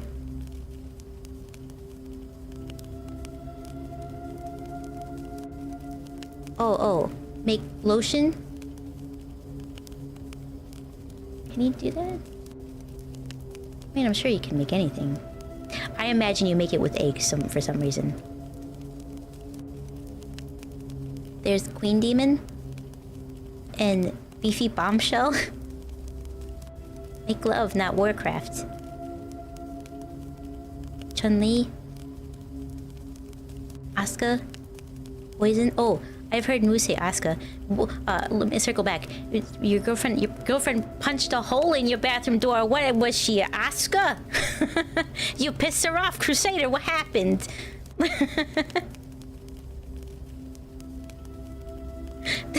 Magical girl Dicky Handy. I don't think that was Crusader's girlfriend.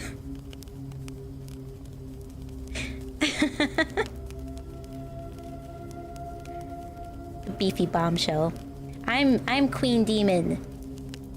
Dragon Wingman. I know who that is.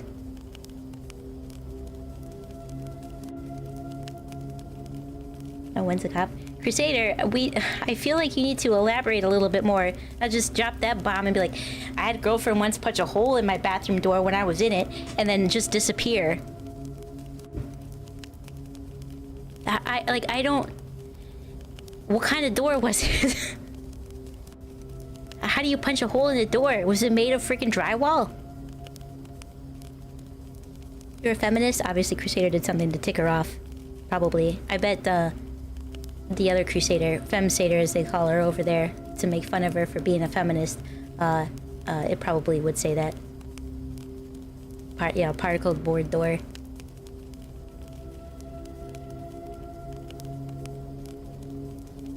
Crusader be like, my ex did something awful. Also, water is wet.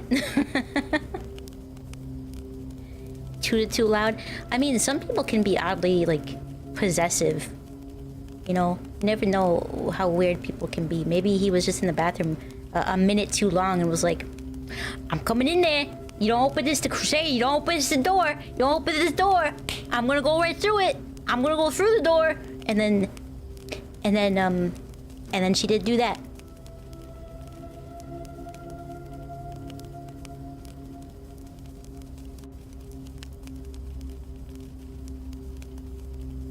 Well, I wish I had a snack. More than peanuts. I'm a little hungry. I'm counting to 3. Oh god. That was Mamoko's thing. Count to 3. If she makes it to 3, you're grounded. You're losing something. Either your toys, your door, or your light bulb.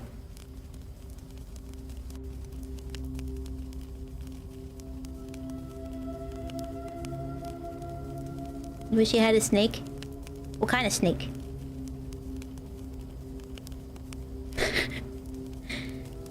You were fighting pirates? I knew it. Aw, Ammon. Crusader, you don't need a significant other. You've got a significant brother.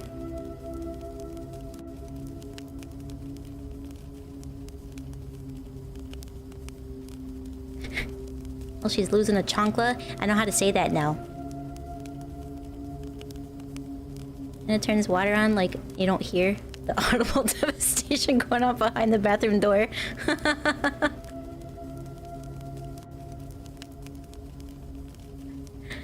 Who taught the demon chancla? Someone kept calling Moo a chancla instead of a pickle in her reactive. Well, she kept fighting with you, so you locked the bathroom door to use the restroom, and then she'd probably just try to make her way through it. She thought you were cheating on her in there somehow. You just had a girl in the sink. You just send another say, "Okay, come out now." Yeah, she's not paying attention. Is it Moo Pepino? Moo is a something. It's from Monster Hunter.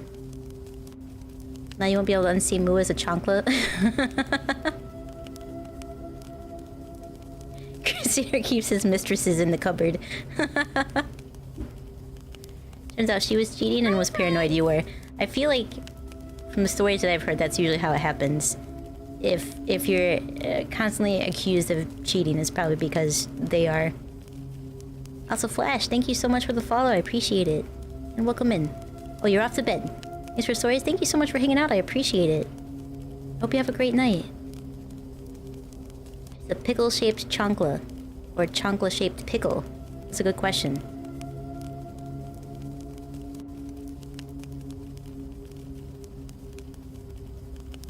A Sancha?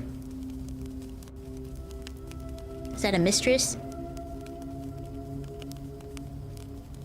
Likes a joke about you having a Sancha? A Sancha? You never leave the house and you're always watching the kids? Yeah, a mistress or a lover. I've never heard that word. Would you rather fight 50 pickle-sized chanclas or a chancla-sized pickle?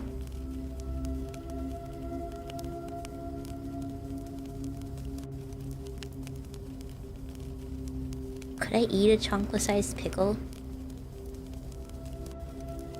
I guess the chancla-sized pickle.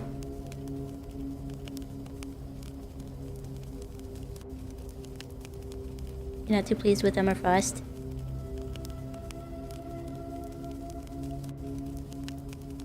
Burr Ultron though?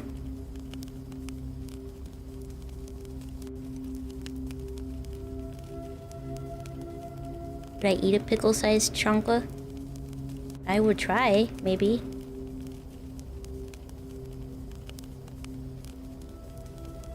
How big is the chancla? Is it like my foot, or I don't know, like Crusader's foot?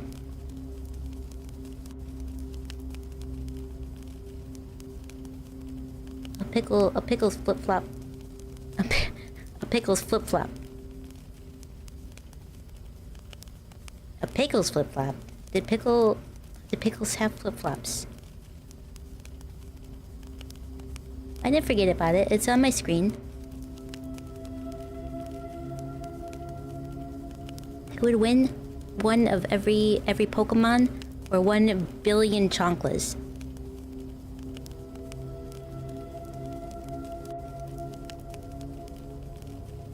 I feel like, well, if you did just a generation, maybe I would say the Chonklas, but there's a lot of Pokemon out there. Time to sleep in Russia? There's time to no sleep in Russia. A peanut? Okay. Eat this. Would you rather fight a Nahraya-sized spaghetti or a spaghetti-sized Nahraya? Could I just keep the spaghetti-sized Nahraya and put her in my pocket and carry her around? You think I'd wear a pickle carved into a flip-flop?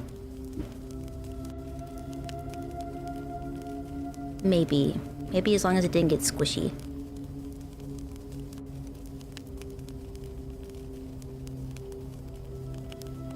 Yeah. Or depending on how long the function was. Can we get the spicy pickle? How spicy is it? Would you rather fight 1 Vomu-sized Dom or 1 Dom-sized Vomu? Definitely 1 Dom-sized Vomu. Mu is taller than Dom.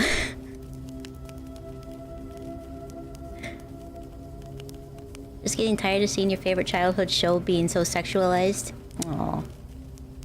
They have to sell it though, Crusader, and we know why people like this toggle. That's right, so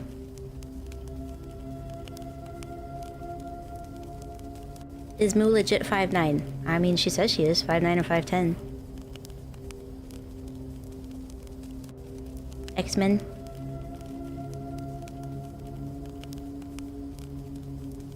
I'm sorry.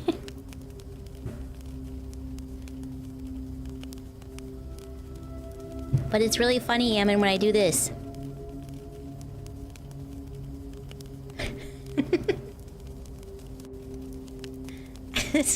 It's like they're... Never mind. I'm not gonna say it. I'm not gonna say anything. Said the same until you saw Squirrel Girl. Well, nothing to say to that then.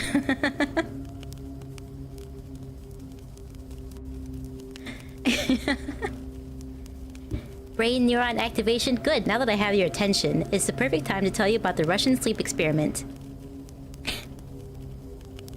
Moo is 5'9". There you go. And when she stands up, she's 7'8", apparently. This is why nobody believes how tall you are.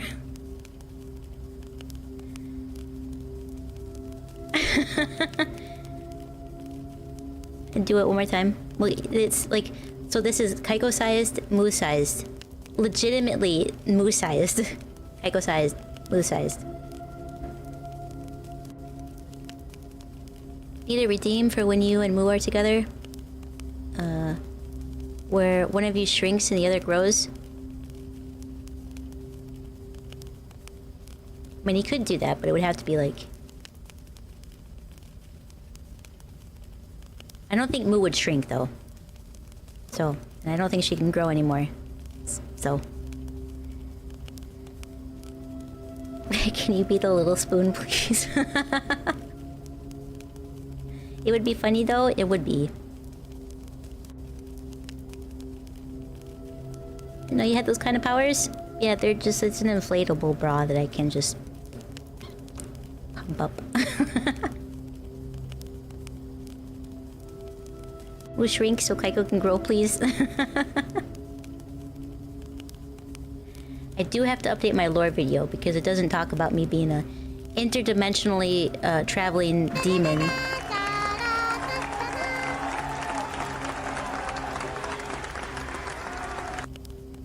And I need to redo the animation to reflect that, and I think also use my regular voice because people, I think some people thought that the voice doing the narration was some dude, but didn't realize it was just me with my voice changer. I wanted to sound like David Attenborough, but I don't have his kind of voice, so I just did some kind of half British something. They have inflatable undies for men. Asking for a friend. I think they do. You want to do a lore video, but you need so much art? Yeah. That's why I only drew a few pictures for mine. And then the animation bits was actually pretty easy to do in Clip Studio. And it? Yeah. I don't have the toggle anymore to do that. I was on my old computer. And it didn't transfer over. Okay, Russian sleep experiment. I thought you just had another girl do the narration. Nope, I did it. But really, since I don't speak in it, I probably could have just done it myself. Also, it's supposed to sound like a guy.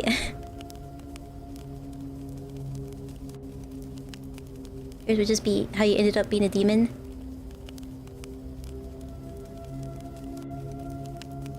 If you ever decide to become a VTuber, you already have some pretty silly streamer lore. I mean, that's the special thing about it. Besides being, never mind. I don't like to break immersion. Anyway, though, the lore video that is out there is just my life. It's really easy to remember because I didn't make it up.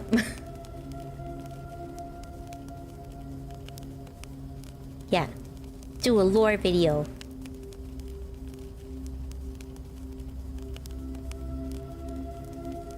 Kaiko, will you ever be dripped out with Neko kicks? I mean, I don't know if they make them in my size. I'll have Kaibro keep an eye out.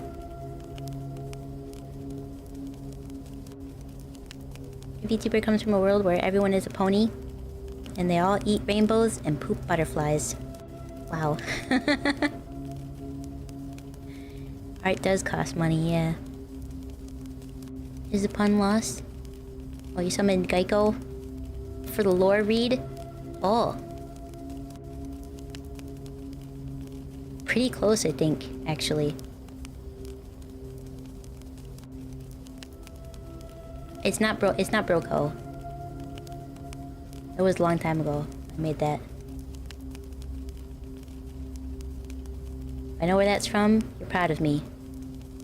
Cruel's never gonna be proud of me. Don't know what it's from.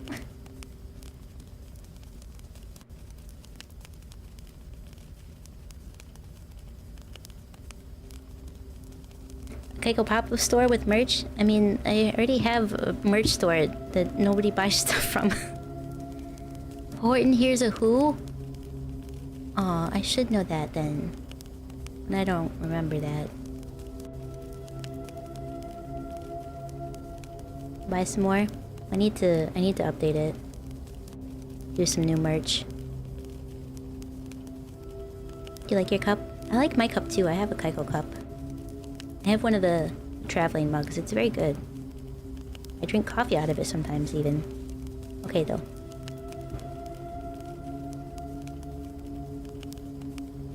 We should read a story in case anybody's waiting for stories. You do need a new Kaiko hoodie? I need to submit the thing for them to draw, or a mock-up that I drew. You're shrunk? I don't think mine did.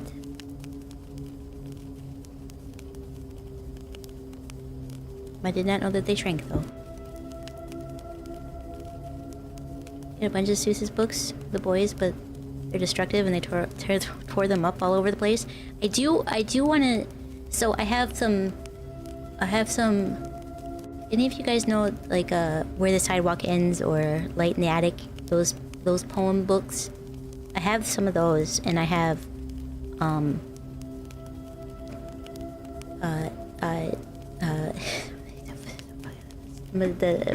my mug here.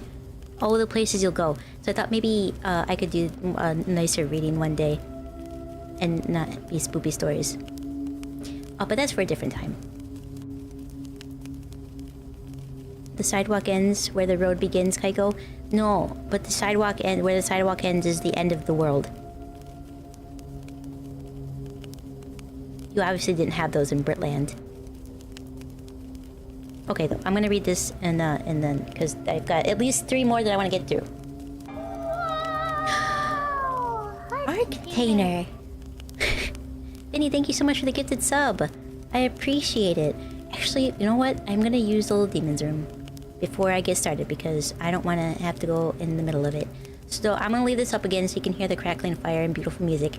Don't go anywhere. I will be right back, okay? Don't go anywhere.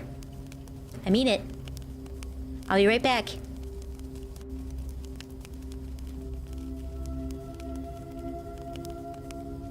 Whoa! Heart container.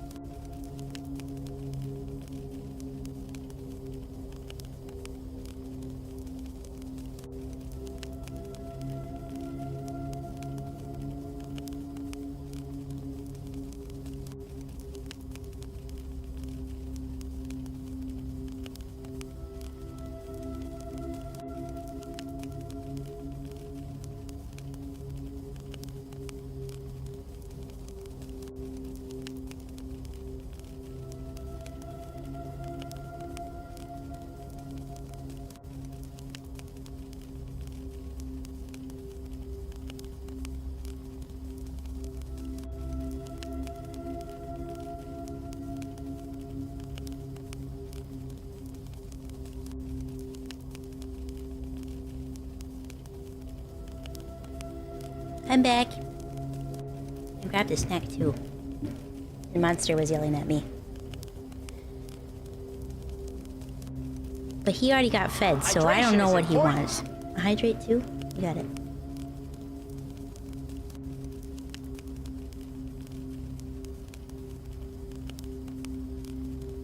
Vinny, thank you for the gifted sub. Appreciate it.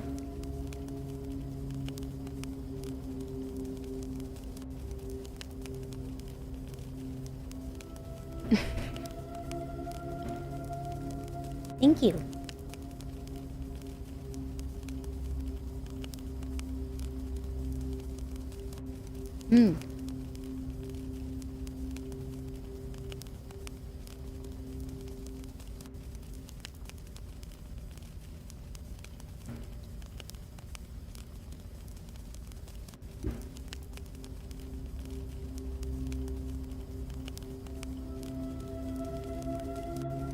Totally here, not up to anything suspicious. That's good to hear.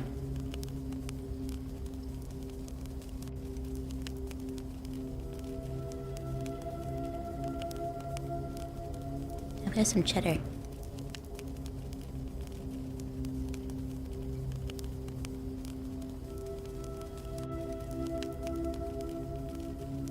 You used to be sub daddy, but now you're third? Yeah. What are you gonna do, you know?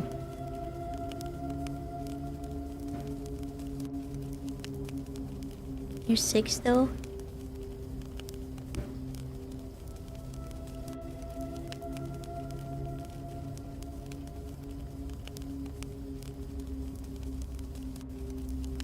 It's fine.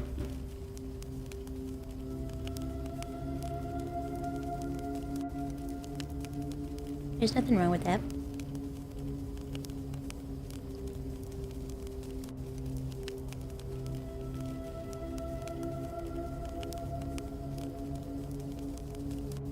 You're gonna catch up when your tax money comes in? You want it to be 9? Oh, well then other people are gonna have to beat you so they can drop back down to 9th. Instead of 9. I mean 6.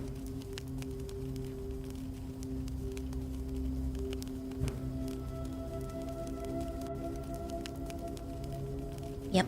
Thanks to Vinny.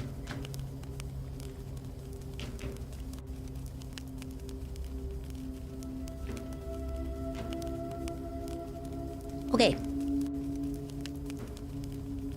Who's ready to hear about the Russian sleep experiment now?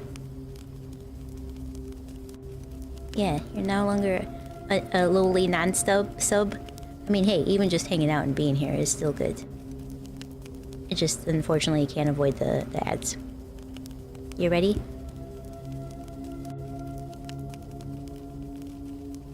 Wish you could write a short story? Well, Naeli, if you ever try, I'll read it. Is Monster okay? Yeah, he was just chirping at me. I think he wanted more food, but he already ate, so...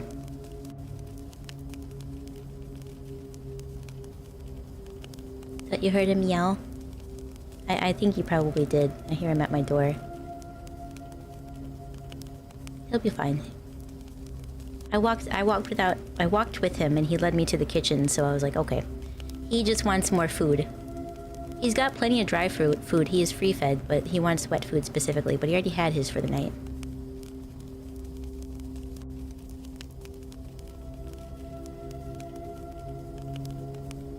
Alright. Russian sleep experiment.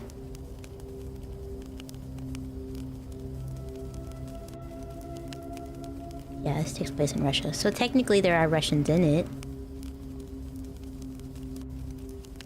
Okay.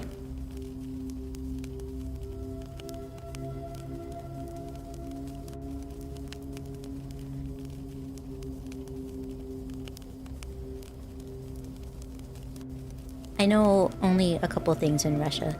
In Russian. Sorry, go on.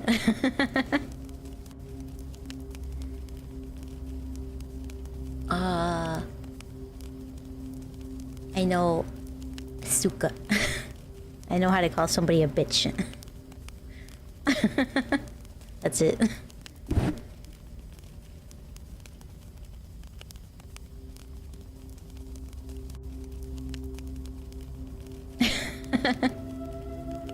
Okay, Russian sleep experiment. Russian researchers in the late 1940s kept 5 people awake for 15 days using an experimental gas-based stimulant.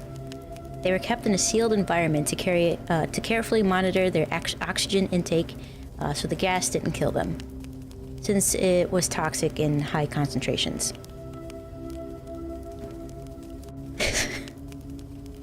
That's a good Vinny. This was before closed circuit cameras, so they had only microphones and 5-inch thick glass porthole sized windows into the chamber to monitor them. I'm gonna start this over, hang on. Russian researchers in the late 1940s kept 5 people awake for 15 days using an experimental gas-based stimulant. They were kept in a sealed environment to carefully monitor their oxygen intake so the gas didn't kill them, since it was toxic in high concentrations. This was before closed-circuit cameras, so they had only microphones and 5-inch thick glass porthole-sized windows into the chamber to monitor them. The chamber was stocked with books and cots to sleep on, but with no bedding, as well as running water, a toilet, and enough dried food to last all 5 over a month. The test subjects were political prisoners deemed enemies of the state during World War II. Everything was fine for the first 5 days. The subjects hardly complained, having been promised, falsely, that they would be freed if they submitted to the test and did not sleep for 30 days. Their conversations and activities were monitored, and it was noted that they continued to talk about increasing traumatic incidents in their past. The general tone of their conversations took on a dark aspect after the 4-day mark. After 5 days, they started to complain about the circumstances and events leading to where they were, and started to demonstrate severe paranoia. They stopped talking to each other and began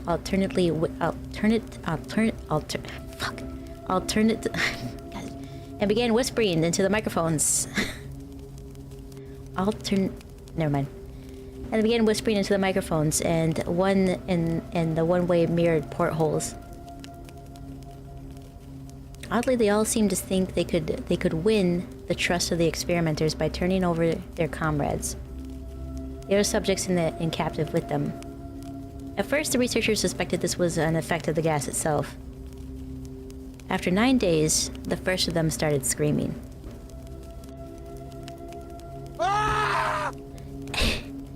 That's a short one. The first of them started screaming. He ran the length of the chamber repeatedly, yelling at the top of his lungs for 3 hours, at which point he continued to attempt to scream, but was only able to produce occasional squeaks. The researchers postulated that he had physically torn his vocal cords. The most surprising thing about his behavior was how the other captives reacted to it, or rather didn't react to it. They continued whispering into the microphones until the second of the captives started to scream.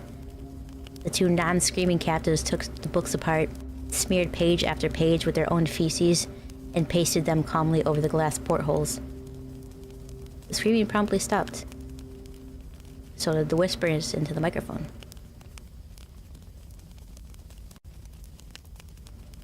Sorry.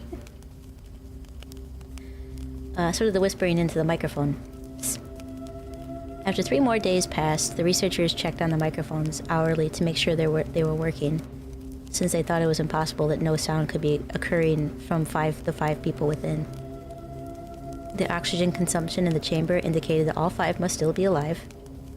In fact, it was the amount of oxygen 5 people would consume at a very heavy level of strenuous exercise. On the morning of the 14th day, the researchers did something they said they would not do to get a reaction from their captives. They used the intercom inside the chamber, hoping to provoke any response from the people that they were afraid were either dead or vegetables. They announced, "We're opening up the chamber to test the microphones. Step away from the door and lie flat on the floor, or you will be shot. Compliance will earn you one of your immediate Freedom. It's hard for me to say when I got there. To their surprise, they heard a calm voice respond in a single phrase. We no longer want to be free. Debate broke out among the researchers and the military forces funding the research, unable to provoke any more responses using the intercom. It was finally decided to open the chamber at midnight on the 15th day. The chamber was flushed. With a stimulant gas and filled with fresh air, and immediately voices from the microphones began to object. 3 different voices began begging, as if pleading for the life of their loved ones, to turn the gas back on. The chamber was open and the soldiers were sent in to retrieve the test subjects. They began screaming louder than ever, and so did the soldiers when they saw what was inside. 4 of the 5 subjects were still alive, although no one could rightly call the state of them in life. No one could call this. 4 of the 5 subjects were still alive, although no one could rightly call the state that any of them in life. The food rations past day 5 had not been so much as touched. There were chunks of meat of dead test subjects' thighs and chests stuffed into the drain in the center of the chamber, blocking it and allowing 4 inches of water to accumulate on the floor. Precisely how much of the water on the floor was actually blood was never determined. All 4 surviving test subjects also had a large portion of muscle and skin torn away from their bodies. The destruction of flesh and exposed bone on their fingertips indicated that the wounds were inflicted by hand. Not with teeth, as the researchers initially thought. Closer examination of the positions and angles of the wounds indicated that most, if not all of them, were self-inflicted. The stomach muscles and the stomach organs below the rib cage. Abdominal. I got it. The abdominal organs below the rib cage of all 4 test subjects had been removed, while the heart, lungs, and diaphragm remained in place. The skin and most of the muscle attached to the ribs had been ripped off, exposing the lungs through the rib cage. All the blood vessels and organs remained intact, but had been taken out and laid on the floor, fanning out around the eviscerated but still living bodies of the test subjects. The digestive tract of all 4 could be seen to be working, digesting food. It quickly became apparent that what they were digesting was their own flesh that they had ripped off and eaten over the course of the days. Most of the soldiers were Russian special operatives at the facility, but still, many refused to return to the chamber to remove the test subjects. The subjects themselves continued to scream to be left in the chamber, and begging and demanding that the gas be turned back on, lest they fall asleep. To everyone's surprise, the test subjects put up a fierce fight in the process of being removed from the chamber. One of the Russian soldiers died from having his throat ripped out, and another was gravely injured by having his testicles ripped off and an artery in his leg severed by one of the subject's teeth. Ugh. Another 5 of the soldiers lost their lives. Oh, Jesus. If you count the ones that committed suicide in the weeks following the incident. In the struggles of the 4 living subjects. In the struggle, one of the 4 living subjects had his spleen ruptured and bled out almost immediately. The medical researchers attempted to sedate him, but this proved impossible. He was injected with more than 10 times the human dose of morphine, morphine derivative, and still fought like a cornered animal, breaking the ribs in an arm of one doctor. His heart was seen to beat for a full 2 minutes after he had bled out, to the point where there was more air in his vascular system than blood. Even after it stopped, he continued to scream and flail for another 3 minutes, struggling to attack anyone in reach, and just repeating the words "more" over and over, weaker and weaker, until he finally fell silent. The surviving 3 test subjects were heavily restrained and moved to a medical facility, with the 2 intact vocal cords continuously begging for gas, demanding to be kept awake. The most injured of the 3 was taken to the only surgical operating room the facility had. In the process of preparing the subjects to have his organs placed back inside his body, it was found that he was effectively immune to the sedative that they had given him to prepare him for surgery, fought ferociously against his restraints, and when the anesthetic gas was brought out to put him under, he managed to tear most of it away from the 4-inch wide leather strap on his wrist, even though the weight of a 200-pound soldier holding that wrist. Even with the weight of a 200-pound soldier holding that wrist. It only took a little more aesthetic than just normal to put him under, and the instant his eyelids fluttered and closed, his heart stopped. In the autopsy of the test subject that died on the operating table, it was found that his blood had triple the normal level of oxygen. The muscles still attached to his skeleton were badly torn, and he had broken 9 bones in a struggle to not be subdued. Most of them were from the force of his own muscles. Most of them were from the force his own muscles had exerted on them. The second survivor had been the first in the group of the 5 to start screaming. His vocal cords were destroyed. He was unable to beg or object to surgery, and he only reacted by shaking his head violently in disapproval when the anesthetic gas was brought near him. He shook his head yes when someone suggested reluctantly that they should try surgery without the anesthetic, and did not react when the entire 6-hour procedure of replacing his abdominal organs and attempting to cover him with what remained of his skin. The surgeon presiding stated repeatedly that this should not be medically possible for the patient to still be alive. One terrified nurse assisting the surgery stated that she had seen the patient's mouth curl into a smile several times when his eyes met hers. When the surgery had ended, the subject looked at the surgeon and began to wheeze loudly, attempting to talk while struggling. Assuming this must be something of drastic importance, the surgeon had a pen and pad fetched for the patient so he could write down the message. It was simple. Keep cutting. The other 2 test subjects were given the same surgery, but both without anesthetic, although they had to be injected. There was only 3 that went. Anyway, the other 2 test subjects were given the same surgery, both without anesthetic as well, although they had to be injected with a paralytic for the duration of the operation. The surgeon found it was impossible to perform the operation while the patients had laughed continuously. Once paralyzed, the subjects could only follow the attending researchers with their eyes. The paralytic cleared their system in an abnormally short period of time, and they were soon trying to escape their bonds. The moment they could speak, they were asking again for the stimulant gas. The researchers tried asking why they had injured themselves, why they had ripped out their own guts, why they wanted to be given the gas. The only response that was given was, "You must remain awake." All 3 subjects' restraints were reinforced, and they were placed back into the chamber, awaiting determination as what should be done with them.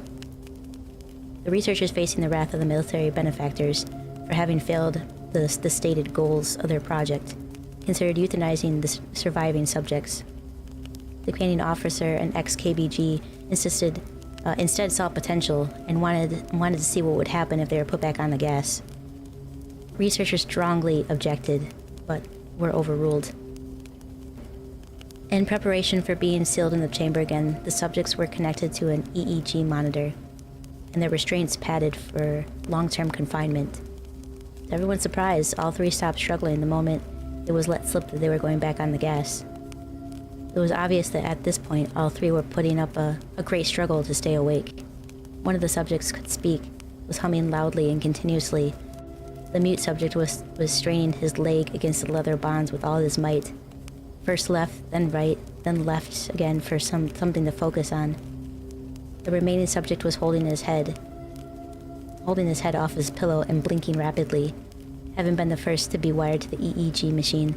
Most of the researchers were monitoring his brain waves in surprise. They were normal, most of the time, but sometimes flatlined inexplicably. It looked as if he were repeatedly suffering brain death before returning to normal. As they focused on the paper scrolling out of the brainwave monitor, only one nurse saw the man's eyes slip shut at the same moment his head hit the pillow. His brainwaves immediately changed to that of a deep sleep, then flatlined for the last time, and his heart simultaneously stopped. The only remaining test subject that could speak started screaming to be sealed in now. His brainwaves showed the same flat lines as the one who had just died from falling asleep.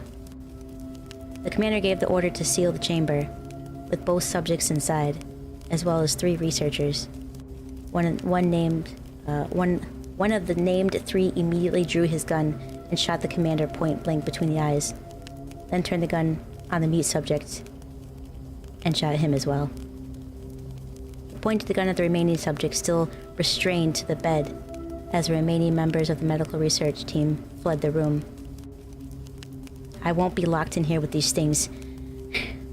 Hang on, let's get this picture ready. I won't be locked in here with these things. Not with you, he screamed at the man trapped on the table. What are you? He demanded. I must know. The subject smiled. Have you forgotten so easily? The subject asked. We are you. We are the madness that lurks within you all, begging to be free from at every moment in your deepest animal mind. We are what you hide from in the beds every night. We are what you sedate into silence and paralysis when you go into the nocturnal heaven where we cannot tread. The researcher paused, then aimed the subject's heart and fired. The EEG flatlined as the subject weakly choked out. So nearly free. That's a terrible image. I don't like that picture. There you go. Russian sleep experiment. I'm getting better. I'm getting better, not stumbling all over the friggin' words.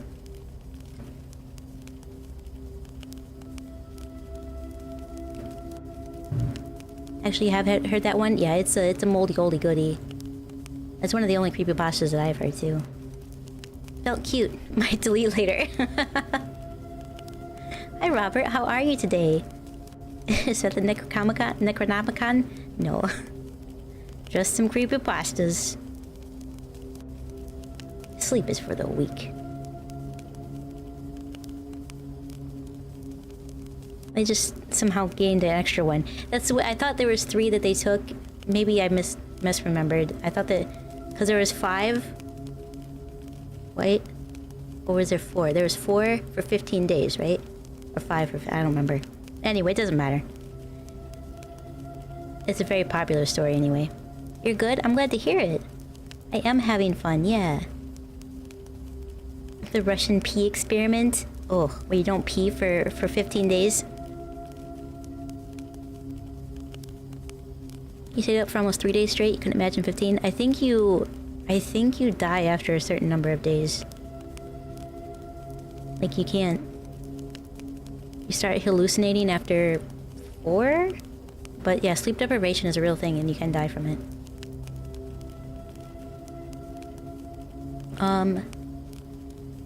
This one's a short one and it's a conversation, so I'm gonna do my best to play the 2 different parts. It's like that one, the Kagome is a great one too. Similar concept. Okay, I'll check that one out. Apparently this one's from 1991 by Terry Bison. Or Bisson. It depends. Depends on if he's French, I guess. It's either Bison or Bisson.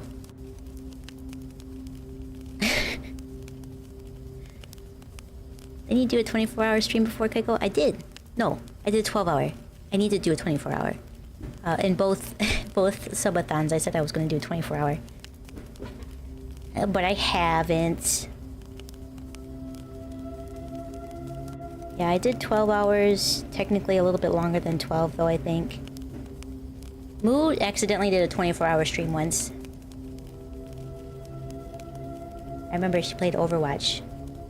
Because I raided her, I think. Or stopped by after or something like that. Someone did a radio play of this?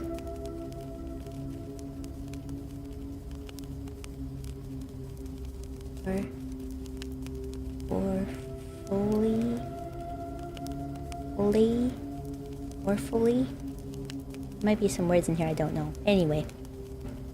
Stayed up for about 36 hours on Kaiko's birthday. You were dying. Yeah, you should not stay up super late. There is a limit to how long you can reasonably stay awake. But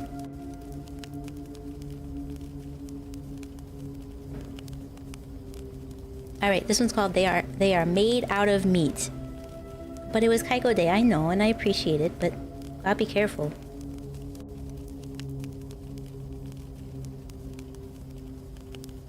So anyways, I opened the chamber door and I started blasting. Yeah.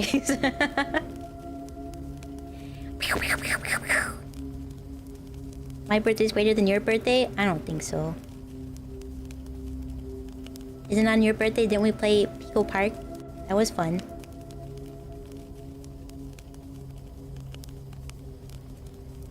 Alright, this is a conversation between two individuals. I'll try to do two different voices so you know.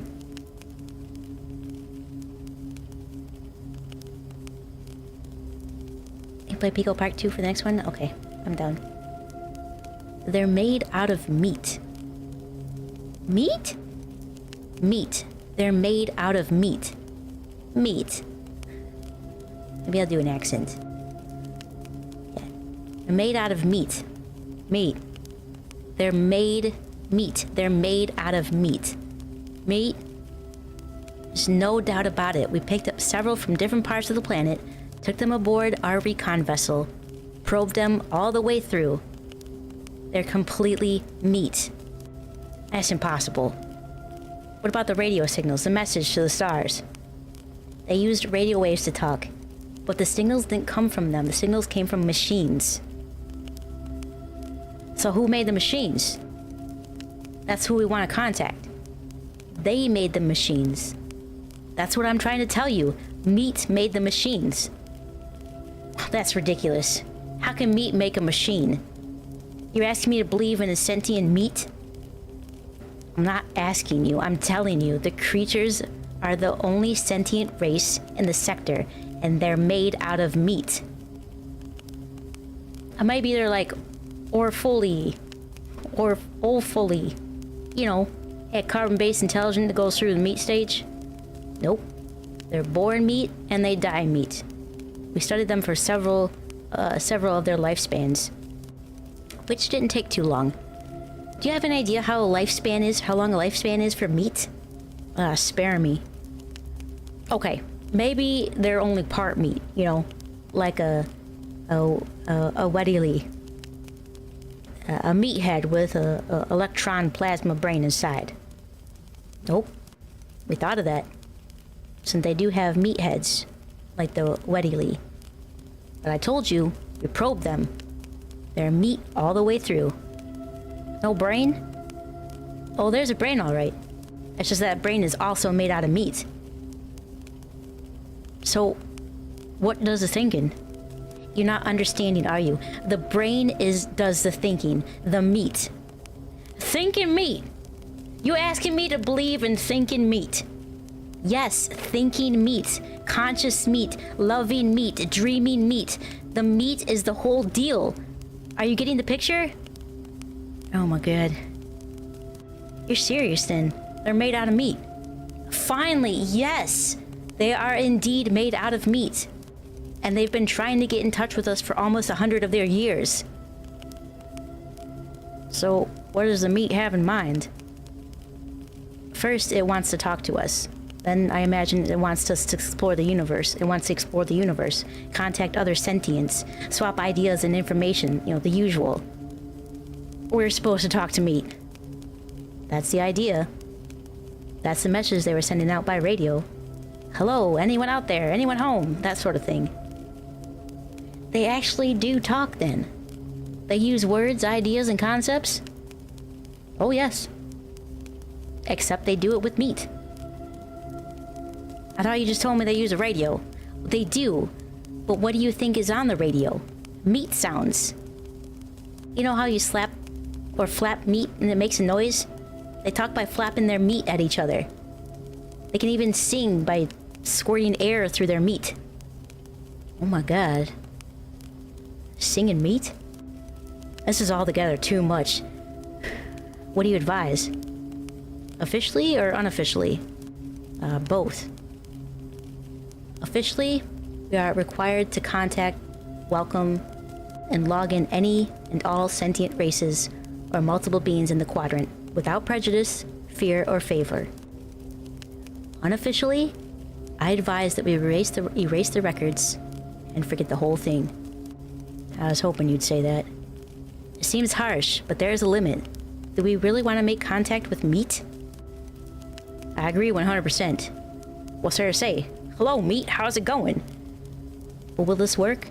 How many planets are we dealing with here? Just one.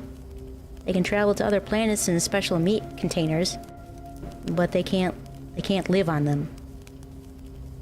And being meat, they can only travel through sea space, which limits the speed of light and makes it impossible for their ever making contact pretty slim. Infinitesimal, in fact. So we just pretend there's no one home in the universe. That's it.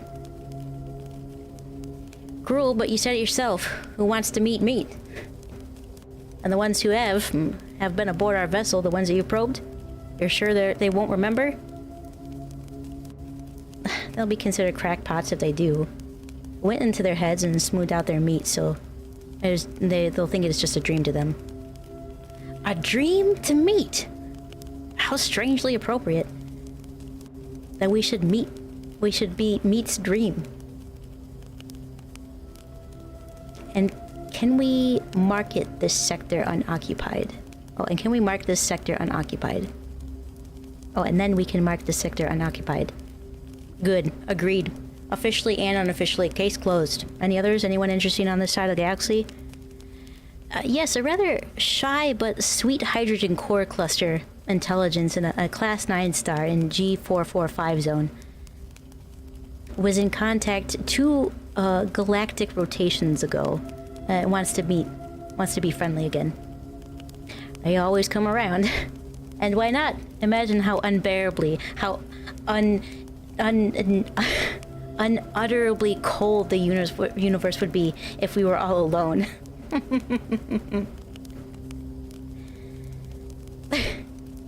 They were meat. Yeah, meat dreams and a meat brain thinking meat.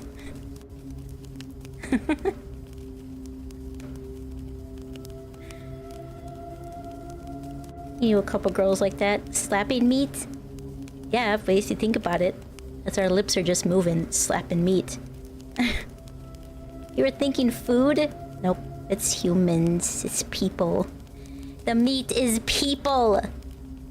And we don't make contact with anybody because they ignored us because we're meat.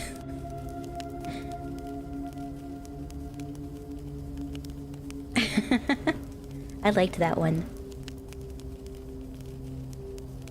Soylent Green is people! Please stop with the innuendos. Stop it.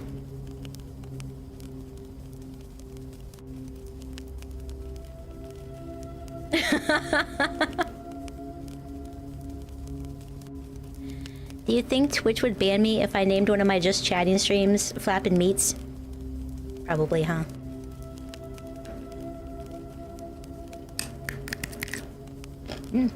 That's a good crunch for you.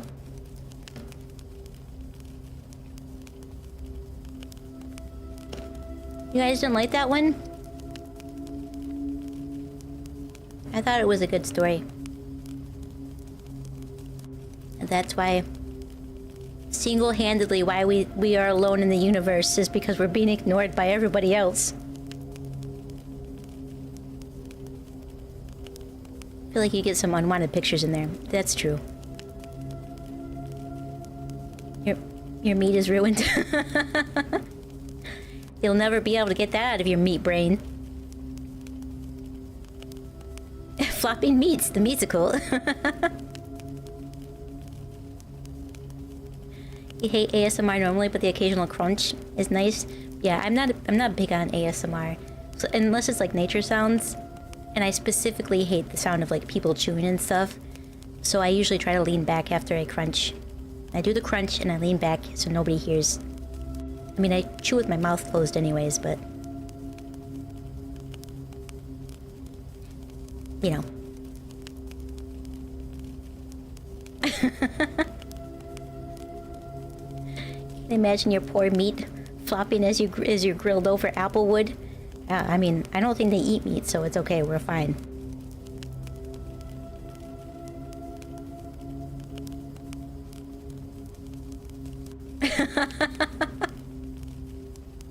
Flopping meats and smashed doors. The Crusader story.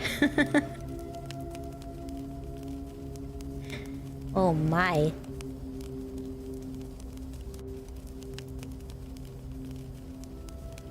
Let's see, I'm gonna read this one. It's not one that anybody recommended, it just happened to be on the thing. And I'll save this picture that came with it.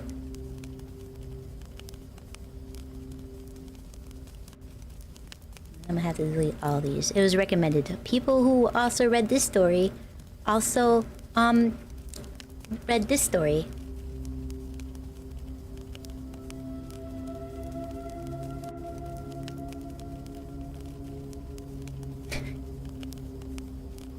Raise your hand if you've eaten some meat in your life. Never mind. I do like steak. Don't tell Moo. Sober now, you don't want to talk about those times. Okay, this is a short one. I'll read it really quickly. It's called New Cell Phone, and this is the image that came with it. I don't know if it's important at all. Right here is turkey steak.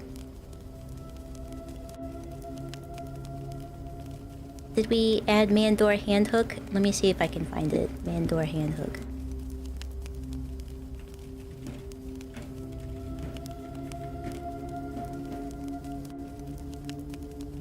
The infamous Mandor hand hook. I'll read that one next. Okay, but first, you know this one? Is it a good one?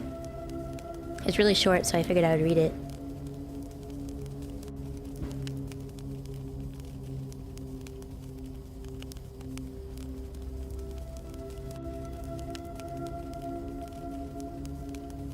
It seems like it's not too sussy in any way, so I'm gonna go ahead and read it. This is author unknown, originally uploaded on December 2nd of 2010.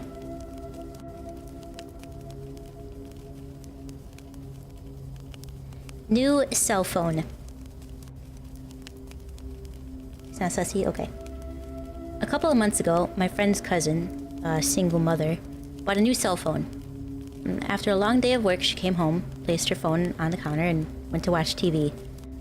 Her son came home to her. That's a weird way to put that. Her son came home to her. No. Her son came to her. A couple months ago, my friend's cousin, a single mother, bought a new cell phone. After a long day of work, she came home, placed her phone on the counter, and went to watch TV. Her son came to her and asked if he could play with her new phone. She told him not to call anyone or mess with the text messages, and he agreed. At around 11:20 p.m., I assume, around 11:20, she was drowsy, so she decided to tuck her son in and go to bed. She walked to his room and saw that he wasn't there. She then ran over to her room to find him sleeping on her bed with the phone in his hand. Relieved, she picked up her phone and put it back. She picked her phone back up from his hand to inspect it. Browsing through it, she noticed only minor changes, such as a new background banner, etc. But then she opened up her saved pictures. She began deleting the pictures that he had taken until only one new picture remained. It's this picture.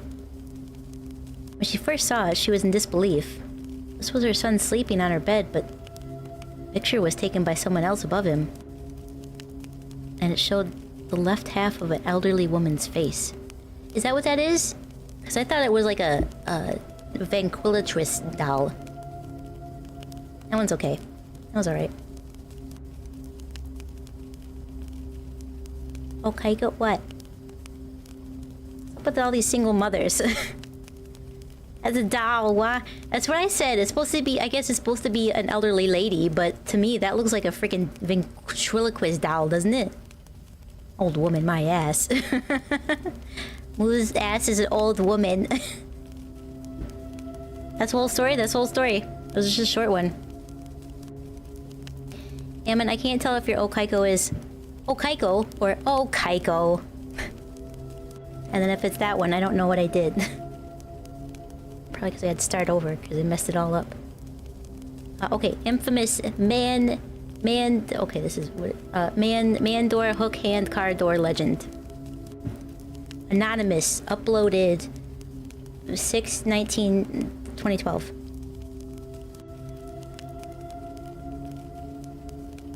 It's like you as an innocent youth. I can't imagine you being an innocent anything. I just made you laugh. Okay. Man and girl go out to drive under moonlight. They stop at a side of road. He turned to his girl and say, "Baby, I love you very much." "What is it, honey?" "Our car is broken down.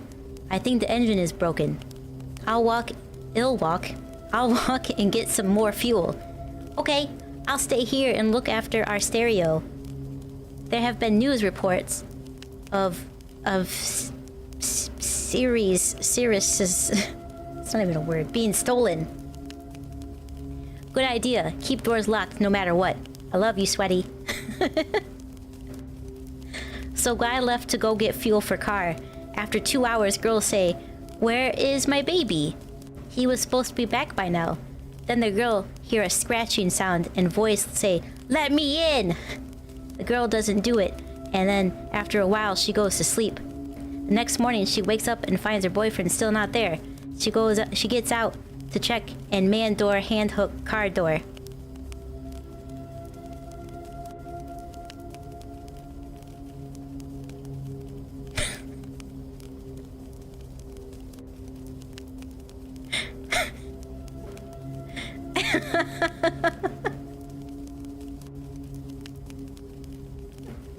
I was not expecting that twist.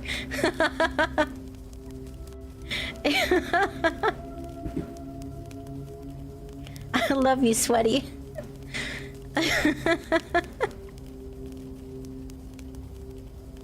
Hang on, if you haven't heard that one, then you haven't heard Who Was Phone.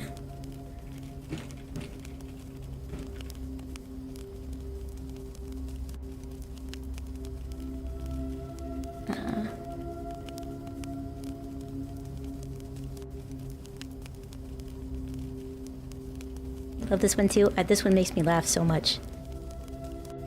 So you're there with your honey and you're making out when the phone rings. You answer it and the voice says, "What are you doing with my daughter?" You tell a girl and she says, "My dad is dead." Then who was phone?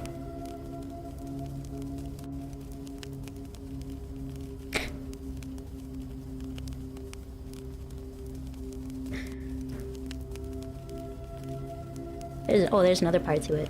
Oh, this is a visual dramatization.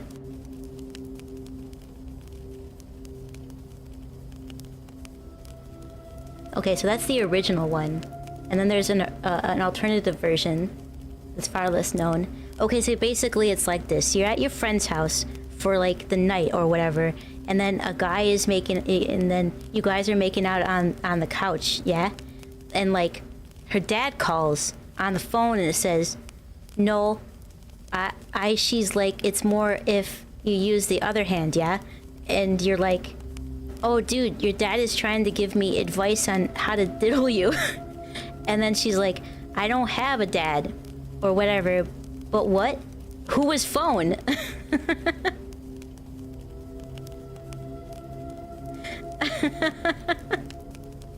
Oh, my name is Jeff. Oh, your favorite part was when she said, "Where baby at?"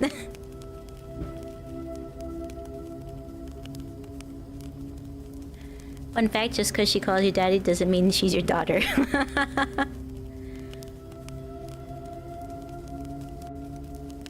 I gotta show you this one too. It's a visual dramatization of the story.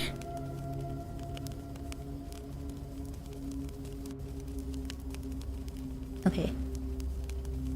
So you're making out with your girl, right? And like, and then you get a phone call, and it's like, oh, that's my phone. Sorry, honey, I gotta take this. Hello? What are you doing with my daughter? Ah, WTF. How did your dad get my number? And why is he so mad? No, my dad is dead. Then who was phone?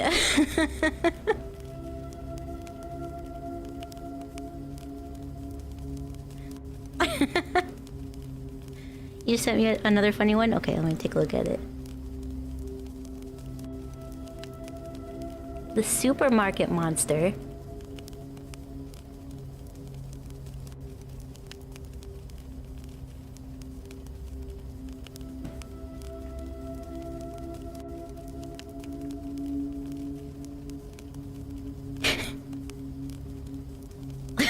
What?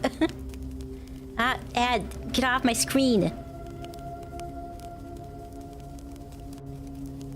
Stupid creepypasta bullshit, plain ads everywhere. Stop. Okay, such a classic, yeah. Then who was phone? Okay. This one is called the supermarket monster. Emma says this is a funny one. I guess I should show our protagonist, maybe. That's probably not important. You just look a guy.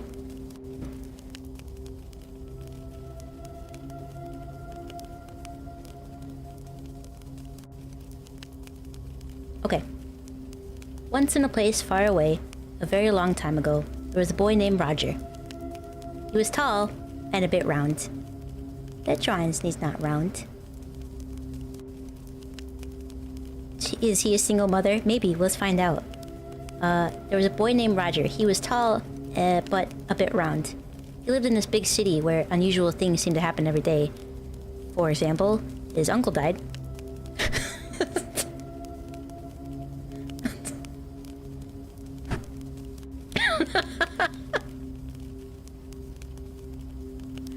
That's the end of the sentence. That's not the end of the story. It caught me off guard. Say again, okay. He lived in a big city where unusual things seemed to happen every day. For example, his uncle died. Anyway, Roger had a lot of enemies in the city. All the people he used to like were now his enemies because he changed. He used to be really successful. He used to be a really successful banker named Ron. But he decided to go another way, and he became a hobo man named Roger. Because of this, his friends thought they didn't like him anymore. So they said, "You're our enemy now." And Roger was like, "Oh no, I have no friends, but loads of enemies." Roger lives day to tomorrow. It's a weird way to say that. Roger lives day to tomorrow by the change he gets off strangers outside McDonald's. But sometimes he... Period. Did the AI write this story as well? But sometimes he...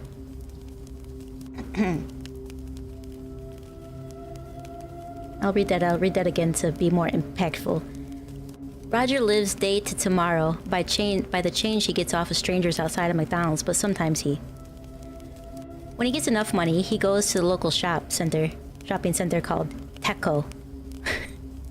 He can only buy things when they're not on sale, when they're on sale. So he only... What is he spelling mistakes?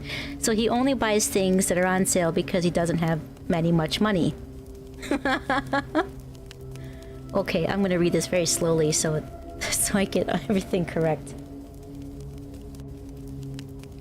Sometimes he even gets enough change to buy chicken when it's on sale, and he goes to KFC and says, "Can you cook this for me?" And they do, because they are his enemies and spit on the food. Yuck. Today, on the most windy and stormy and rainy and cloudy and sad of days, he decided he needed to eat and went to Teko. When he went inside, there was no baskets. This was weird. Roger thought that must be... God, this hurts my brain. When he went inside, there was no baskets. This was weird. Roger thought that must be giving them a break today, so he kept going. God, oh my God, that hurt my brain to say. He saw that their bread... He saw that their bread was on sale, so he was going to buy it. And then a big fat hairy man ran up to him and said, "No, that's not for you." And he took the sale sign away, which made the bread go back up to $100,000. This is all in the future, so that's normal for the future. Roger made a face similar to this. Here, I'll type it in chat so you can, because this is... Roger made a face similar to this. And he said, "But if you don't give me that, I will starve." And the fat man laughed, and his fat went bouncy from laughing. Then one of Ron's enemies died, so Ron felt his anger rising.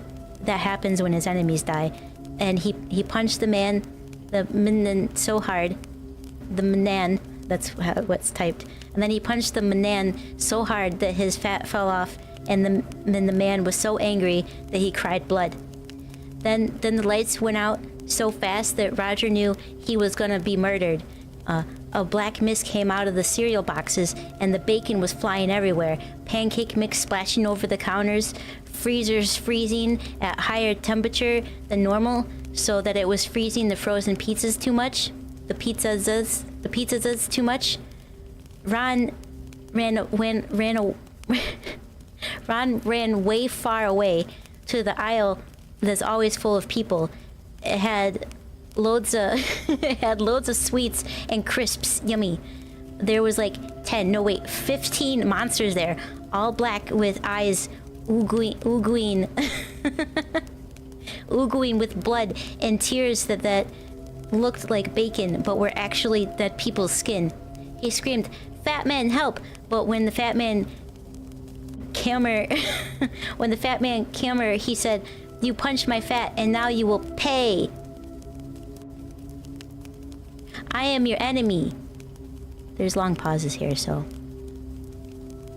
And then he ran and went innued side a freezer, but forgot that his freezers froze too hard, and now and he died from freeze. Roger ran to exit and was almost... Roger ran to a exit and was almost out when he tripped on something. He looked down and saw his enemies saying, "Help me, the pancakes were too stirring." And then he said, "No, I am Roger. You were Ron's friends, not mine. Smelly." And then he ran out the door, and he was safe. He got out. He escaped. He avoided death. He was alive. He was tall. He was safe. He was Roger. Then he went back and forth for the bread, but forgot about the monsters. So when he got the bread, the monsters came out from between the slices and cried blood from their mouths, saying, "We are your enemies, Ron." He said, How do you know my old name?" And then they ate him, and he just fell down on the floor crying from death. His last words were, "I am all your enemies." And then he fell down and died. Just before he died, he said, "I will now be a supermarket monster." So when you're in the supermarket, remember that Ron is waiting. In the future, though, because it's in the future, remember?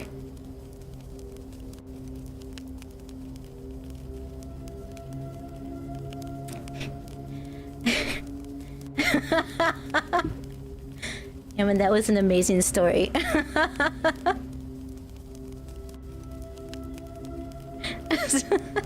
Incredible. Good night, Niali.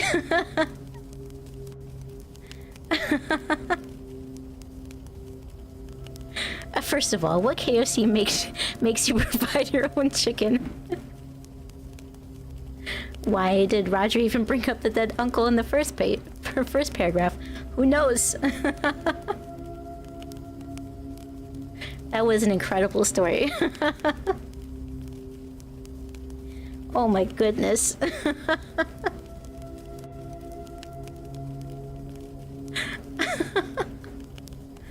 Oh no. Strange things happen every day. For instance, his uncle died.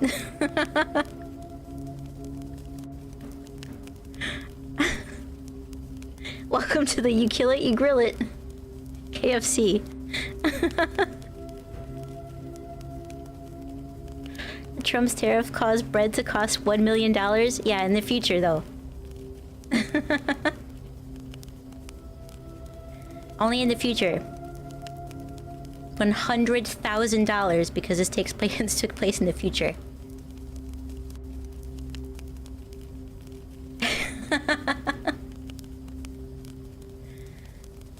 Thank you, Emma. That one was great.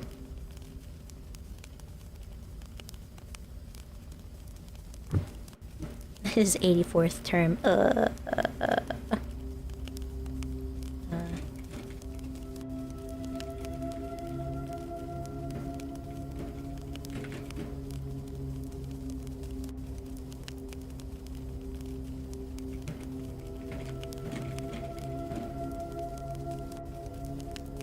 Let's see here.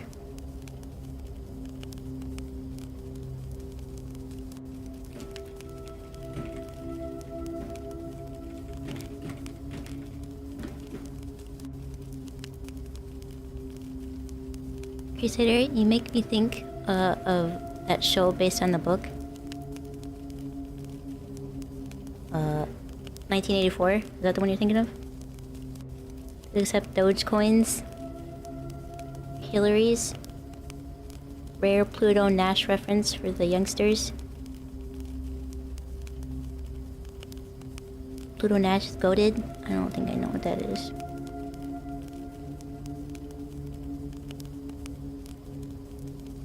Foundation. 3 clones of the same emperor and 3 stages of life in rotation. Oh boy. Alright, this one promises... This one is a 8.6 out of 10 stars and it's supposed to be so bad that it's good.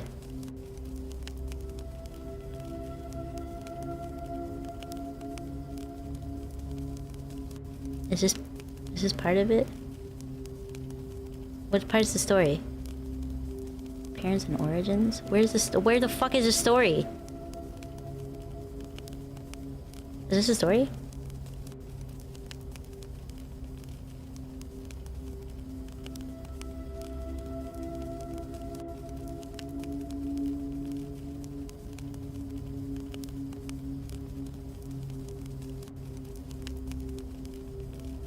You still got 15 minutes until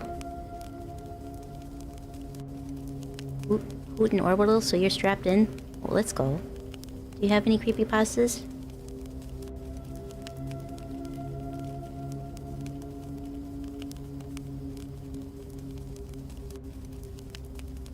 This website makes no sense, because it goes, like, in the history and the origins and the story, if I'm...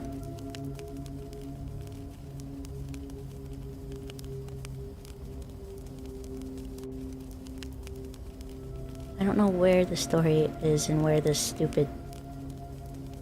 Okay, I won't read that one. I'll just skip this. I don't have any more, like, silly ones. But I can read The Smiling Man.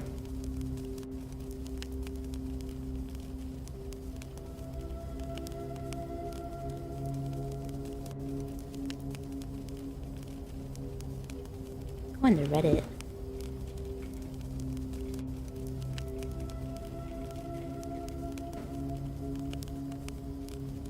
Have any stories not written by a stroke victim? Yeah.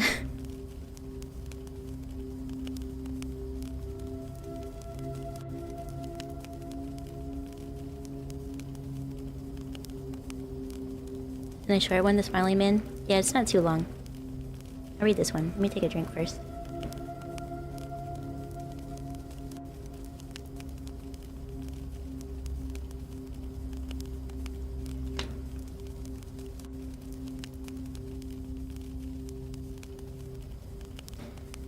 I also am gonna turn off raids just in case somebody tries to raid me.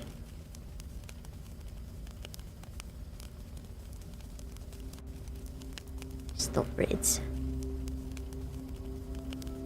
Alright, are you ready? It's like the recipe page of stories. Here's my life story and a brief but vague synopsis of the recipe. Yes, it is like that, where they're like, here's your story, but there's just like paragraphs after paragraphs of how they came about finding this recipe and how their grandmother dealt with life and all this other stuff. It's like, just take me to the recipe, please. I didn't care to read all this. I just wanted the recipe.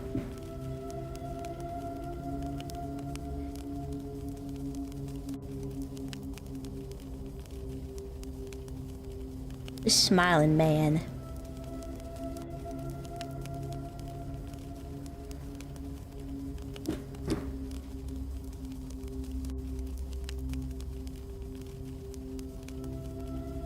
I'm gonna have a Cadbury egg when I eat it. An egg when I eat this, yo.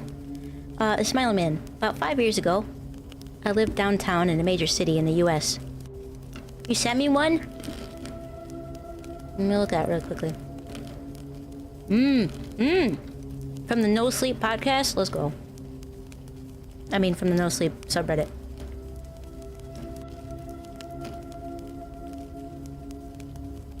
I'm gonna read the Smiling Man first, though.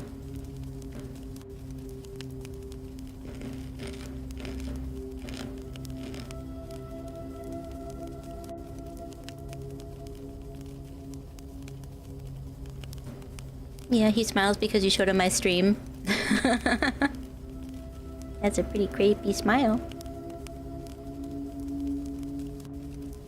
Okay. Smiling Man.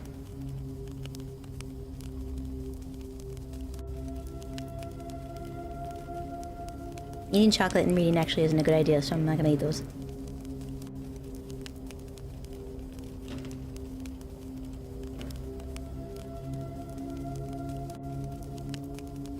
About 5 years ago, I lived downtown in a major city in the US. I've always been a night person, so I would often find myself bored after my roommate, who was decidedly not a night person, went to sleep. The best time, I used to go for long walks and spent time thinking.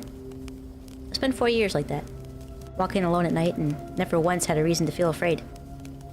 Must be a guy.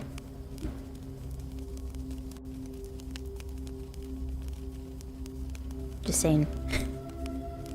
I always used to joke with my roommate that even the drug dealers in the city were polite. But all that changed just a few minutes. All that changed in just a few minutes one evening. It was a Wednesday, somewhere between 1 and 2 in the morning. I was walking near a police-patrolled park.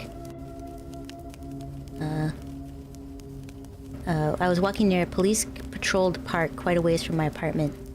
It was quiet, even for a weeknight, with very little traffic and almost no one on foot. The park, as it was most nights, was completely empty. I need the font to get into me, I think.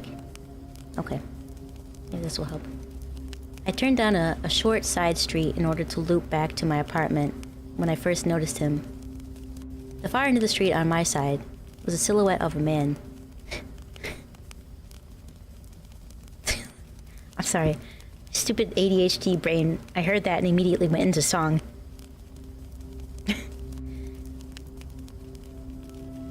On the far side of on the far end of the street on my side was a silhouette of a man dancing. It was a strange dance, similar to a waltz, but he finished each quote-unquote box with an odd forward stride. I guess you could call it like he was dance walking, heading straight for me. Deciding he was probably drunk, I stepped as close as I could to the road to give him the majority of the sidewalk to pass me by. The closer he got, the more I realized how gracefully he was moving. He was very tall and lanky and wearing an old suit. He danced closer still until I could make out his face. His eyes were open wide, his head tilted back slightly, looking off at the sky. His mouth was formed into a painfully wide cartoon of a smile. Between the eyes and the smile, I decided to cross the street before he danced any closer. I took my eyes off of him to cross the empty street. As I reached the other side, I glanced back and then stopped dead in my tracks. He had stopped dancing and was standing with one foot on the street, perfectly parallel to me. He was facing me but still looking skyward, his smile still wide on his lips. I was completely and utterly unnerved by this. I started walking again, but I kept my eye on the man. He didn't move. Once I had put about half a block between us, I turned away from him for a moment to watch the sidewalk in front of me. The street ahead of me was completely empty. Still unnerved, I looked back to see he had been standing, to find him gone. For the briefest of moments, I felt relieved until I noticed him. He had crossed the street and was now slightly crouched down. I couldn't tell for sure due to the distance of the shadows, but I was certain he was facing me. I looked away from him for no more than 10 seconds, so it was clear he had moved fast. I was so shocked that I stood there for some time staring at him, and then he started moving towards me again. He took giant, exaggerated, tiptoe steps as if he were a cartoon character sneaking up on someone, except he was moving very, very quickly. I'd like to say at this point I ran away, or pulled out my pepper spray or my cell phone or anything at all, but I didn't. I just stood there, completely frozen, as a smiling man crept towards me. And then he stopped again, about a car length away from me, still smiling, his smile, still looking at the sky. When I finally found my voice, I blurted out, and the first thing that came to mind, what I meant to ask was, "What do you want?" in an angry, commanding tone. But what came out was a whimper. What? Regardless of whether or not humans can smell fear, they certainly can hear it. I heard it with my own voice, and that only made me more afraid. But he didn't react at all. He just stood there, smiling. And then after what felt like forever, he turned around very slowly and started to walk away. Just like that. Not wanting to turn my back to him again, I just watched him go until he was far enough away to be almost out of sight. And then I realized something. He wasn't moving away anymore, nor was he dancing. I watched in horror as the distant shape of him grew larger and larger. He was coming back my way, and this time he was running. I ran too. I ran until I was off the side of the road and back into the better lit road with sparse traffic. Looking behind me then, he was nowhere to be found. The rest of the way home, I kept glancing over my shoulder, always expecting to see his stupid smile, but he was never there. I lived in that city for 6 months after that night, and I never went out for another walk. There was something about his face that always haunted me. He didn't look drunk. He didn't look high. He looked completely and utterly insane. And that's a very, very scary thing to see. An insane dude? I mean, if he took, like, huge steps, I feel like that's just paranormal, isn't it?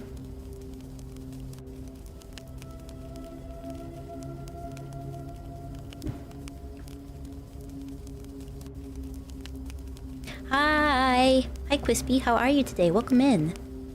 Good night. Have a good night, Pengu. Thank you for the stories.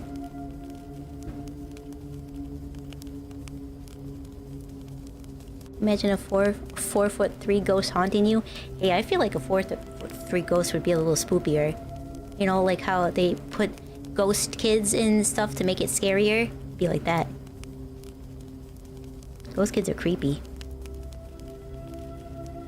And it's just Crusader. That's his Wednesday night routine, is to dance walk down the sidewalk.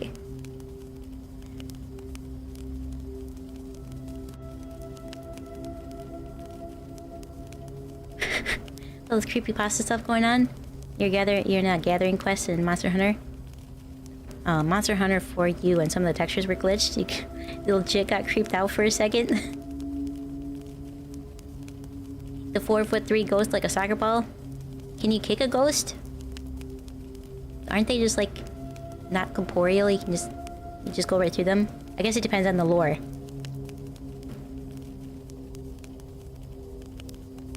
Okay, we probably have time for just this one, and then we will chat for a little bit before I raid out to somebody. This is the one Crusader sent. I am a search and rescue officer for the U.S. Forest Service, and I have some stories to tell. It's not square in the eyes. I would look down at it. I'm 5'3". I'm a foot taller than that damn thing. Isn't this super long? It's not too long.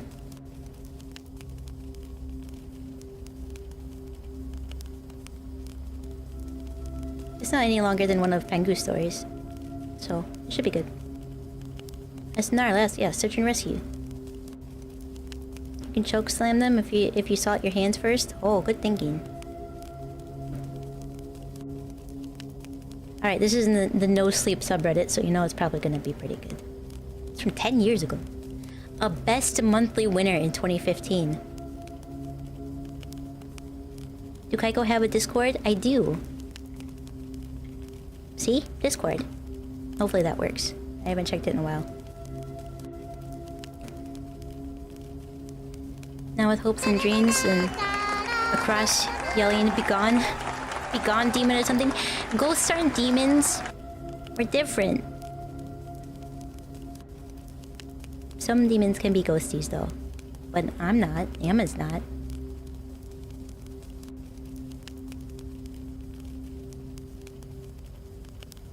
Okay. Anyway.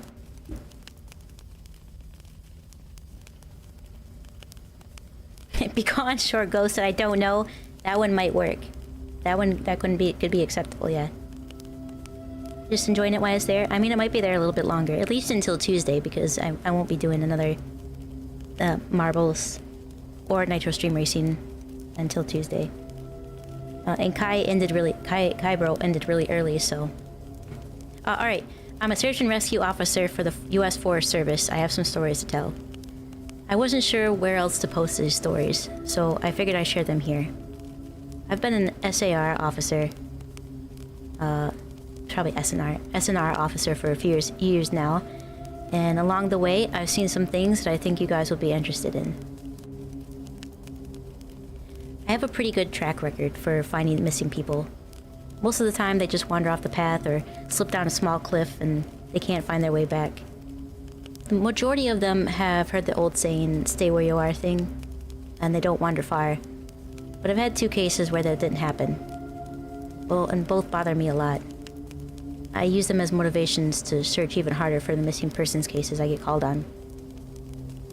The first was a little boy who was out berry picking with his parents. He and his sister were together, and both of them went missing around the same time. Their parents lost sight of them for a few seconds, and in that time, both kids apparently wandered off. When their parents couldn't find them, they called us, and we came out to search the area. We found the daughter pretty quickly, and she asked where her brother was. When asked where her brother was, she told us that he had been taken away by the quote-unquote bear man. She said he gave her berries, and told her to stay quiet, that he wanted to play with her brother for a while. Last thing she saw of her brother was he was riding on the shoulders of the bear man, and seemed calm. Of course, our first thought was abduction, but we never found a trace of another human being in the area. The little girl was also insistent that he wasn't a normal man, but that he was tall and covered in hair like a bear, and that he had a weird face. We searched the area for weeks. It was one of the longest calls I've ever been on, but we never found a single trace of that kid. The other was a young woman who was out hiking with her mom and grandpa. According to her mother, the daughter had climbed up a tree to get a better view of the forest. She never came back down. They waited at the base of the tree for hours, calling her name before they called for help. Again, we searched everywhere. We never found a trace of her. I have no idea where she could have possibly gone because neither her mother or grandpa saw her come down. A few times I've been called out on my own searching with a canine. And they've tried to lead me straight up cliffs. Not hills, not even rock faces. Straight sheer cliffs with no possible handholds. It's always baffling. And in those cases, we usually find the person on the other side of the cliff, or miles away from where the canines led us. I'm sure there's an explanation, but it's sort of strange. One particularly sad case involved the recovery of a body. A 9-year-old girl fell down an embankment and got impaled on a dead tree at the base. It was a complete freak accident, but I'll never forget the sight. I'll never forget the sound of her mother. I'll never forget the sound her mother made when we told her what had happened. She saw the body bag being loaded into the ambulance, and she let out the most haunting, heartbreaking wail I've ever heard. It was like her whole life was crashing down around her, and part of her had died with her daughter. I heard from another SNR officer that she killed herself a few weeks after that happened. She couldn't live with the loss of her daughter. I was teamed up with another SNR officer because we'd received reports of bears in the area. We were looking for a guy who hadn't come home from a climbing trip when he was supposed to, and we ended up having to do some serious climbing to get where we figured he'd be. We found him trapped in a small crevice with a broken leg. It was not pleasant. He'd been there for almost 2 days, and his leg was obviously infected. We were able to get him into a chopper, and I heard from one of the EMTs that the guy was absolutely inconsolable. He kept talking about how he'd been doing fine, and he'd gotten to the top. When he got into the top, a man had been there. They said the guy had no climbing equipment, and he was wearing a parka and ski pants. And he walked up to the guy, and when the guy turned around, he said he had no face. Just blank. And he freaked out and ended up trying to get off the mountain too fast, which is why he'd fallen. He said he could hear the guy all night, climbing down the mountain and letting out these horrible muffled screams. That story bothered the hell out of me. I'm glad I wasn't there to hear it. One of the scariest things that ever happened to me involved the search for a young woman who'd gotten separated from her hiking group.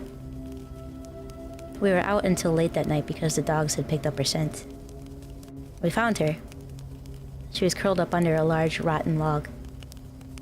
She was missing her shoes and pack, and she was clearly in shock. She didn't have any injuries, and we were able to get her to walk back with us to the base ops. Along the way, she kept looking behind us and asking why that quote-unquote big man with the black eyes was following us. We couldn't see anyone, so we just wrote it off as some weird symptom of shock. But the closer we got to the base, the more agitated this woman got. She kept asking me to tell him to stop making faces at her. At one point, she stopped and turned around and started yelling into the forest, saying that she wanted him to leave her alone. She wasn't going to go with him, she said. And she wouldn't give us... And she wouldn't give us to him.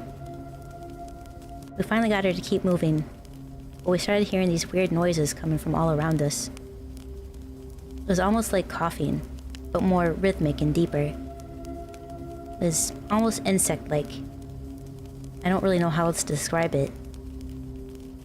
When we went to the site of the base ops, the woman turns to me, and her eyes are about as wide as I imagine a human could open them.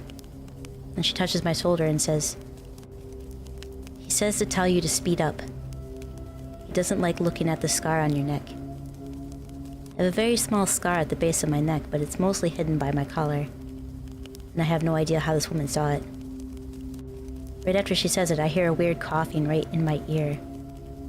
And I just about jumped out of my skin. I hustled her to the ops, trying not to show how freaked out I was, but I have to say... I was really happy when we left the area that night. This is the last one I'll tell, and it's probably the weirdest story I have. Now, I don't know if this is even true. I don't know if this is true in every SNR unit, but in mine, it's sort of unspoken. It's sort of an unspoken regular thing we run into. You can try asking about it with other SNR officers, but even if they know what you're talking about, they probably won't say anything about it.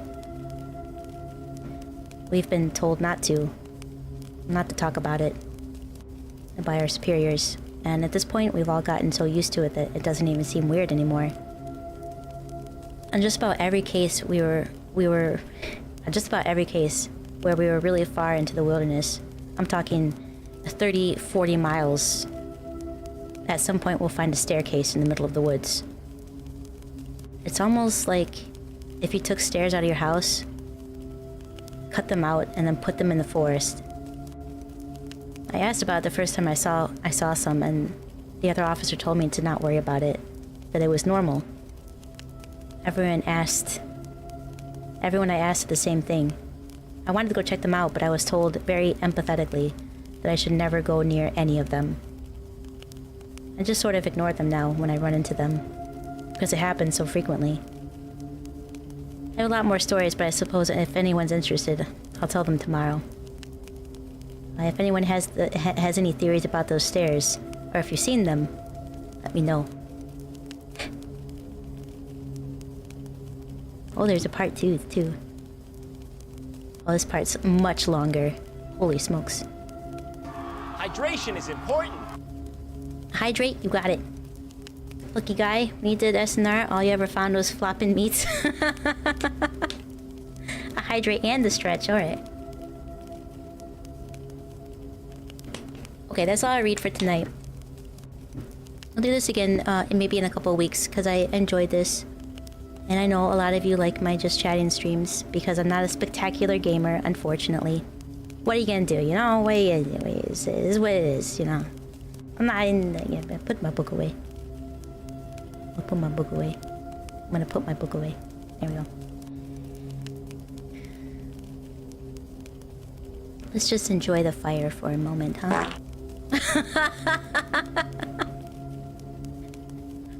Hey, Chili.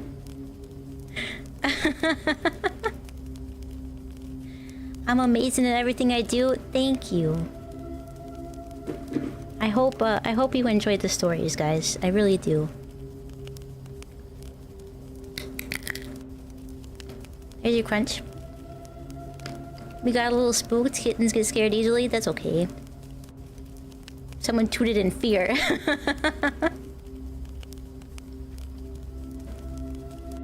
You're free? I hope you had a great night at work, Chili. And your weekend starts now, right? Because it's Thursday? You enjoyed watching me... you enjoyed watching me lose to an NPC 5 times in a row? In what particularly? Was it Elden Ring? Thank you for the stories. I really hope you enjoyed them. If you are on YouTube, if you could remember to hit the like button if you liked it, and the down vote if you didn't like it, and if you leave a comment, then I will know if you enjoyed the content or not. Unfortunately, can't do that on here. You just have to tell me directly that I enjoyed this, Kaiko. Please do it again. Or the shit sucked, Kaiko. What the fuck?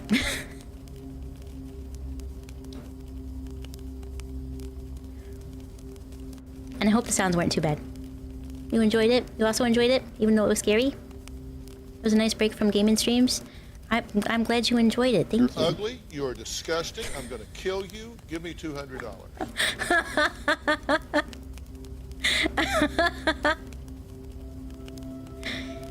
You enjoyed too? Enjoyment! Awesome. I will do some more research then. The No Sleep subreddit I know has a ton of really good stories. And if you've never heard of the No Sleep podcast, I suggest checking it out. So what they do is they take the No Sleep stories from the subreddit, and then they have a team of voice actors to act them out, and it's a really good podcast. A stinky. There it is. Glad all the blurps are working. I will, for next stream, for tomorrow, I'll be back doing something probably Elite Dangerous, because I haven't been able to fly very much on stream, so I'm going to show off my cool skills. Whatever happened in stream, you like it? You weren't here, you missed a bunch of stories, Chili. And then if you do have stories that you would like me to read, or creepypastas that I should check out, that are safe for stream, then you can put them in the Ask Kaiko, I think, or feedback. There's a couple channels you can put them in. Alright, that's okay. You had to work. It's not in your control. I hope you had a good night at work though. Yeah, there's the Ask Kaiko and suggestions and feedback. You can put them in either one. I will monitor both. Even though sometimes I forget to check my chat. And artwork. Oh, fire. Oh, cute. A little red. Okay. You can put them in there and I'll read your stories. If you are an author and would like me to read your short story on stream, I will do that as well. Pengo usually writes me short stories and then shares them with me, so... Kaiko checks your Discord every lunar moon. Here's the thing though, I have so many Discord messages and then when I remember to go look, sometimes there's just nothing in chat and I'm like, F. I forgot I have to be an appropriate content creator and actually talk to everybody. So I will check it more often. But yeah, if you have stories that I should check out, or if you would like me to read them, I will do that. By the time we do a next chatting stream, it'll probably be time for stories again, so we'll probably read more stories. It doesn't necessarily have to be spooky ones. I might read some uplifting ones. Like, oh, the places you'll go. I like that one. It hits you in the feels. It's a good book, though. It's a good book. But now is the time that we should probably find somebody to raid.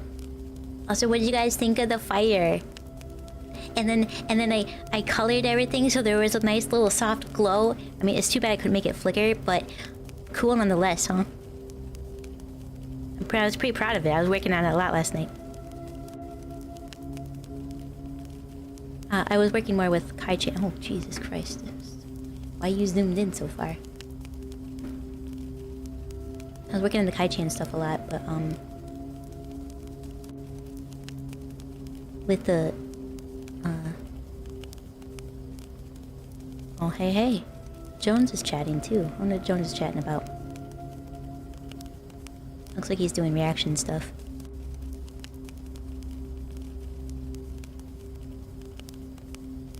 Did you just start? You must have just started. Yeah, 23 seconds into the stream. Okay. Yeah, I'm not gonna raid the big time streamer though. That's pretty cool. 4.0 from Savvy. If you don't know who that is, I barely know either. But Brushy said I should follow her, so I do.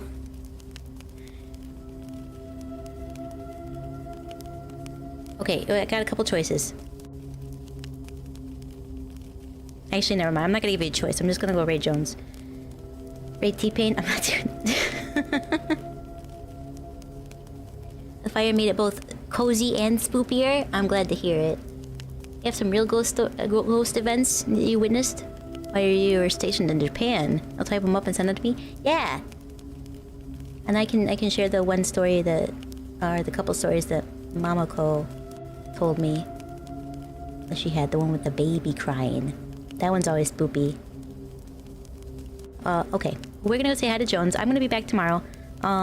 With probably some Elite Dangerous or Monster Hunter, because the new update just came out.